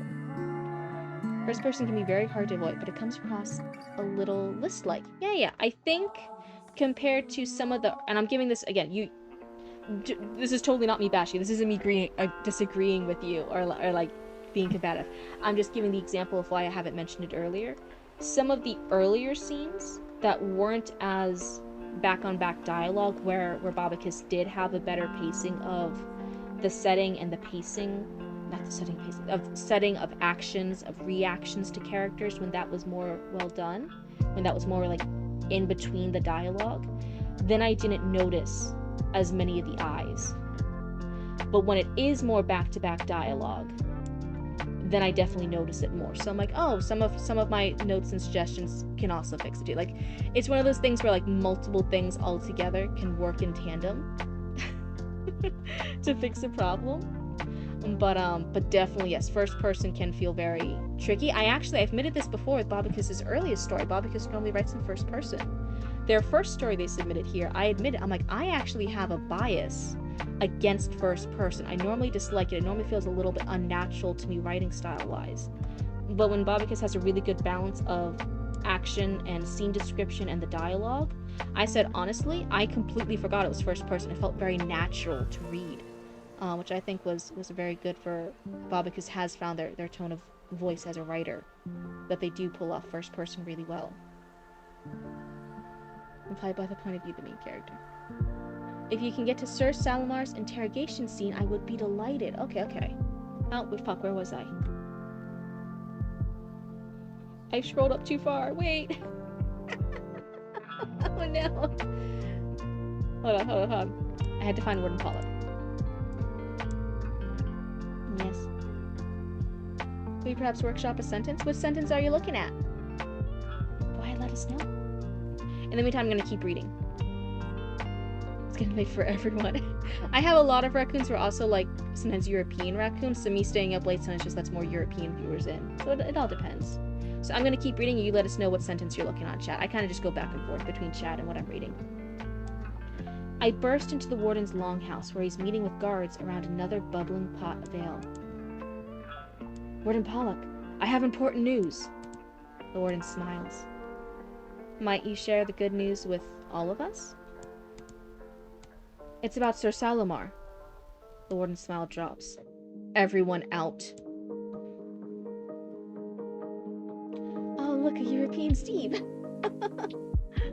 Just pick one. The same ways switching things up apply. What if we made every single pet the first person? It hasn't been done yet. I think that would be brilliant.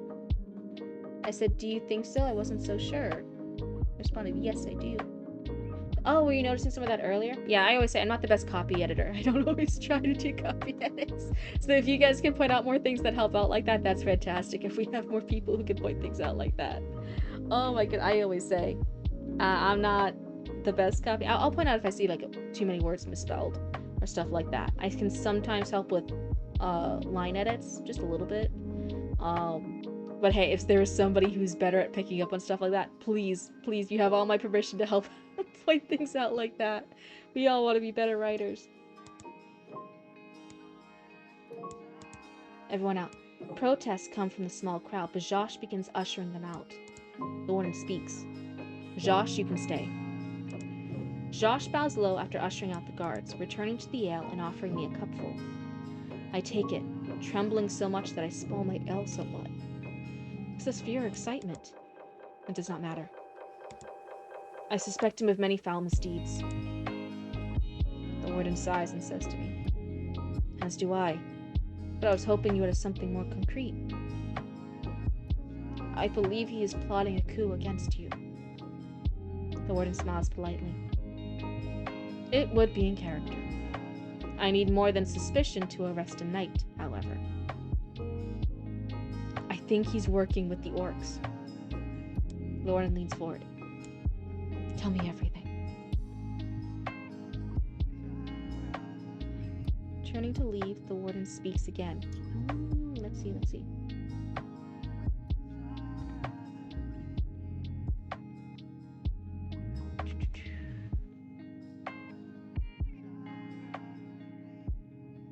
Things have scrolled. Turning to leave, the warden speaks again. Let me see where that was. The warden speaks, Josh, you can stay.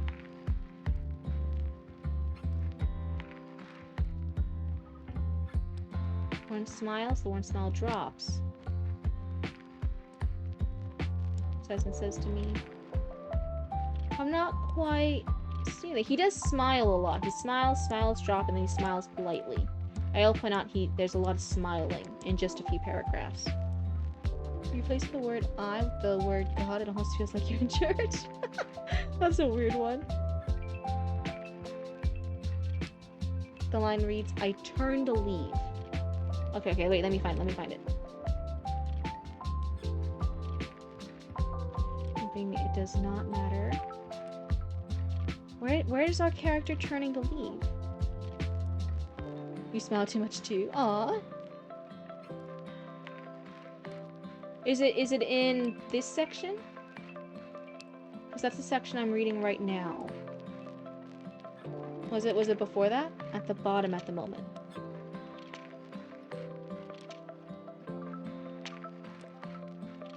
Lower than the highlighted section? Last line? What's the last line on OBS? Hold on, let me see. Because what I can see and what you guys can see is different. Hold on, maybe that's the confusion. I turn to leave, but the warden speaks again. Okay. Yeah, so that's not the bottom to me. Okay, I can see more than you guys. One of those things to know. Okay, I turn to leave, but the warden speaks again. And you're saying it could be rephrased as... Turning to leave, the warden speaks again. I don't know about that one particularly, because if you say turning to leave, the warden speaks again, that almost sounds like the warden was turning to leave. In that particular instance, in that one instance. I'm not saying like every single time. I'm just saying in that particular one. Yeah, it implies the warden is doing it. That's a finicky little thing in English. Sometimes we absolutely can do that, Steve. You're right, absolutely sometimes. I think with that one particular example, it could be confused with the warden doing it. Where was I? I think he's working with the orcs. The warden leans forward. Tell me everything. I explain everything I suspect, from the attack on Fort Good Hope to his wretched words meant to twist my mind. The warden nods along politely, indicating nothing. I wanted to leap up and exclaim, by Dengi, we've got him! But he sits there silently. contemplating, considering. Chat widget box live on the stream. It was particularly useful when rewatching the old videos to review the I know, and something happened. Me right now, I promise you, I'm waving it in front of the screen. I'm putting it over the words of Babakis's stuff. Nothing's appearing. It's not here. It's not visible. So after stream, the Roots tech support is gonna have to fix it. It was broken last time. It was showing like an error message or a disconnected message, and now today it's just showing nothing. It's showing blank. And for anyone who says like, oh, it's like on the wrong level of OBS on your sources, I'm like, no, it's at the top. It's at the very, very top. Don't you worry. I put it at the top. And it's just not working. Yeah, turning to leave, the warden calls me back. Yeah, there are ways. I'm not disagreeing with you. There are ways to make it work. Again, I think in that particular example, it could still sound like the warden's doing it. Yeah, but yeah, I'm not disagreeing with Steve and stuff. I think you're right that there are some ways we can have variants to play with nouns and verbs and actions to get rid of some of the extra I's. We can also insert more scene descriptions and more actions from other characters, more character descriptions and reactions, and that would also split it up too. Yeah. They sits there silently, contemplating, considering. I half worry that Sir Salamar is behind a curtain, waiting for me to reveal the full extent of my betrayal to him. I run out of words to say long before the warden speaks. I'm trusting you with a lot here. Confusion fills me. What do you mean? Oh, sorry, there's a cough.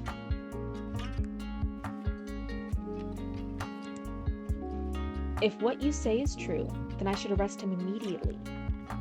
If what you say is false, I'm tying a handcuff behind my back just as the orcs are preparing to attack.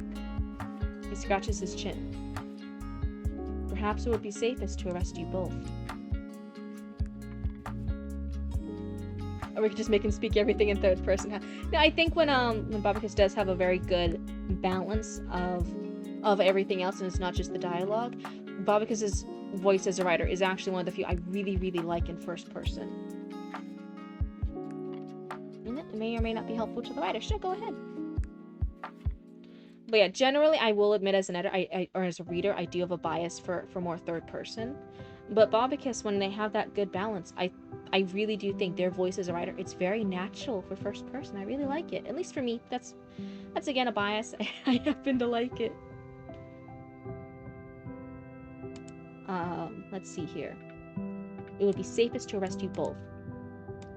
Josh tenses and shifts slightly to face me. I put my hands up in a defensive stance, caught halfway between showing that I have no weapons and showing that I'm ready to fight. I like that line. Josh smiles and reaches for a club, but Warden Pollock holds up his hand. That's an interesting thing from Josh. I feel like as characters, if we assign a lot of traits to characters, most of the time we have smile with Warden Pollock. You could argue we sometimes have too many smiles with the Warden Pollock. He smiles, he stops smiling, he smiles like sadly, he smiles sweetly, he smiles sarcastically. That's your repetition showing up? Yeah. But in this particular instance here, and it seems so like different, Josh is smiling, and I, at least off the top of my head, can't think of too many times we've had Josh smile. I've actually not been quite clear on Josh's like quite personality, other than that they're very like straightforward. They're almost a little bit blunt. They're very to the point. And that can get excessive. So this is really interesting in this instance when it's being mentioned like, oh, our character might be arrested too. Josh smiles. That's very interesting. This is Warden Pollock's guy. Josh smiles. I'm like, ooh, that's... I don't know if it's purposeful, if I'm supposed to look at that and see that as different, but I am noticing that. Like, we have this character smiling instead of Warden Pollock. So, reaches for his club, but Warden Pollock holds up his hand. No, we have to preserve what fighters we've got. Josh, make it known. I want Sir Salamar in chains immediately. In change. There's traps with every single perspective. That's just a fact. That there's pros and cons to every single choice you can make with any aspect in writing. What tense you'll use, what point of view you'll use, anything like that. Whether or not how your character speaks, anything. It all got pros and cons. What matters is if you can do it well. Whatever you do, just do it well. That's always the general thing.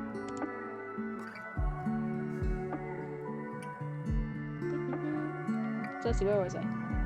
I want Sir Salamar in chains immediately. I turn to leave, but the warden speaks again.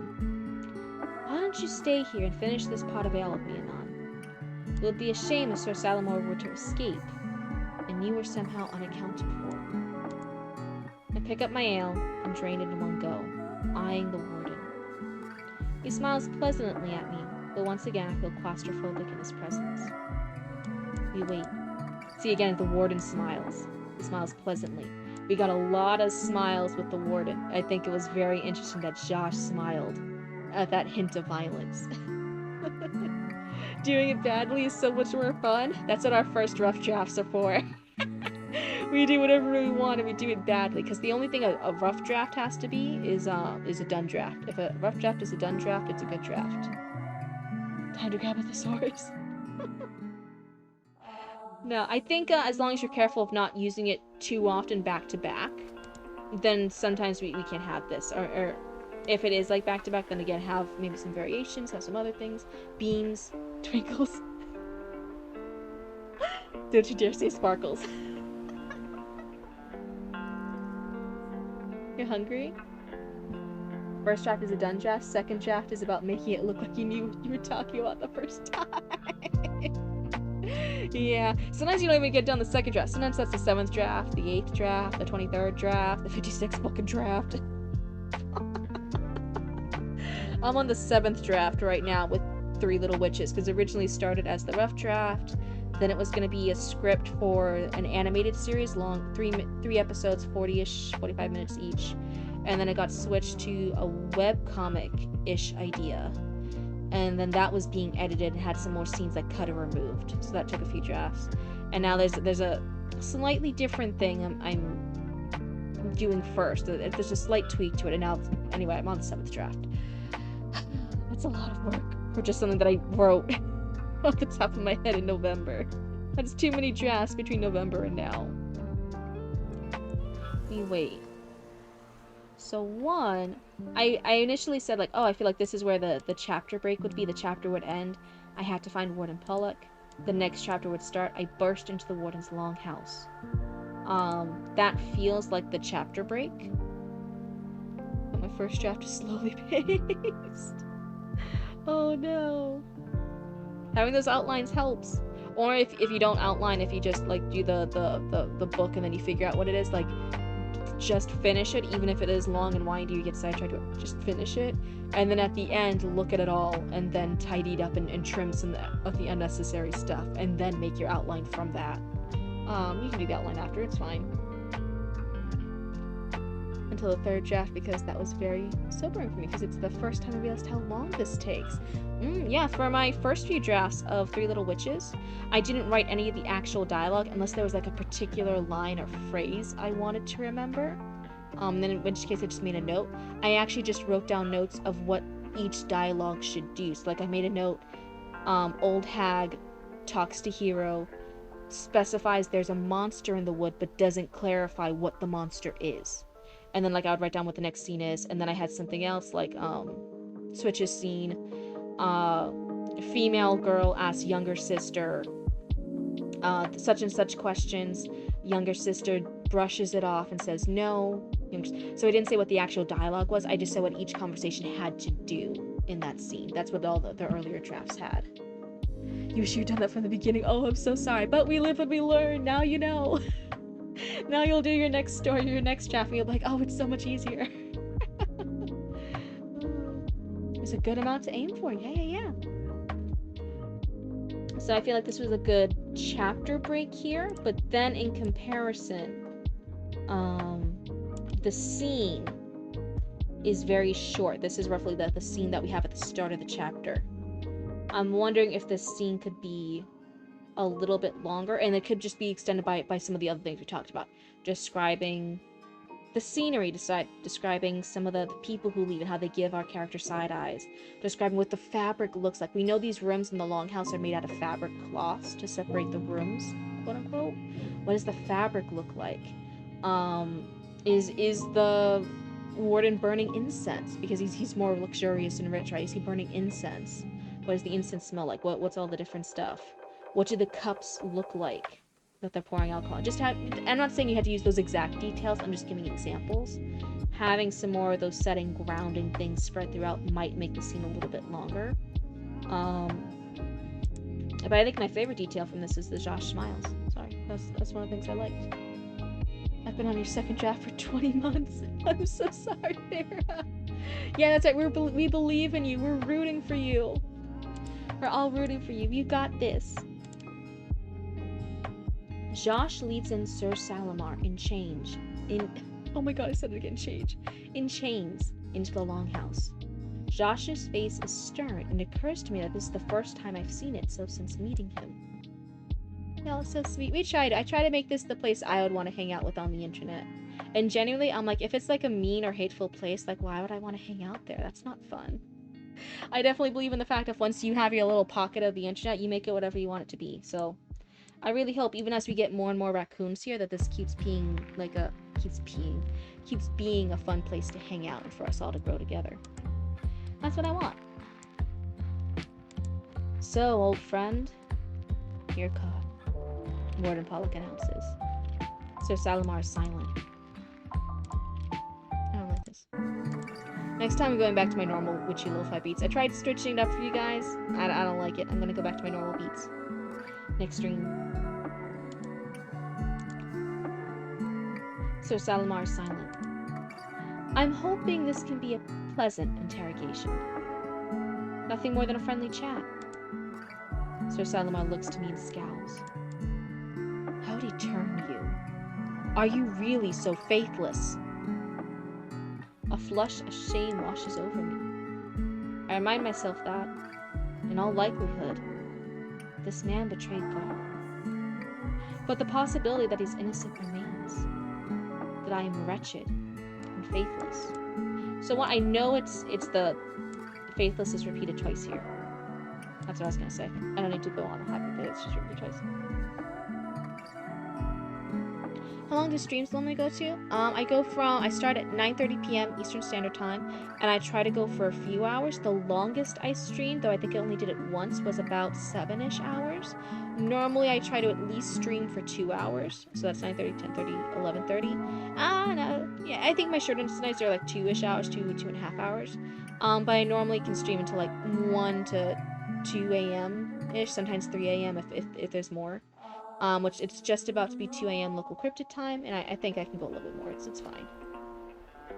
Until our hyperfocus runs out. Is there a set schedule? I do stream every other day. There was some real life events that threw off the schedule briefly. I had to miss one day, so now I'm streaming today, so it ended up working perfectly. But yes, for this month, I stream every other day, and I start at 9:30 p.m. Eastern Standard Time. If there's any delay, like a tech issue or something like that, or a real life issue pops up, I do announce it on the Discord. So if there's any change in stuff, you guys will know on the Discord. But most of the time, I think I missed one this month. When I was sick last month, I missed 2 streams when I was sick. And November, I streamed every single day in November. That's when I started. So generally, I'm pretty good about the schedule. I try to give you guys a heads up. Turn down the volume really quickly. When you murmur, it gets drowned out by the music. Oh wait, what am I murmuring? Oh shit, I'm so sorry. Am I too far away from the mic? I might have just scooted too far away. Let's see, what are my tunes? Oop. Let me mess with stuff. Is that a little bit better? How's the audio for this? Let me know. I turned down the lo-fi beats a smidge. Hi, Baba. I think maybe I just moved too far away, so hopefully the audio is better now. Yes, Baba. I love you. But yeah, faithless and faceless is repeated. We need to know when the orcs' attack is coming, Warden Pollock continues. This is a matter that concerns the souls in my care, from the animates to the guards to the prisoners. Do you think I will willingly bind myself out of sentimentality or false sense of loyalty? Do not think I will willingly blind myself out of sentimentality or false sense of loyalty. You know something, and you will talk. You get on that ADHD speed talk mode. Stop calling me out! To be fair, that's not necessarily the ADHD speed talk mode. I think that's I was originally a Massachusetts cryptid when I was a young cryptid, baby cryptid. I was in Massachusetts. Up north, we speak a lot faster, and I definitely had to learn how to speak slower here in the south, and I also lost most of my accent. So down here in the south, as a Florida cryptid for many years, for most of my life, you tend to think a little bit more clearly, and you speak a little bit slower. But now that I'm just here hanging out, and I'm not like working in a professional capacity or anything like that, and I'm getting more tired, that northern accent and that ADHD quote unquote speed comes in a little bit more, right? So I speak faster, I get more excited. Sometimes you guys will hear me switching between accents. It's just one of those things. But yeah, as both ADHD and I think as a northerner, we speak a lot faster. It was so annoying being in the south as a baby cryptid because everyone spoke so slowly. And everyone kept asking me like, oh god, you need to slow down. What are you saying? And I'm like, little baby cryptid was like, are you stupid? I said words. Do you not know what words are? Keep up. Do you need me to give you smoke signals? Is that slow enough for you? Do you mean to post it by mail? Do you need like 3 to 5 business days of the mail traveling to get to you to understand what I'm saying? What is happening here? I'm saying words. Why can't you keep up? But it's really just a northerner thing. We speak faster. It's really interesting. It's just when the music is as loud as your voice and you're speed talking. You like blew a smoke signals. Oh my goodness, Chandler, I can't believe you're still awake.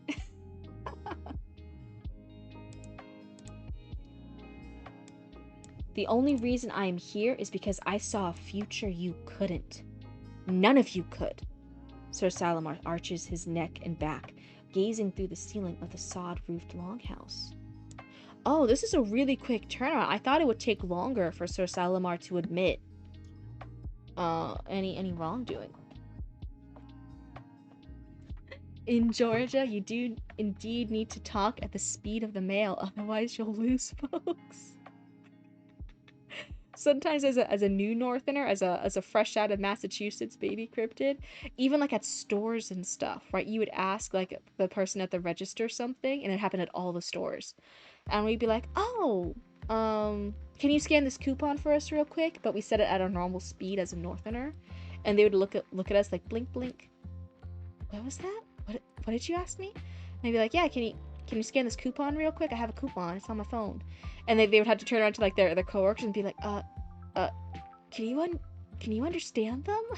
I don't know what these people are saying." And we're like, "Can you scan this coupon?" And they'd be like, oh, I'm so sorry. You spoke so fast."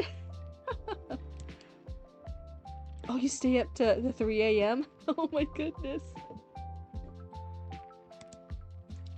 Of the sod-roofed longhouse. So you are seer then?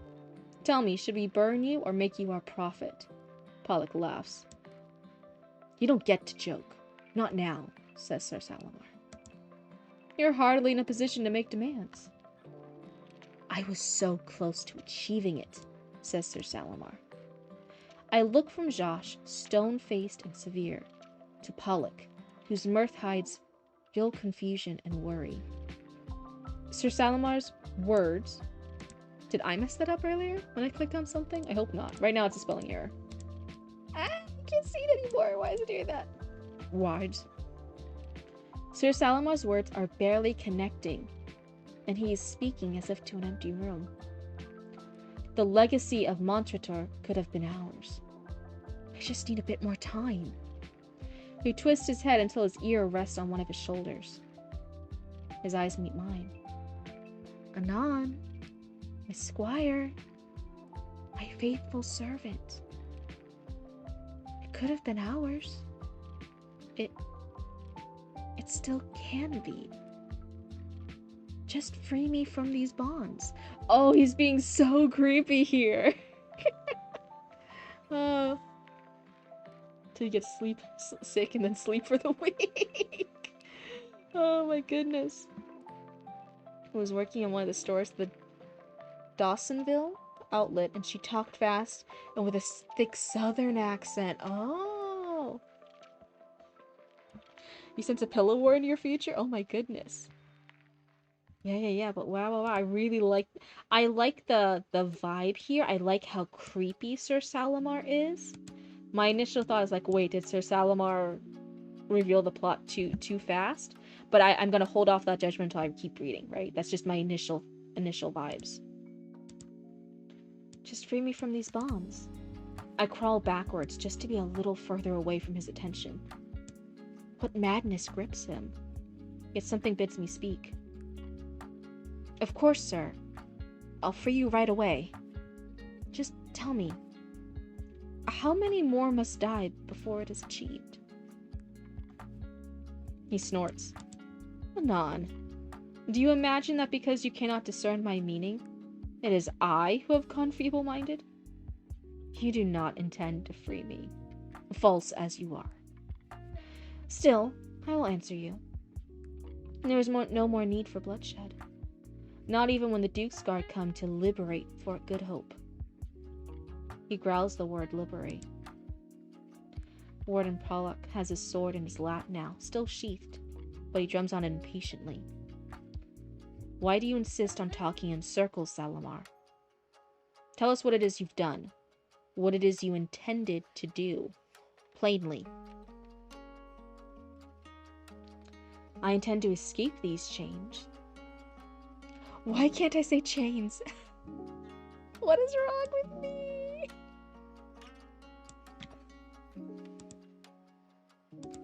I intend to escape these chains and make my dream a reality. You're not the first prisoner of Camp Wash to dream of freedom, and you won't be the last. So then, he'll be a prisoner here? I asked Warden Pollock. So here, I know it's not as big of a section as I normally point out with your wall of dialogue, but just at this point, it's really noticeable because it's not just a back and forth wall of dialogue. This is 3 people, without as many dialogue. What is it? Without the speaker indicators. I happen to know from context, the first one is Sir Salamar. The second one is the Warden. And then the third is Anon, because it says, I asked Warden Pollock. So I know it from context, but it is the 3 back-to-back lines of dialogue that could be, yeah, it had the tags. Oh, you make mistakes when he gets excited. But otherwise, I actually like the dialogue itself. I think I say that most of the time. I really like the dialogue itself. It's just those tags. I asked Gordon Pollock. We'll have to construct a special holding cell for him. It is not fit for a knight to mingle with the general populace. He'll stay in the inner fort until the Duke's Guard come and retake Fort Good Hope. Then he'll be sent back to Gar for a trial. Gordon Pollock sighs. Such privileges are afforded a knight. Should it be such privileges are afforded to a knight?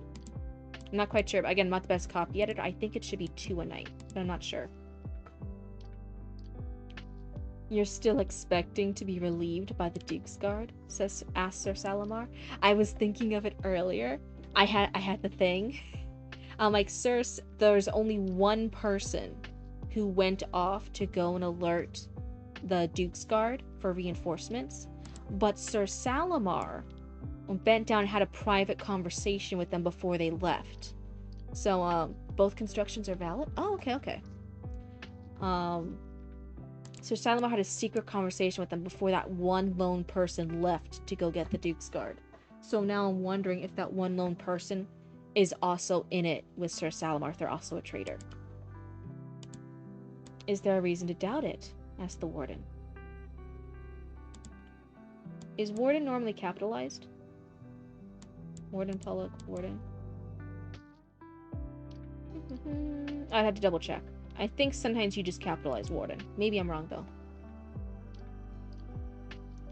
I crushed the messenger we sent to death in Onus's hands. What? You killed Khan? I start up and glance to see if the warden has neglected his sword, if it's free for me to grasp. He's gripping it tightly. You saw it for yourself, Anon. The boat drifted into the riverbank, piloted by a dead man. I thought he was just bad at steering the boat. Oh my god. What was it you asked? Do you think Khan has ever piloted a boat before?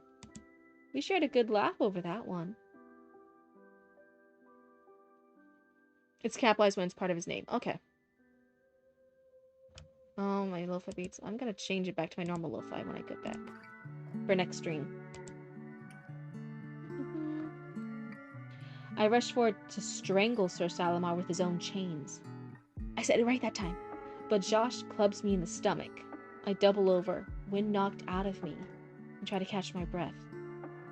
Josh leads Sir Salamar out of the longhouse. Oh my god, so it wasn't that the one person was a traitor, they were just dead. That's crazy! The warden helps me to my feet and guides me to a seat. I sit and stew in my lingering fury.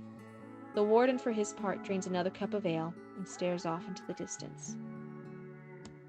This is bad, says the warden. For what it's worth, I appreciate the music experimentation efforts. I'm no longer dreaming in your lo-fi soundtrack. All this effort was for you. Oh my god. But yeah, it's just been difficult. I'll be honest, it's actually a little bit harder for me to concentrate since the lo-fi changed. That's one of the weird things, right? For somebody, having the same music play can be distracting, and for another person like me, it can actually like help them focus. Isn't that so funny? This is bad, says the warden. So let me look back up. Hold on. So I will say it's based off this scene, so it's not in the context of the full thing, right? We're on page 24, starting 25 out of 83, right? So this is the critique before the piece is done. And I always say, when the piece is done, I might go back and say, oh yeah, my critique right then wasn't valid. I see why the pacing was like that, or why such and such was like that. But with my current reading of the scenes, I do feel, still, after the scene is done, that Sir Salamar maybe gave in to them, like, oh yeah, I got caught. I'm just gonna admit my evil plans, that I'm the bad guy here. A little too soon. I feel like maybe we could have had like another paragraph or two of like the back and forth of before Salamar gives in and it's like, oh yeah, okay, I've been caught. I can't talk my way out of this. Now I'm gonna be creepy and crazy. But after that, after he's that, I do really like how creepy the scene is. I like how creepy Sir Salamar is for some of it. I like the change in Josh a little bit. We're seeing that new side of him. I do like it afterwards. I'm just wondering if we could have had a little bit more before Sir Salamar gives in. Just that little extra push. It's never distracting me, just more like, the stream is over. Why won't the music stop? Make it stop. The stream is over. Why won't the music stop? Wait, was there something wrong? Were you guys hearing the music when the stream stopped? Wait, I'm confused. Okay, good advice. King Cal. The nightmare fuel. But otherwise, that is us for... Hold on, there's no pop-up. Get out of here.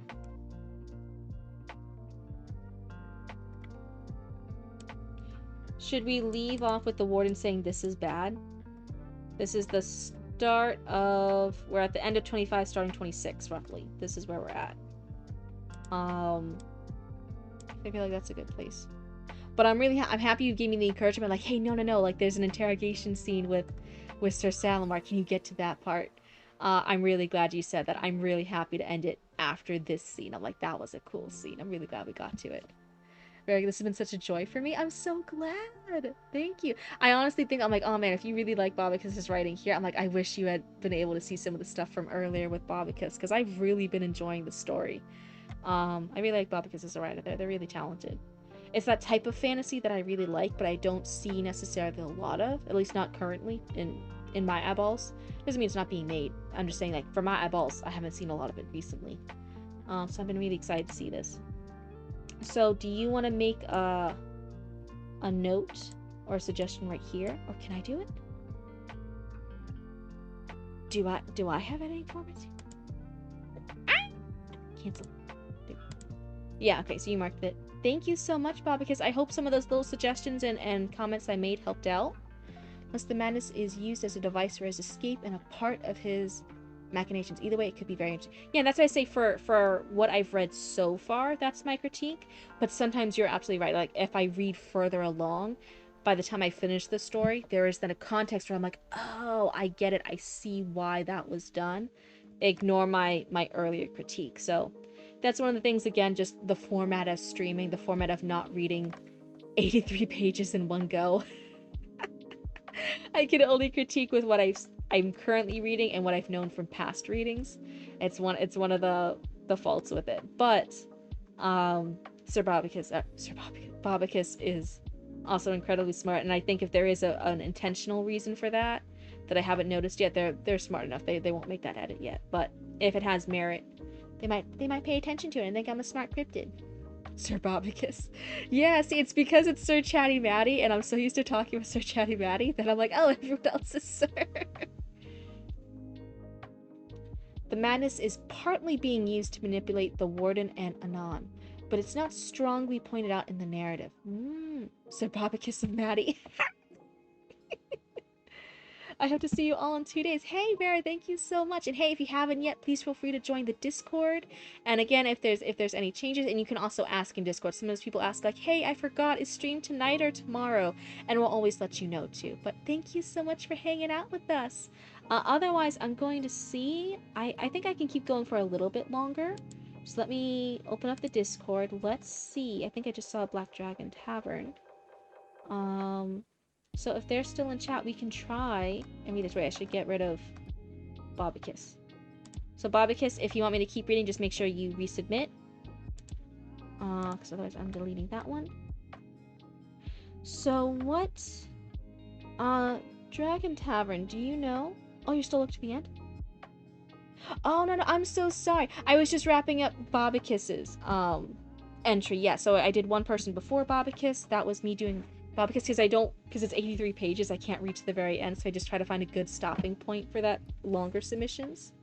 So I try to wrap up where a submission is, and then I try to move on to another submission. But yeah, I'm going to try and read a little bit for Black Dragon Tavern. It will say castle. Okay. Okay, I do see castle. Perfect. Let's go ahead and open that up. I need access. I just want to be a viewer. Request access. Okay, I've requested access just as a viewer. So let me know if you see that request. I hope I clicked on the right one. Hopefully that was the right person. But otherwise, everyone, all hail the WV screen. Wait.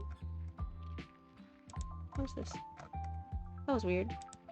All hail the WV screen. So Vera, since you're on my newer raccoons, I don't have like a proper background yet. So this is just like a funny like little notepad example sheet I've been using. And because one of the first things was the weave, everyone refers to as the weave screen. So it's always all hail the weave screen. Now we're getting into Cryptid's true work. Oh yeah, my fucking keyboard smashes. My true hardcore work. This is what happens all up in the brain. In March 2026,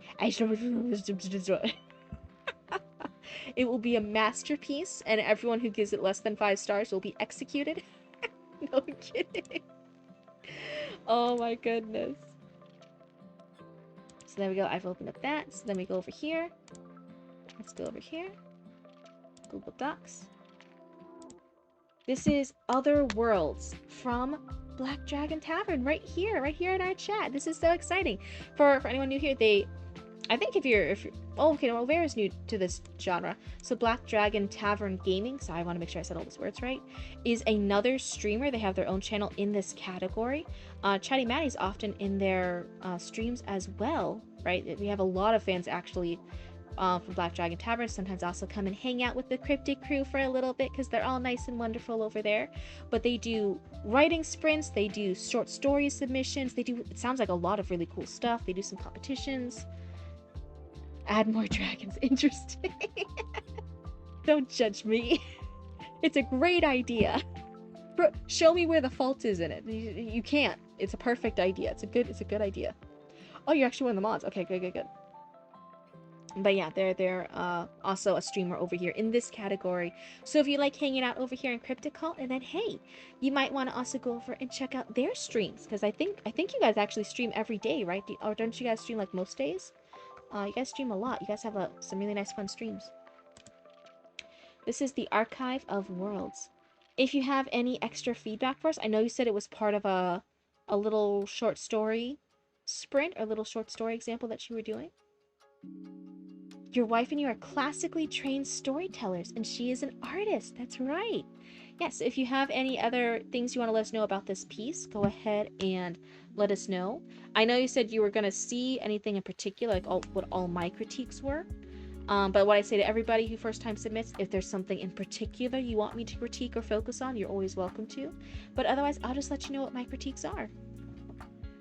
3 days a week, all reading and occasional games. Now I think about it, there are no actual dragons in the main story. What main story? For whose story? For my story? This is a different story. This is about a hot lady dragon. It's a different story. So occasionally games with me on your channel too. Oh, that's really fun. Oh, and yours. Big L. What are you doing? There's no dragons? Like at all? Is it even really a story at that point? I'm just saying. I'm kidding. I'm teasing you. Okay. But it seems like in this screen, in this format, I can actually have my model back up a little bit. So I'll do that. The Archive of Worlds. It is 11 pages. I can't guarantee I'll read the full thing because, it's already past 2 a.m. over here. But I'll try to get a good couple pages in, and then let's see what my feedback will be. The glass broke with a sound like crystals shattering against stone. Marin stood frozen, her boots still raised from where she kicked the storage cabinet. I'm gonna say this name wrong, I'm so sorry. Ogier, the world of ice-locked mountains and silence, had been sitting on top of it only seconds earlier, placed there so she could open the damn thing with both hands. Now it roared across the marble in lazy, wobbling circles. Hairline fractures radiated across its surface, like the crazing in old porcelain. The crazing? Maybe I just don't know that word. Glowing faint blue where the world's essence leaked through. Goitel sat near the cradle bar, right where Marin had left it during cleaning, never returned to its cradle. Ogier was rolling straight toward it. Maybe I forgot less familiar as a wyvern. Oh, okay. Oh, there is a pronunciation guide. Oh, let's take a little peeky. Does that mean I'm still gonna say it right? Probably not. Cryptid can't even say normal words she does know correctly all the time. So there's always gonna be errors. But we're gonna try our best still. That's all we can ever do. We can only ever do our best. So it's Oyar, Quilta. Fuck, maybe I need to take a picture of this. I'm not gonna keep... My dyslexic ass is not gonna keep saying it. Because of the way it's spelled. Every time I see a word, I'm always gonna say it the way I think the word should be spelled. So let me take a note of this. Picture. What's my phone going off with? Stop it. People keep messaging me. Asking me questions, asking me to do things. How dare they? It's like they're asking me to do more jobs. Like they're giving me more job opportunities. I'm like, who gave you the audacity to ask me to do work for pay? And then I'm like, oh yeah, I need to do that to like live. God damn it. But still, My story's a nightmare for your dyslexia at times. Again, like, if I'm just reading it without reading it out loud, I'm like, okay, fine, because then you just get used to what the words look like. But actually saying it out loud, yeah, my dyslexia absolutely wants me to pronounce this series of letters in a certain way. And this thing called life, screw that. Okay, so Quilta, Ganyev, Storm, Gelgrina, no, I think it's N. Gelgrinen, Pla. Okay. Gotta go back to the top. We're scrolling. Okay. This is Oyer.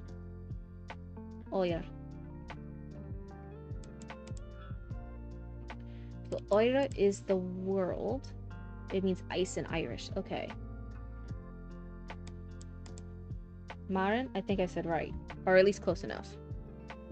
Oh, hey, I nailed it! Now just ignore all the future times I'm gonna say it wrong. Just ignore all the times I'm gonna say it wrong from now on. Okay. And then this one is Quilta. It almost sounds like quilter with a funny accent. Quilta. Sat near the cradle bar. So it means forest in Irish. Right where Marin had left it during cleaning. Never returned to its cradle. Cradle and cradles repeat twice in the same sentence. Oyer was rolling straight toward it. Oh yeah, I did get it night. Right. Now, is that, just to clarify for people, again, I'm mostly aiming to be a developmental editor. Is that something a developmental editor would normally point out? No, right? A developmental editor is not always looking at that. For my thing, right, we're doing live on stream, I'm interacting with you guys, I'm being entertaining little blooba, and if I happen to notice something, right, I'll point it out to you. That's the bit. But if you guys ever do work with, like, a professional developmental editor, they're not going to tell you those little line and copy edit things. That's not what their brain's focused on. I'm glad I didn't name a character Jamie, because it would have tripped up Kirby. Yeah, I have no idea how to say that. From now on, I denounce thee, Sir Coil. You're henceforth be known as Sir Oilrig. Knights, please stand. Wait, what? I missed something. Marin lunged, her boots skidding on the polished marble. It's a little far enough away. It's not too bad. Just try to avoid using it too much. As she reached forward, fingers grasping at empty air, while Oye? Not Oye, that's SCA stuff. Wait. Oyar? While Oyar's wobbling path carried it closer and closer until her fingertips brushed the curve of glass. The orbs collided. The impact made no sound at all. Marin sprawled forward, catching herself on her palms, close enough to see fractures spreading across Quilta's perfect surface in branching patterns that followed no natural geometry. Then both orbs screamed with a pressure that wasn't sound, but something deeper. A twisting of reality, a wrongness that made her teeth ache, and the edges of her vision blurred like heat blown from an overburdened furnace. The cracks? My phone needs to stay on, so I can keep seeing this.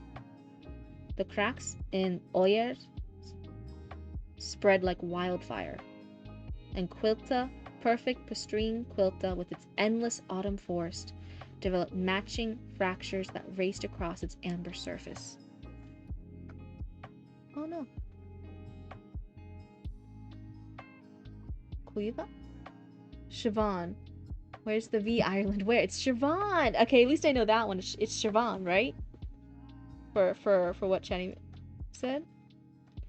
And he's Irish, Scottish, shit inspired. That's my one planet in my story too. But at least I think yeah, the one that Chatty Mass in chat, it's Siobhan. As long as my model tracking is working, hey, I'm active again. I'm alive. And that one's Siobhan. I know some things. I had some brain cells. I stole it from the raccoons. Shh, don't let them know. This reading kind of reminds me of those early GPS navigators that always got names awkwardly wrong and always seemed slightly annoyed that they had to pronounce them. Some of those things too, you can tell when someone's native or not. We even recognized that when we moved down here to be Central Florida cryptids, right? The GPS when we first moved down here said a lot of things wrong, and then when we said where we like lived or where we were, things around us like directions, they would be like, "Oh, you're not from around here," and we're like, you literally just asked us what street to turn on. How do you know we're not from around here?" And they're like, "Cause you said it wrong. You said it like the GPS does. That's not how the natives say it." Gaelic? And Gaelic names are damn near impossible for any non-native. No. Ice was already spreading from Oir's breaches. Not the normal kind, but the sort that bit down to bone. The endless winter of a world where warmth had never existed. Winter of a world where warmth had never existed. Sometimes getting stuff like this, the repetition of the W's, could feel a little bit unnatural. It just so happened reading a lot that actually did flow really smoothly. I actually kind of like that. It raced across the floor in geometric patterns. Flash freezing the marble as it reached for... Fuck. My phone needs to stop turning off. Quilta's amber glow. Amber surface, amber glow, amber's repeated a couple times. We already use geometric? We have geometry.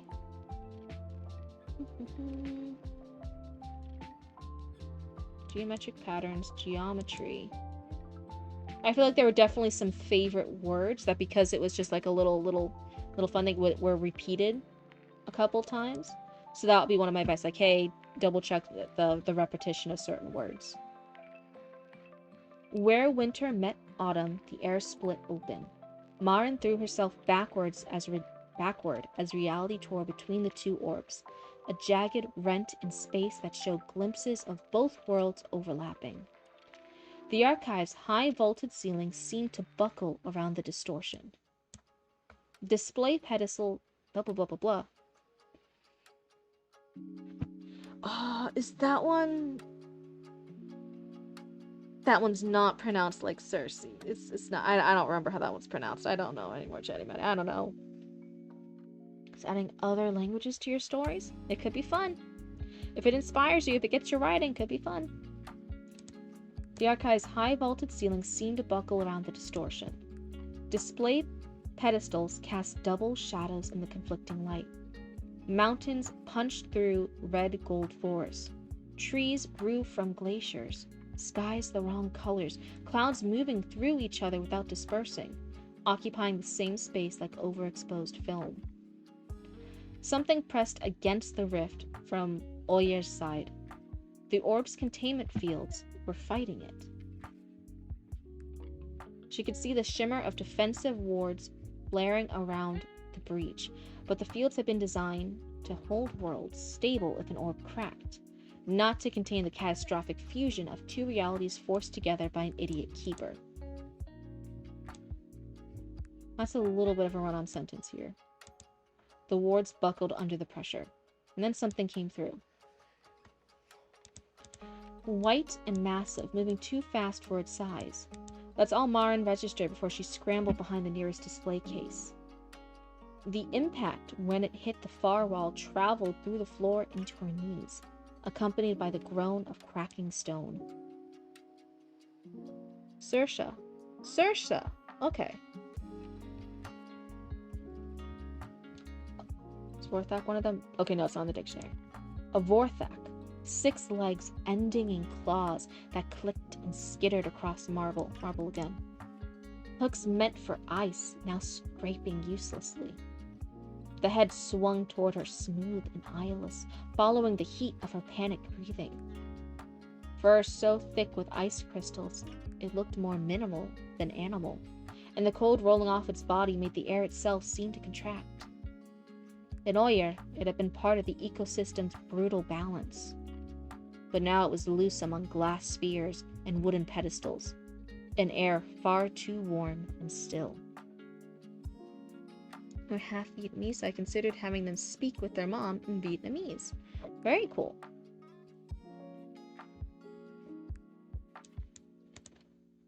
I like this line. The Vorthak spun in disorientation, its head swinging toward Maren, away, then back again.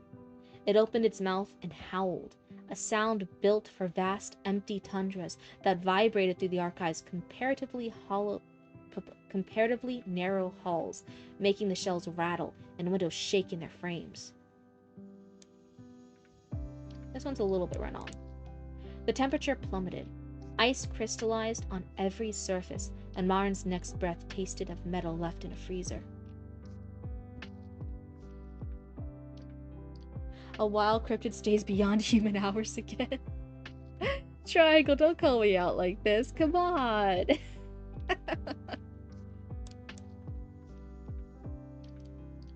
Metal left in a freezer.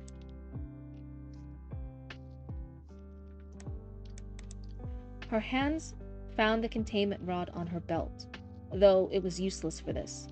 The rods were designed to stabilize worlds, not wrestle predators. She'd never needed the emergency protocols before. Had never needed backup. It's okay, raccoons are nocturnal? Yeah, you guys forget though, you guys are raccoons. You guys are raccoons. I'm just a cryptid. You guys do know I'm not actually a raccoon, right? It's you guys are all my raccoons. So, oopsie. Oopsie, I did not plan that well. The rift pulsed and widened, allowing more shapes to press through from Oyer. Smaller ones, wolf-sized. 3 Skirth tumbled out onto the marble. Unlike the Vorthak, these had 6 jewel-bright eyes that blinked rapidly against the strange warmth, the way they would to keep from freezing in Oyer's endless snows. Oyer's? Yeah. Think she may be 3 raccoons in a cryptid suit? How dare you! Cryptids are part-time nocturnal? That's probably true. That's actually probably true. I don't have a consistent sleep schedule. It's just whenever I feel tired. Oh my god, fuck. Why did you guys just get me to yawn? This is all your fault from talking about how sleepy and nocturnal we are. This was your fault. Let me see here. Sorry, I was just fixing the lo-fi beats. I don't like doing that one section. It just gets too quiet. I don't know. I don't like that one section of this new lo-fi. Sleep? Yeah, but Black Dragon Tavern is over here giving us the chance to read and critique this a little bit. So I want to try and get at least a few pages done, and I'll see what I gotta say. I gotta impress them. Gotta impress them. I'm being tested. Being tested. I gotta do well. I gotta ace in being a cryptid streamer. Otherwise, the dragons are gonna get me. Let's see. So wolf-sized. Focus. Shut up. How dare you do that when I was focused? Just your reflexes. Get out of here. You guys are all bad. Oh my goodness. They spread out immediately, moving with the coordinated efficiency of pack hunters. I did not say that word right. I know how to say it. I'm just not being able to say it at 2:30 a.m. And from Quilters? Quilta's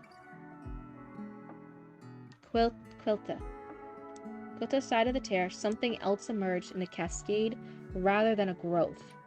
Vines pouring through the rift like water, thick as Marin's arm, covered in thorns that wept amber sap. Amber's another one you like reusing. Do we have that one? This one's not part of the list. Bindvine. The strangling plant that had covered half of Quilta's northern continent. There had never been a winter in Quilta, which meant its flora had never needed to survive anything like these iceborne predators.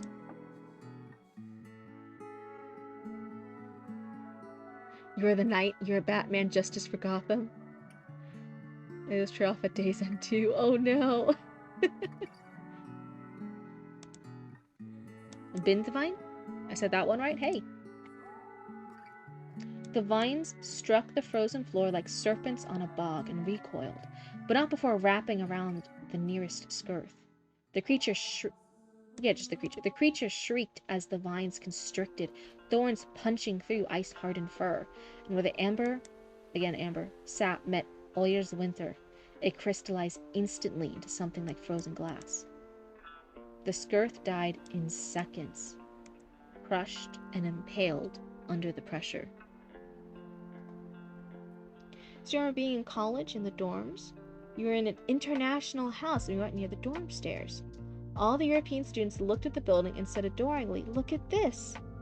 Then the Americans came over and peered as well. But what they were admiring wasn't the building, it was a raccoon.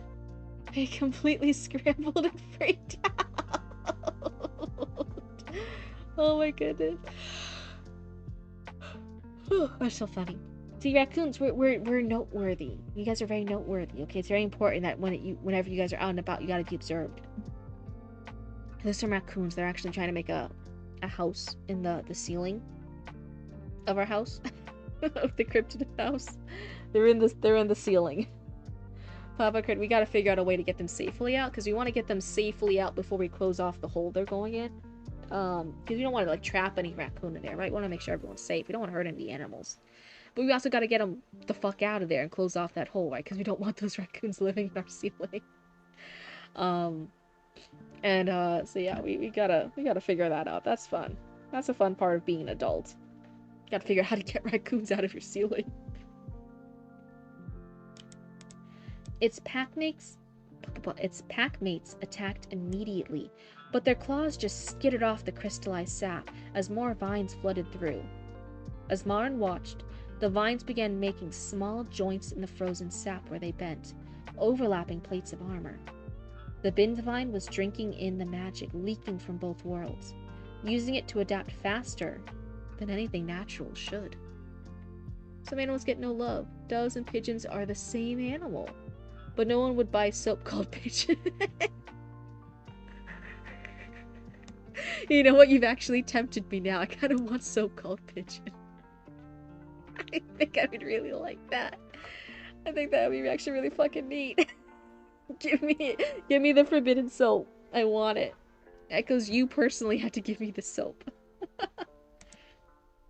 The Vorthak charged forward with impossible speed, and Marin ran, making it 3 steps before her boot hit a patch of ice, and her feet went out from under her. She landed hard, hip cracking against marble. Between a toppled display stand and the base of a stone column, the Vorthak bearing down on her. So I'm glad, one, because I was going to give her a critique earlier. I'm like, oh, it feels like Marin hasn't done anything in a while. She's just been observing stuff. So one, I am happy to see that she has a reaction to the stuff that's happening around her. She's deciding to run. She makes it 3 steps and then she falls. That's some good reactions from Marin. When did she last have it?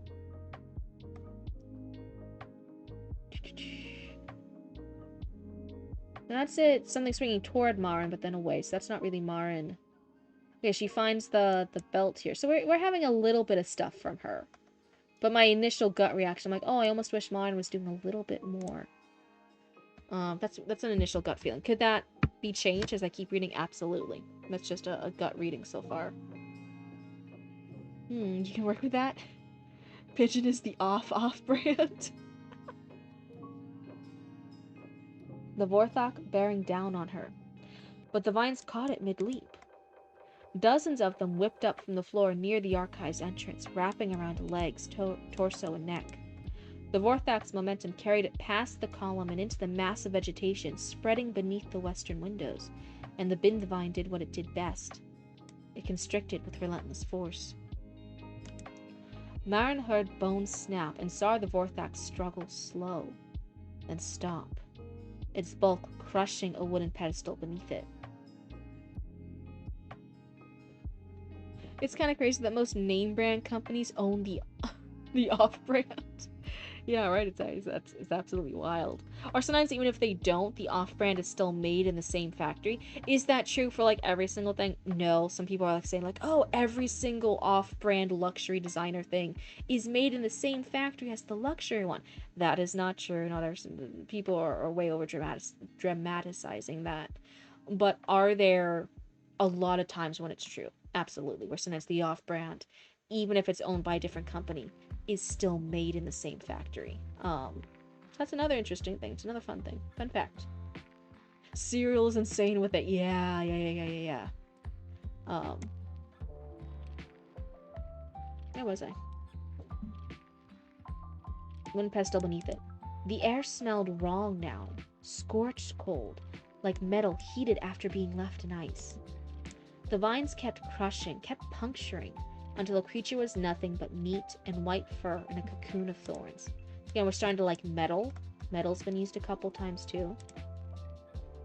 The two surviving Skirth had backed themselves into the corner near the storage cabinets. Smaller and faster than the Vorthak, they kept slipping free of the vines.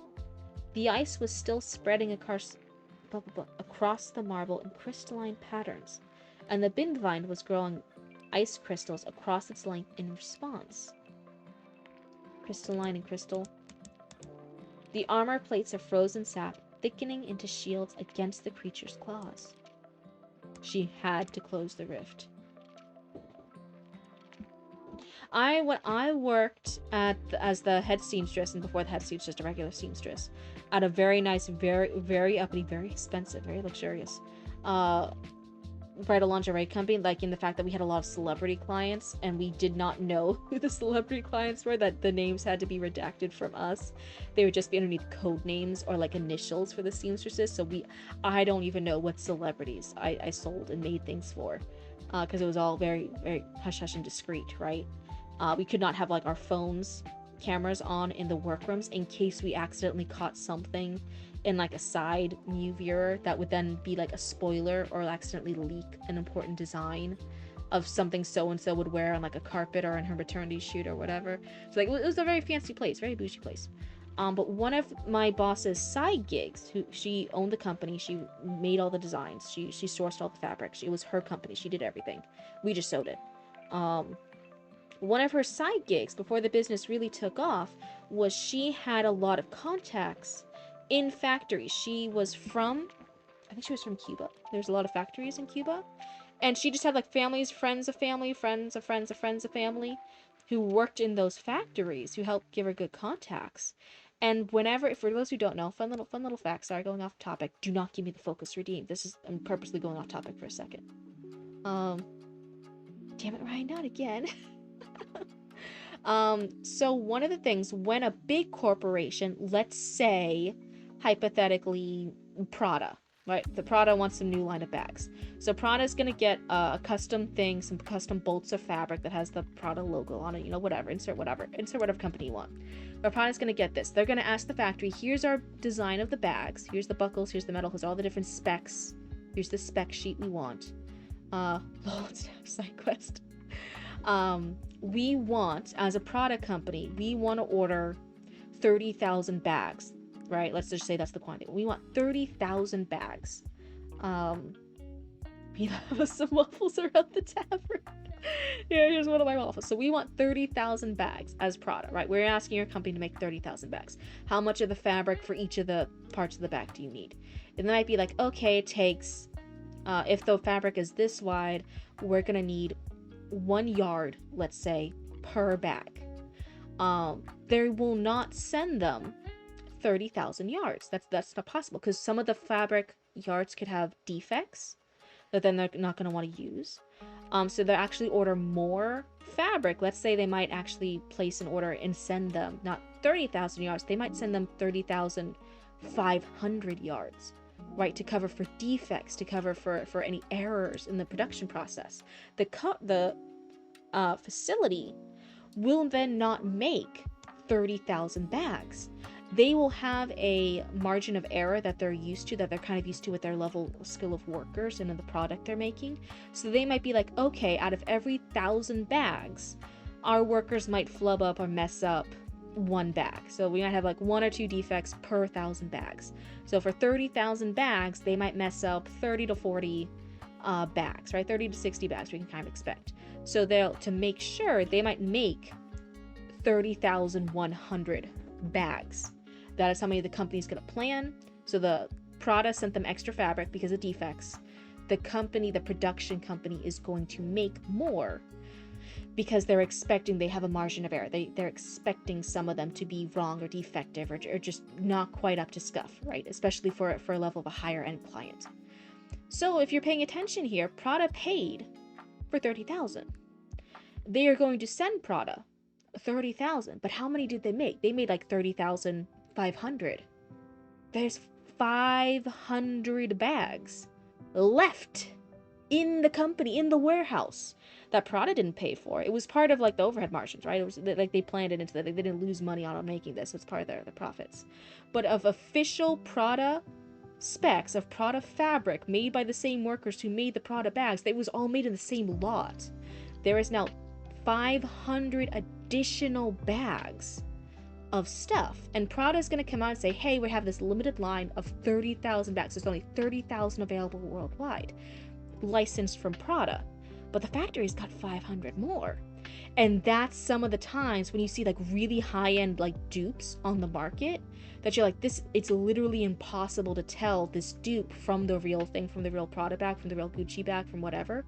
It's because it really is the genuine bag. It's just the overstock from the production run. It's part of the 500 they made out of a production run of 30,000. So some people do have those literally genuine things. It's just not part of the stock that Prada bought. So my boss, because she had all those contacts in the factories back in Cuba or whatever, that were friends or family and stuff, she would actually have some of those owners, and she'd be like, hey, do you have any new Gucci stuff? Do you have any new Prada stuff? Do you have any new such and such? And they'd be like, oh yeah, we're finishing our contract with them now. Let me tell you how many we have extra left. She would buy the excess. So if Prada again ordered 30,000, there's 500 left. She might order like 100 of them, right? Of these basically exact, it's the same thing. It's from the same factory. It's the same fabric. It was made in the same lot. Some of the excess, and she would sell these quote-unquote dupes. You still have to say that they're dupes, and that's what she would sell. So part of the warehouse that we worked in, part of the facility we worked in, was the storage of the dupes from all these different high-end companies that she would sell. What was it? Was dressed as a hobo and borrowed my phone charger at LAX back in 2015. That's crazy. Realized it was him until he left and said, have a nice day, which I had heard him say a few hundred times from Van Wilder. And waiting. When I realized who he was, I called him out, and he shushed me and shook my hand and walked away. I don't get Starbucks, so I didn't harass the man. 100% serious? Wow. Oh my god, wait, the lo-fi beats. Is that what happens to all the congratulations t-shirts made for the team that doesn't win the Super Bowl? I have no idea. I don't know too much about the Super Bowl production stuff. Generally solid cryptid lore job. Yeah, I worked at, and I even became the head seamstress of a very high-end, very luxurious bridal lingerie company, and different stuff. So it was very, very cool. I learned a lot of stuff. But yes, if you guys ever wondered, like, why are there sometimes really shitty dupes, and why are there, like, some dupes that are like the same thing, that you put them under a microscope, it's the same thing. It's because those aren't really dupes. Those are just the excess that was planned by the production warehouses. Fun fact, that's how you can get some really good dupes. If you ever have contacts with those factories or know someone who does, you can get really, really, really nice shit for super dirt cheap, because it's already paid for. It was part of their operating margins when Prada or whoever paid for it. They didn't make those extras for free. It's part of the cost. So they can give you some stuff really, really good for cheap. Are there ever any seconds? She's a scalper's dream. What do you mean ever any seconds? Are you talking about for the stuff I was talking about for the production stuff in warehouses? Like I said, like when you're working those big bulk store. Seconds as in something that didn't make the final cut. Yeah, that's what I said. Sometimes there will be seconds in the fabric where there's flaw or defects. So like if they needed 30,000 yards, Prada's not going to send them 30,000 yards. They're going to send them 32,000 yards because of defects. There could be expected defects in some bolts and some wear and tear and some little scuffs that they don't want to use because it's Prada. So you'll actually have remnant fabric, and then you'll also have seconds as in the expected cost. They're expecting the production line to flub up 30 to 60 things. I'm making up these numbers. These aren't exact numbers. Some of those will be scuffed, a pocket was put inside out, a zipper was broken, something like that. So there are scuffed ones that are just put to the side. And then there's just the excess of like the 440 more that are like literally perfect and exactly the same. They are up to snuff. It's just that they were the extras. So there are extra defects. Those are normally known as defects. And there are literally extras that are perfect, and those are like really good quality dupes. Seconds into something that didn't make the final cut but were assembled anyways. Yeah, so those are going to be, again, someone put in a pocket wrong, somebody had a broken zipper, something got flubbed up, and that's part of the production process. They're expecting some of their workers to occasionally mess up. That's just reality. So that's why you bake in these excess numbers. It was even like when we were doing the high-end stuff, right? She would put in some scraps and extras, and she would have us test out new techniques and stuff on the scraps to keep our margin of error ratios pretty much lower, right? To lower it, because we had already practiced on the scraps. There was one really scary thing. She came out to me one time. It was after lunch, so I only had a few hours left of my shift. And she goes, "Hey," I was the only one working that day. The other girls were gone. And she goes to me and she's holding this thing of fabric, and she hands it to me. And she goes, "Hey, this is really expensive fabric. It is over $160 a yard. I only have 2.5 yards. I don't have any more. That is the exact amount I have. The pattern that I'm going to give you that you have never done before takes exactly 2.5 yards. So if you mess up on this at all, we cannot we cannot fix it. There's no more fabric if you mess up the cutting, and there's no redos because it takes up this exact amount. So you have to do this really carefully." Cryptid look at me, you do this really carefully because there is no room for margin of error. This one has to come out perfectly first try.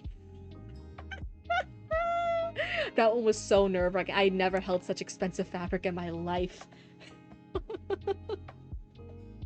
Into the opening of your new Etsy store. Prada! Prada! I don't have those contacts, and even if I did, I do not have the money to buy bulk stuff from them.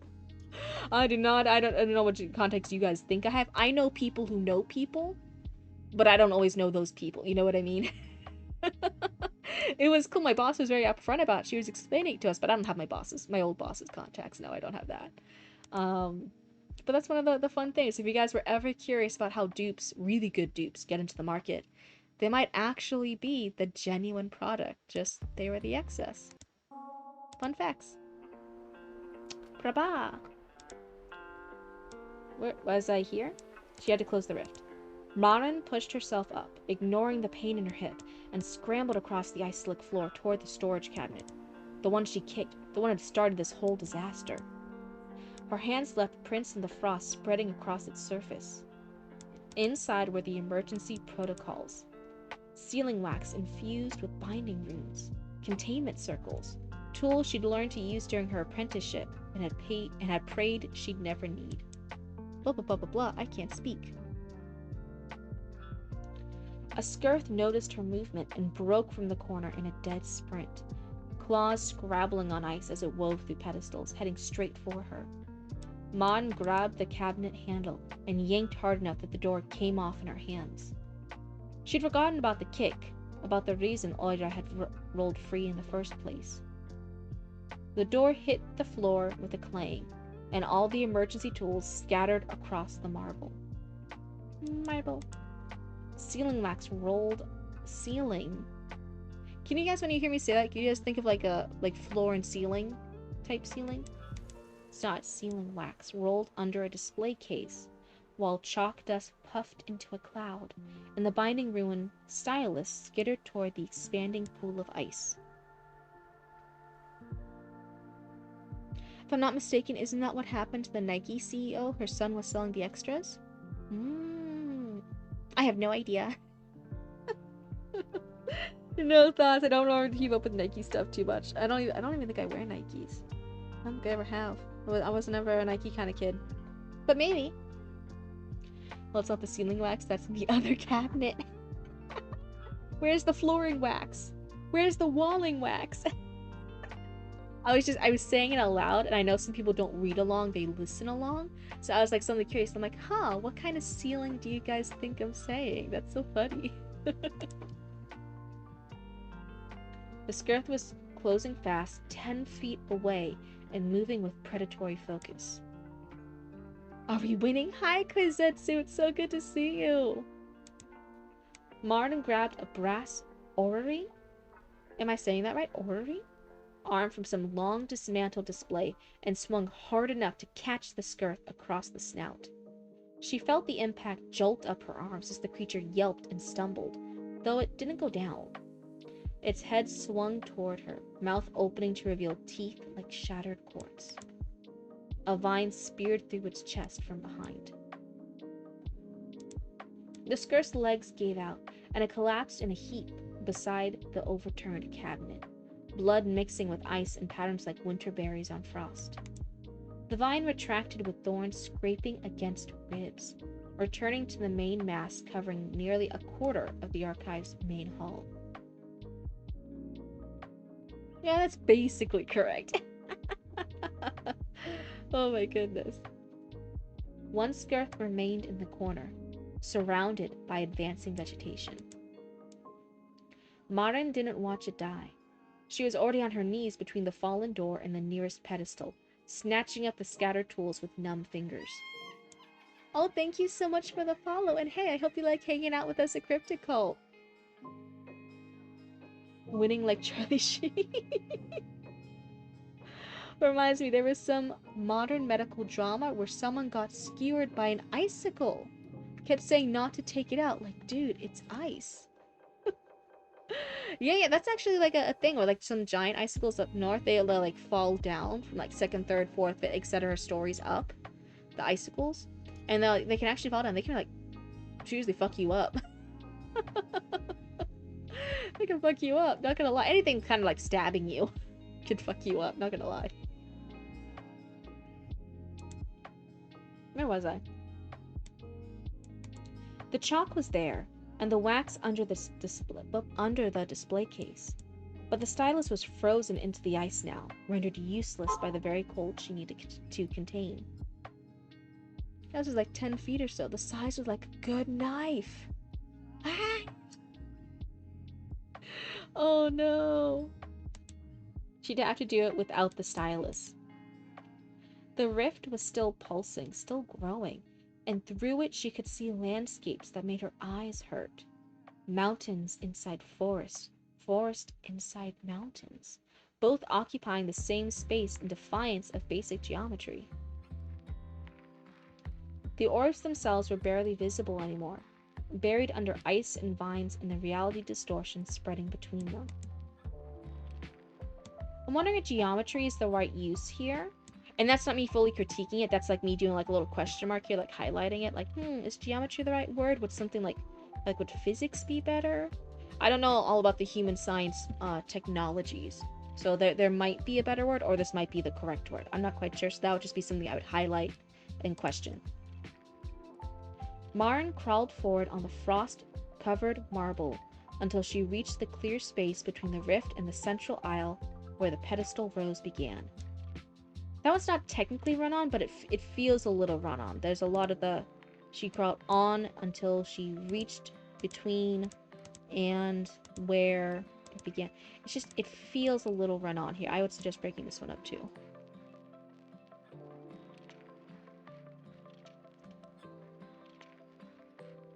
One of those bad days that, oh, hold on, I'm behind on chat. That gets, they were in the hospital not flirting with the guy that took it out. Oh, her in the hospital not flirting with the guy that took it out. She was a nurse, surgeon, I forget, paramedic? I get these shows all mixed up. Yeah, a lot of similar. I think one of the only medical shows that really ever stood out to me was House. I did like watching House when I was a younger cryptid. Oh, never mind, he used her credit card to buy shoes and flipped them. That's actually kind of really fucking funny though.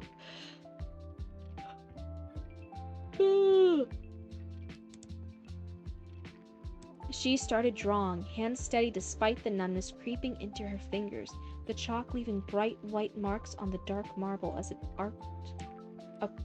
Blah, blah, blah, blah, blah. I'm gonna cough. House the Asshole Doctor. Yeah, but man, it was such a fun show. Clearly what this man needs is more mouse bites.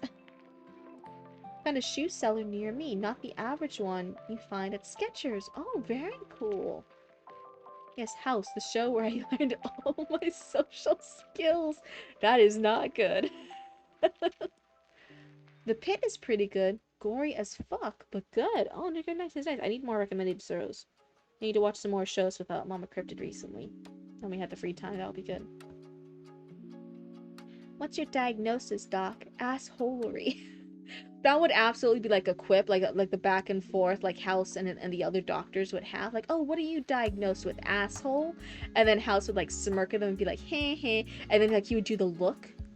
He would do the look and the camera would focus on his eyes, his really bright blue eyes, and they would like focus on it and he'd be like, we have to check the patient's asshole. And then they rush over there and the patient is like suddenly dying and then they check his asshole and then House was right and like the cure, the secret that was killing the patient was in his asshole. That would absolutely be the type of fucked up plot that happens in House. Yeah, actually if you want more social skills, watch Blacklist. What a charming guy. I'm thinking of the correct show then. Yeah. Highly charismatic, lawful evil.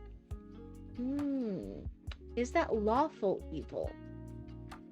I guess if you do the law, it's like his own personal code. Is he standing to his own personal code? It's the one with Reddington, right? Red Reddington? Something like that? It's been a while, I forgot.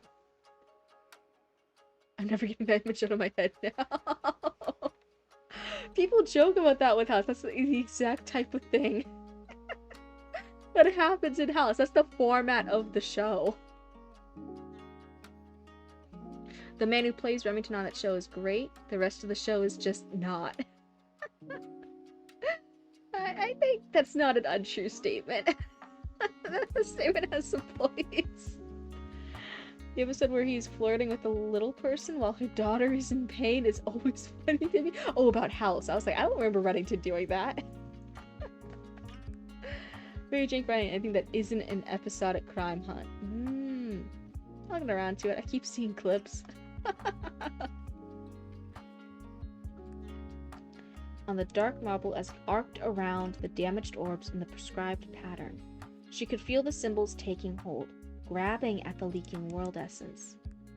Behind her, vines rustled, and the last scarce death cry cut off abruptly.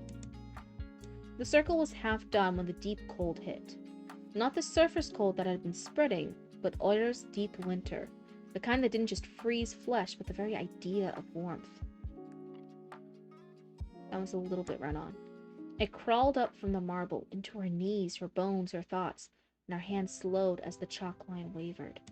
This one's around the same length, but it's about that same topic, talking about it going up her hands and slowing that down. So I think this line to me is fine. This one is a little bit run on. And that can just be a personal bias. That would just be something I would mark. Is that a line edit compared to a developmental edit? Absolutely. I feel like sometimes because I can just kind of do like a little bit of everything for streaming, sometimes people get a little bit confused about which type of editing is which. But it's mostly just because, like, you know, it's streaming. I'm live streaming it. It's just to keep the conversation going. It's just to point out little things. If the streaming is to be a critique partner, as a critique partner, we kind of point out more things. We just kind of point out whatever we can see to help. Compared to an editor where you're reading the entire piece. You're reading the entire piece twice. To really take those in-depth notes about whatever you're focusing on. So there's a little bit of a difference here, in case you guys were ever curious.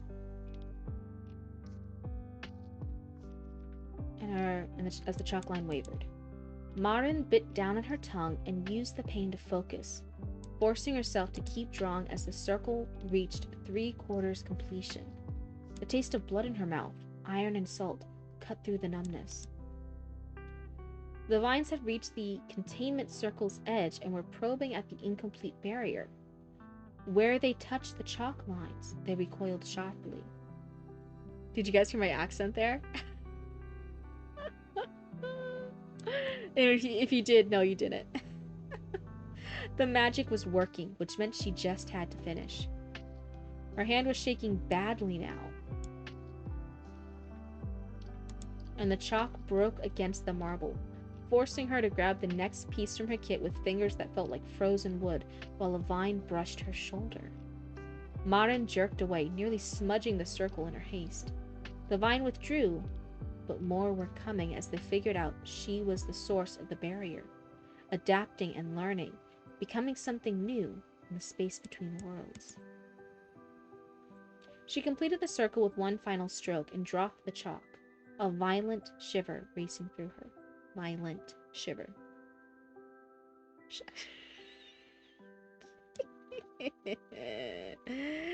You're banned. I know I'm reading your story right now, but you're banned. Oh my goodness. There you go. Racing through her. For one breath, nothing happened. And then the chalk lines blazed. Oh, thank you for the hydrated hydrate. I still have a little bit of my root beer left.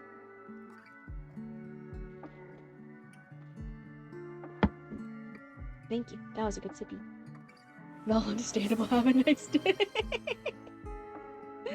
Oh no. Thank you for the posture check. Everyone, remember, we're all going to do self-care for our spines. Unshrimp ourselves, stretch backwards, roll your shoulders, move your neck back and forth and up and down. And then also, if you're a lucky owner of any pet skeletons from your local cemetery, remember, if your bones are all uncomfortable and scrunched up, their bones might be uncomfortable and scrunched up. So go ahead and take any pet skeletons or local skeletons roaming in your area, remind them to unshrimp. Stretch out those bones, make sure they're all warm, make sure they're all... sometimes we have skeletons that are nice, clean, and bone-white, quote-unquote. Sometimes we also have very messy skeletons that are still more mildewy or covered in dust and rust. There's different varieties, but whatever version you have, make sure that they're up to snuff. Give them extra cobwebs or tidy them up a little bit. Get those bones all in nice, good working position. We're all going to take care of all our bones, both ours and any little local skeletons running around. Otherwise, let's go ahead and keep going. She completed the circle with one final stroke and dropped the chalk, a violent shiver racing through her.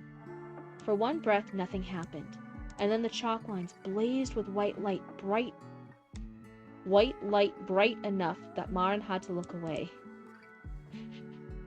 Now, it's not technically an error, it's just reading it aloud. It is a little hard to do. How do you know what's in my closet, Cryptid? Because I'm everywhere. I'm your local Cryptid. That means I'm right here. I can see it. All the lazy skeletons are of the lazy and stinky variety. Well, then you gotta let those lazy bones be lazy bones, but you still gotta make sure, you know, like if they're like bed rotty, you just gotta like roll them over a little bit, make sure they're in a new comfy position. You know the works. So we want to all be ethical skeleton owners. We want to make sure our skeletons are in the best possible habitat for them. Do you mean the boy? What boy? But with white light bright enough is when you're saying it aloud is really hard to say, or at least for me it is. Local is in every corner of your home. Yeah, I'm in your walls. I'm in all your walls all the time. He's also counted amongst the pets. Oh, for the boy, for Black Dragon Tavern. Okay. There's this one line. These are just little symbol words. I'd be like, hey, wait a second. Read this one aloud. This one's a little tricky. Enough that Maren had to look away. She felt the magic lock into place. Not gently, but with the force of a door slamming shut. And the vines inside the circle withered instantly while the ice slowed, then stopped spreading. The rift began to close. It fought against the binding, both worlds having tasted each other now, having begun mixing in ways that created something neither one recognized. They didn't want to separate, but Maren had placed the circle correctly, and the binding runes were doing their work, pulling reality back into its proper shape. So this first sentence good, the second one. Oh, is it really run on? Maybe that's a gut check. Maybe it's not. The rift narrowed, closed to a sliver, then sealed with a sound as thunder played backward. Ooh, I like that one. I like thunder played backward. That one's neat. I like that. That tickles my brain. I like that. Your stepson. Oh my goodness, that's funny. What page are we on? 7. Okay, but this is gonna be 6. We'll be about halfway through. The orbs, what was left of them, sat in the center of the circle. Oyar was riddled with cracks, ice still leaking from every breath. Quilter's autumn glow had gone sickly green, and vines the size of hair-thin threads were still trying to push through its surface. Marin sat back on her heels and released a breath she hadn't realized she'd been holding, her lungs aching as she breathed in air that tasted of ozone and burnt sap. The archive's main hall was destroyed. Ice covered everything in sight, while vines carpeted the floor, most of them dead now, blackening from the containment circle's magic. 3 Skirth corpses and 1 Vorthak lay thoroughly crushed and punctured, their blood and sap mixing in pools that would take days to clean. 2 worlds, 2 entire worlds, had been irreparably damaged. Damned fool, she muttered aloud, tears welling with each breath. So one thing, this is more of a developmental edit thing. I will say it's kind of like early with Bobby Kiss, where I'll mention it here. I'm not sure if it's fully a plot error yet, or a plot hole yet, but it's something I'll point out, and I could keep reading, right, if this was like a full edit and I kept reading it. And then there could be an explanation for it later, and I'll be like, oh yeah, this makes sense. Like even Bobby said, I'm like, oh, he turned to madness a little fast. And Bobby said, yeah, it's a ruse. You find out later it's more of a ruse. So I'd be like, okay, yeah, that checks out. So one of my first things here that's more for people wondering what the developmental editor does, looking at plot stuff. So when Marin does the circle, the rune, and fixes everything, forces everything to go back into their respective little orbs, right? Forces everything back. But suddenly we had this fact that the bodies of these creatures that were right next to all the vines and stuff. So all the vines went back, but the vines had killed the creatures. But the creatures' bodies, for some reason, don't go back into their respective worlds. Their corpses, their energy, their physical mass don't go back. So my first thought is that a plot error, or is it going to be explained that like all living matter is what's forced back to its respective world? In which case the corpses might not count, but the living vines and the magically infused ice and stuff might then go back. That could then make sense. And these creatures wouldn't because they were dead. So there could be ways that we could fix it, and that they'll clarify it later.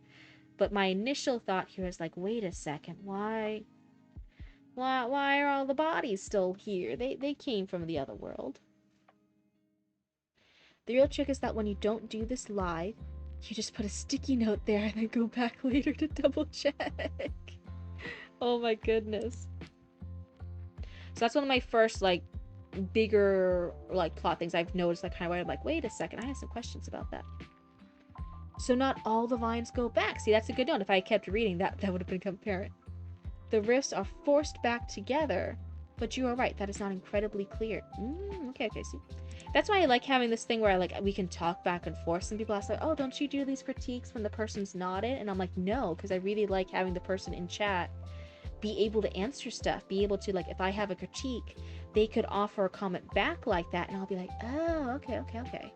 And sometimes I say something and I think I explained it well, but then they'll come in and they'll be like, hey, you said that was purple prose, but what the fuck is purple prose? I don't understand what that is. You keep using that term and I don't understand it. And I'll be like, oh, okay, and then I'll explain what purple prose is. So I really like having the people in chat to have the critique back and forth. So anyway, she said, damn fool, she muttered aloud, tears welling with each breath. Years of careful stewardship were destroyed in 3 seconds. Marin forced herself to stand despite her hips screaming protest, and the deep cold that had worked into her bones so thoroughly that moving felt like breaking ice. She had work to do. She does say that the floor is still carpeted with dead vines above. Okay, then see, that's not even me reading ahead. That's just me not having a brain cell. That's just Cryptid's brain not working because it's past 3 a.m. It's valid, it's valid. We can all admit it. Cryptid makes mistakes. Let's see, you know, I tried that on a grade school exam, but the teacher gave me an F anyways. For Koizetsu? What did Koizetsu say? You just put a sticky note there and then go back later to double check. Your grade school had a class on developmental and copy editing? Man, kids these days are wildin'. But it also says that everything was forced back in, but everything is in the wrist, not the things that came through. You're keen for catching that weakness in the story. Yay! Did you hear that, guys? I'm keen. I have a brain cell. Black Dragon said so. You finished reading The Outcast Mage by Annabelle Campbell. Annabelle Campbell. Oh man, that's two difficult things to say back to back.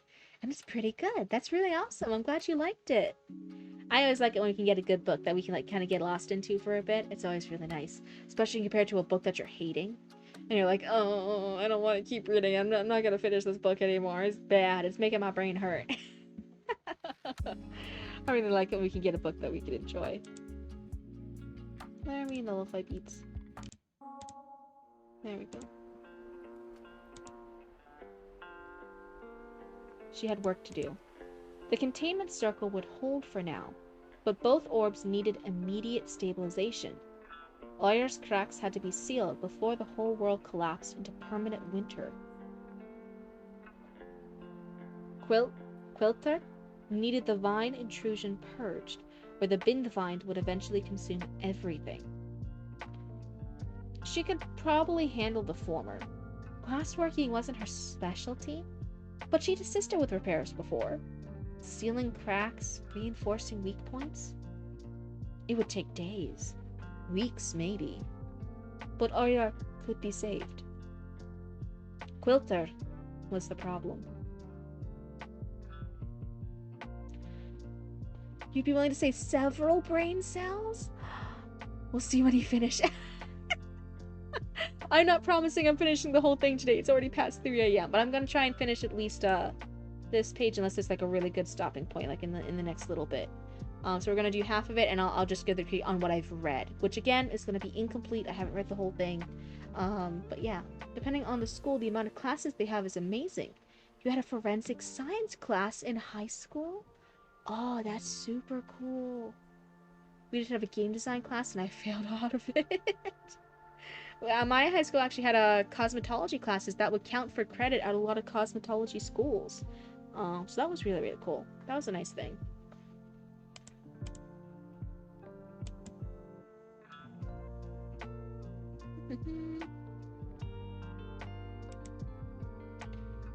Quilter was the problem. The vines had integrated, and she could see them moving inside the orb, spreading through Quilter's ecosystem like an infection. The Bindvine was just another plant in its own world. Aggressive, but part of the balance. Inside a world where it didn't belong, introduced through a catastrophic merging of realities, it would become something else. Something that hadn't existed before.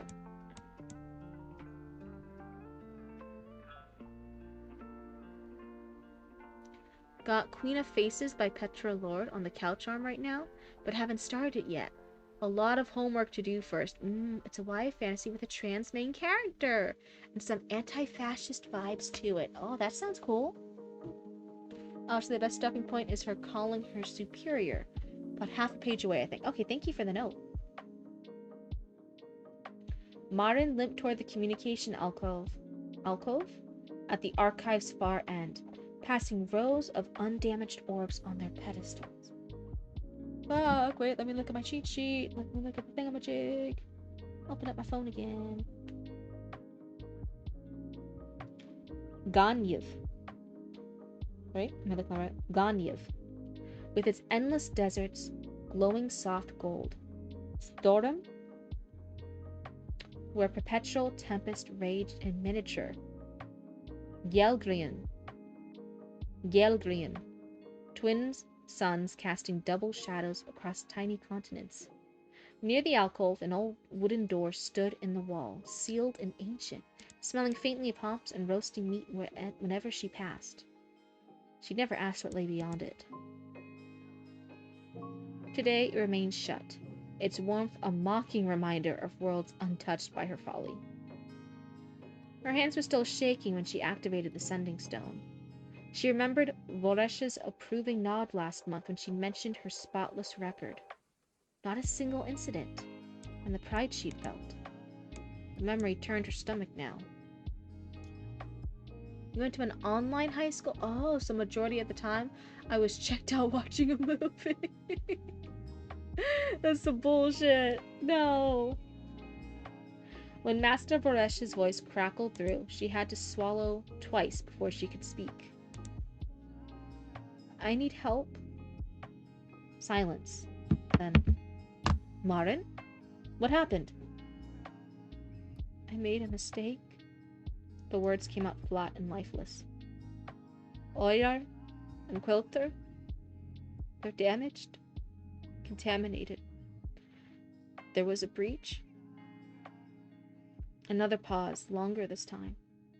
She could hear other voices in the background, the bustle of the central archive where Voresh worked. When he spoke again, his voice was careful. How bad? 3 creatures dead? Vines everywhere? Oyars cracked, quilters infected. The rift's closed, but I'm sending Kyle. He'll be there by morning. I can handle... Marin.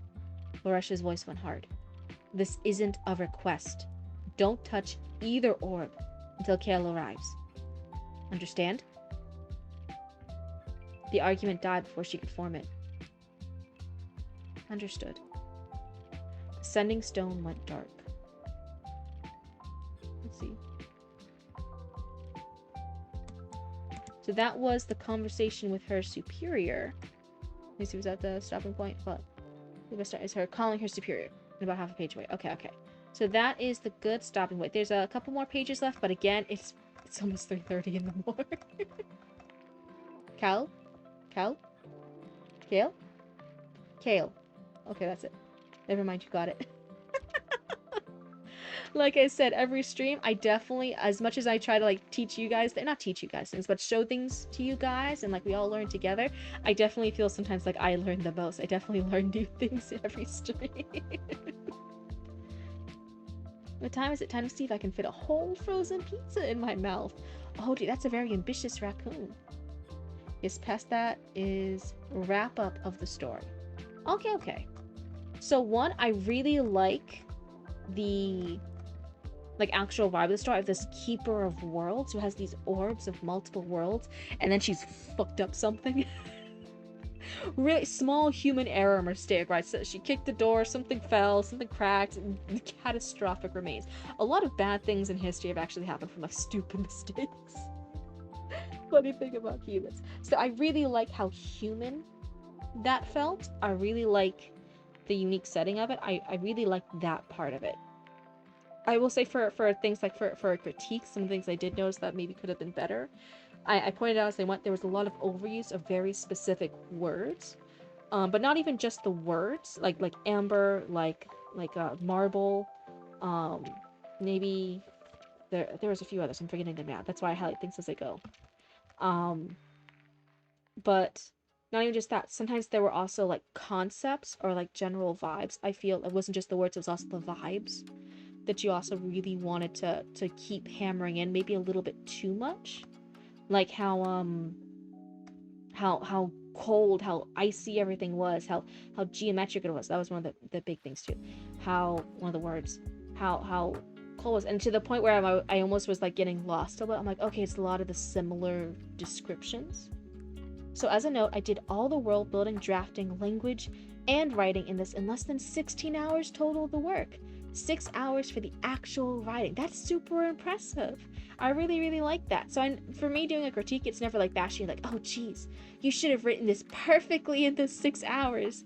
Black Dragon Tavern, how could you not? No. It's never about that. Jesus, I think there's stuff I work on for weeks and months that aren't as good as this. Full stop. You took a shower, did laundry, it started a new life, and you're still streaming. Stop it. Stop looking at me. So there are glaring issues with parts of the story. That's one of them. And I always think it's really good that we can be critical of our own work. Not critical as in putting ourselves down. Never like hating on our stuff just because that's not what being critical means. Critical as in being aware. We can see something for its faults and its good sides. Did you shower? Start you? What? After 20 years of procrastinating, I showed up for 5 minutes and wrote the thing! Yay! I'm just gonna shake my bottle. You wrote the thing! That sounds awesome! What was I saying? So yeah, I will say sometimes not just the words, but also concepts or vibes that were being repetitive throughout. How cold it was. How fast the creatures were. All these different things. It was very similar concepts that kind of maybe dragged down a little bit too long. Not being sensitive yet. I say that to say that there are going to be very serious issues with the construction. Happy birthday, my son. This stream started when I was 31. You're 32 now. Oh my goodness. Huge congrats. Happy birthday to Chatty Maddie. Chatty Maddie, you're one step closer to the grave. You know, but seriously, honestly, super happy birthday, Chatty Maddie. Huge congrats. Anyway, run. No, you can't kill Chatty Maddie on their birthday. It's a certain moment of oldness to realize that a lot of the kiddos on the net these days can't accept that it's just fine to like something warts and all. What they like has to be perfect, but like it doesn't because it's not an indictment. Oh my god, I know what that word means. I just can't say it. Of your person to like imperfect things. I'll full stop when you guys ask me sometimes things I like. There are some things I love, I adore with all my heart, and critically, I can actually still say those things suck. Not even in a it's cringe way, just like full stop, they are not good. They're lame, they are not well written, they're not good movies, they're not good books. I adore them, they make my heart happy. They make me happy, it doesn't matter how stupid they are.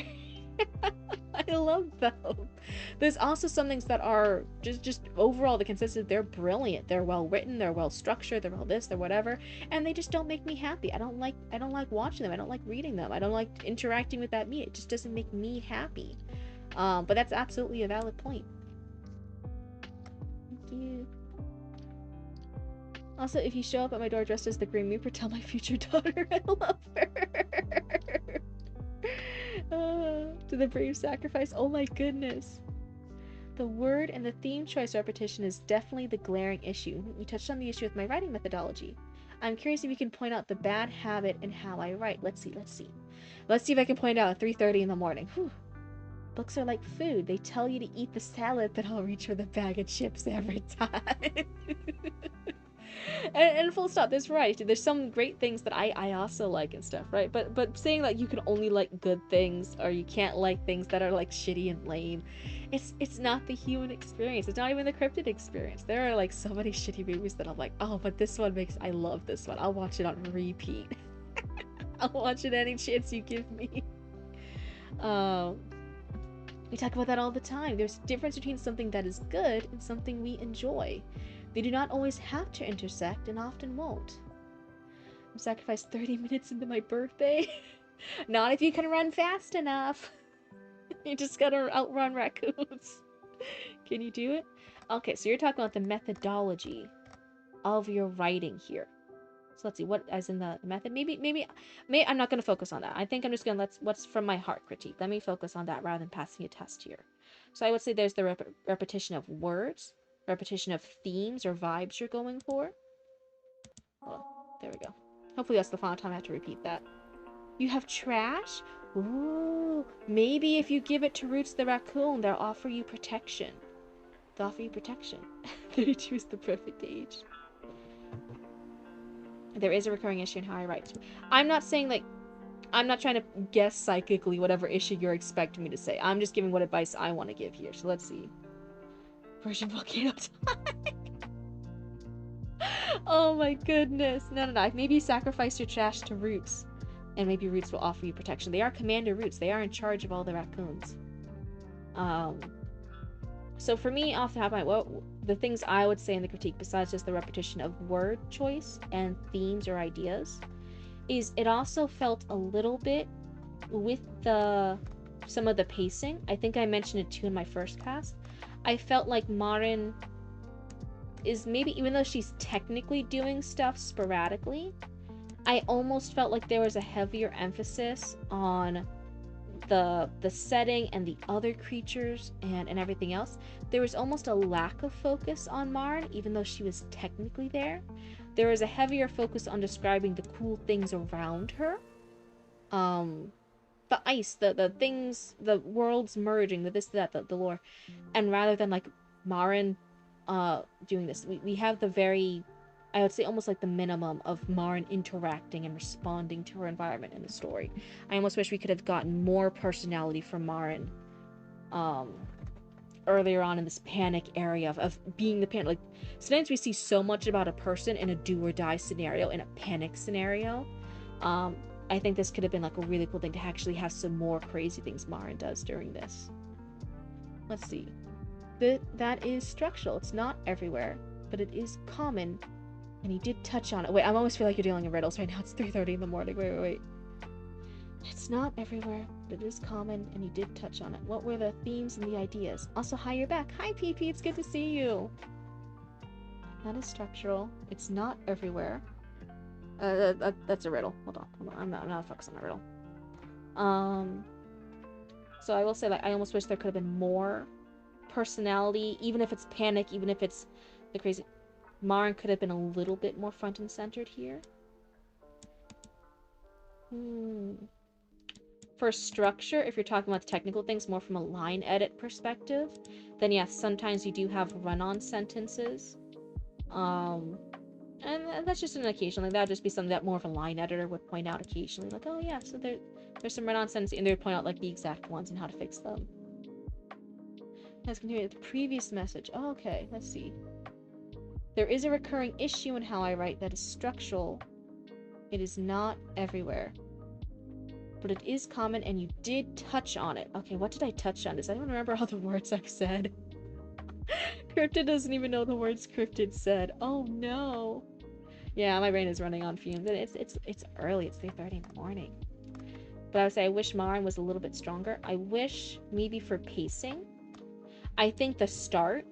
Sometimes people have a really struggle with the start. I think the start of her is right, focusing on the actual moment of the glass shattering. I think that's great. I think this is like a really good start for where the story is. It's immediately putting us into the scene. It was the best of times, it was the worst of times. So I like the start. For the rest of the pacing, maybe it even goes into my comment earlier about Marin. Like, I wish she was doing a little bit more. The pacing felt a little slow almost, even though there's a lot of cool action-y stuff happening.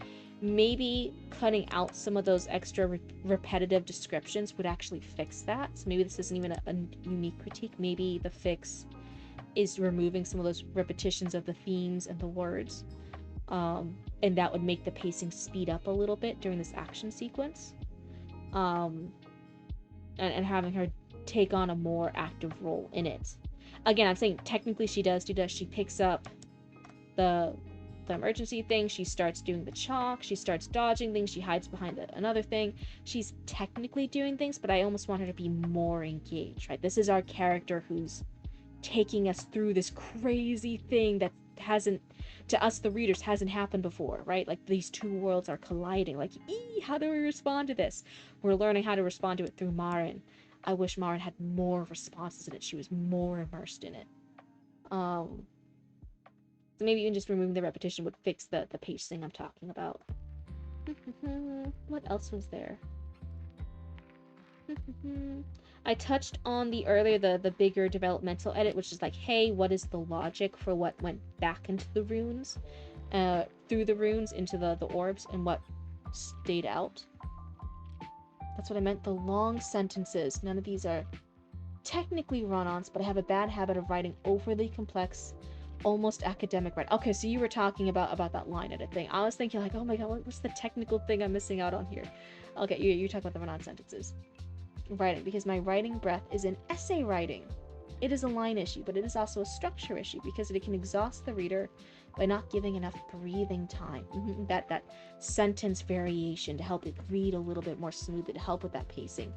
And so that's not pacing from a story perspective, that's pacing from like line by line. What is the pacing of each sentence when the reader's either reading this in their head or verbally reading it like I am. Having a lot of back-to-back long run-on sentences can get really exhausting. Me too. When I don't know real words, I make them up. Yeah. Have always told me that before. The long run-on sentences. What's that? Or were you saying the trolley fingalore? Did somebody tell you that before? That's a very specific word. Making up words is a truly cromulent form of creation. Oh my goodness, all my records are having fun. But yeah, for just reading a little over half of it, those would be my initial things. Have the bigger question that me as trying to go into developmental editing would be like, hey, you chose a really good starting point. The start point for the story is great. The action that's happening is great. It can be oofed up a bit. But the big question I have that could be a potential plot hole is, hey, wait, we need to explain more what went back into the orbs, what stayed out, and why did those things stay out. That wasn't, maybe it could just be because I'm tired, but that wasn't quite entirely explained to my blue brain. Right, well, and you also nailed the issue with Modern in the beginning. She is much more active after the point you stopped, but early she is background to the event. Okay. Maybe in a future one, if you resubmit, I can finish reading it for another stream. That'll be really exciting to compare the two. Because we even had that with Bobicus earlier, right? I don't know if they're still in chat, but I said, oh, in some of the scenes here, Bobicus really naturally had, not naturally, because I know they purposely work on it, had in scene descriptions of the environment, descriptions of the characters and the characters' actions, and then the dialogue. And I'm like, this flows really, really well. And then like later on, they get back into the habit of just the back-to-back dialogue, and I'm like, I'm calling you out on it. You need to have more character reactions and scene descriptions here. It can't just be back-to-back dialogue. But when they do it well, I'm like, oh, it reads so good. Too many. This is a word that is literally slang from the parents' generation. Or's age, what is it really? You've edited live on stream? Sometimes you feel all 4,444 of your years. That sounds like a series of lucky numbers, though. That sounds so lucky to be alive for that particular series of years. Like, once you're like 4,445, that doesn't feel as lucky. It's not all the same. I'm just a little baby cryptid in comparison to you, Koizetsu. I've only just turned 30. I'm still in my baby hag era. I need to keep growing. Oh, it's a bit less so if you're Chinese. Oh yeah, isn't it? It's like, sounds like death, or it sounds like bad luck. It's bad luck if it's 4. I think so. Could I be absolutely wrong with that? 100%. Cultivation is a hell of a drug. Yeah. I'm really happy that you have like the cultivation, the immortal cultivator type bit with your thing, and then also the work you submitted has to do with the Chinese like cultivator persona things too. I think that's so fun that you're working on both. I really like that. I'm excited to keep reading yours at some point on stream. I'm like, oh, I'm really excited to keep reading Kozetsu. I think sometimes our paths just don't always cross. I know you're in chat right now, but as soon as I'm done with this, I'm actually gonna go to bed. I'm a tired cryptid. It's almost 4 in the morning. I'm sleepy. One day we will surpass the prologue. That will be a great day. I'm really looking forward to it. But yeah, based off the initial thing, those would be my original critiques for Critique Circle. Again, is all that developmental editor stuff? Nah, that was a little sprinkling of like a lot of different things. But as like the Critique Circle, if I could do more than 2 critiques, which Black Dragon Tavern seems like they're an expert. They do critiques and writing all the time. They're master pros. They can handle some critiques from a little blue cryptid booba. They're all good and big and strong and tough. Those would be some of the things I would point out.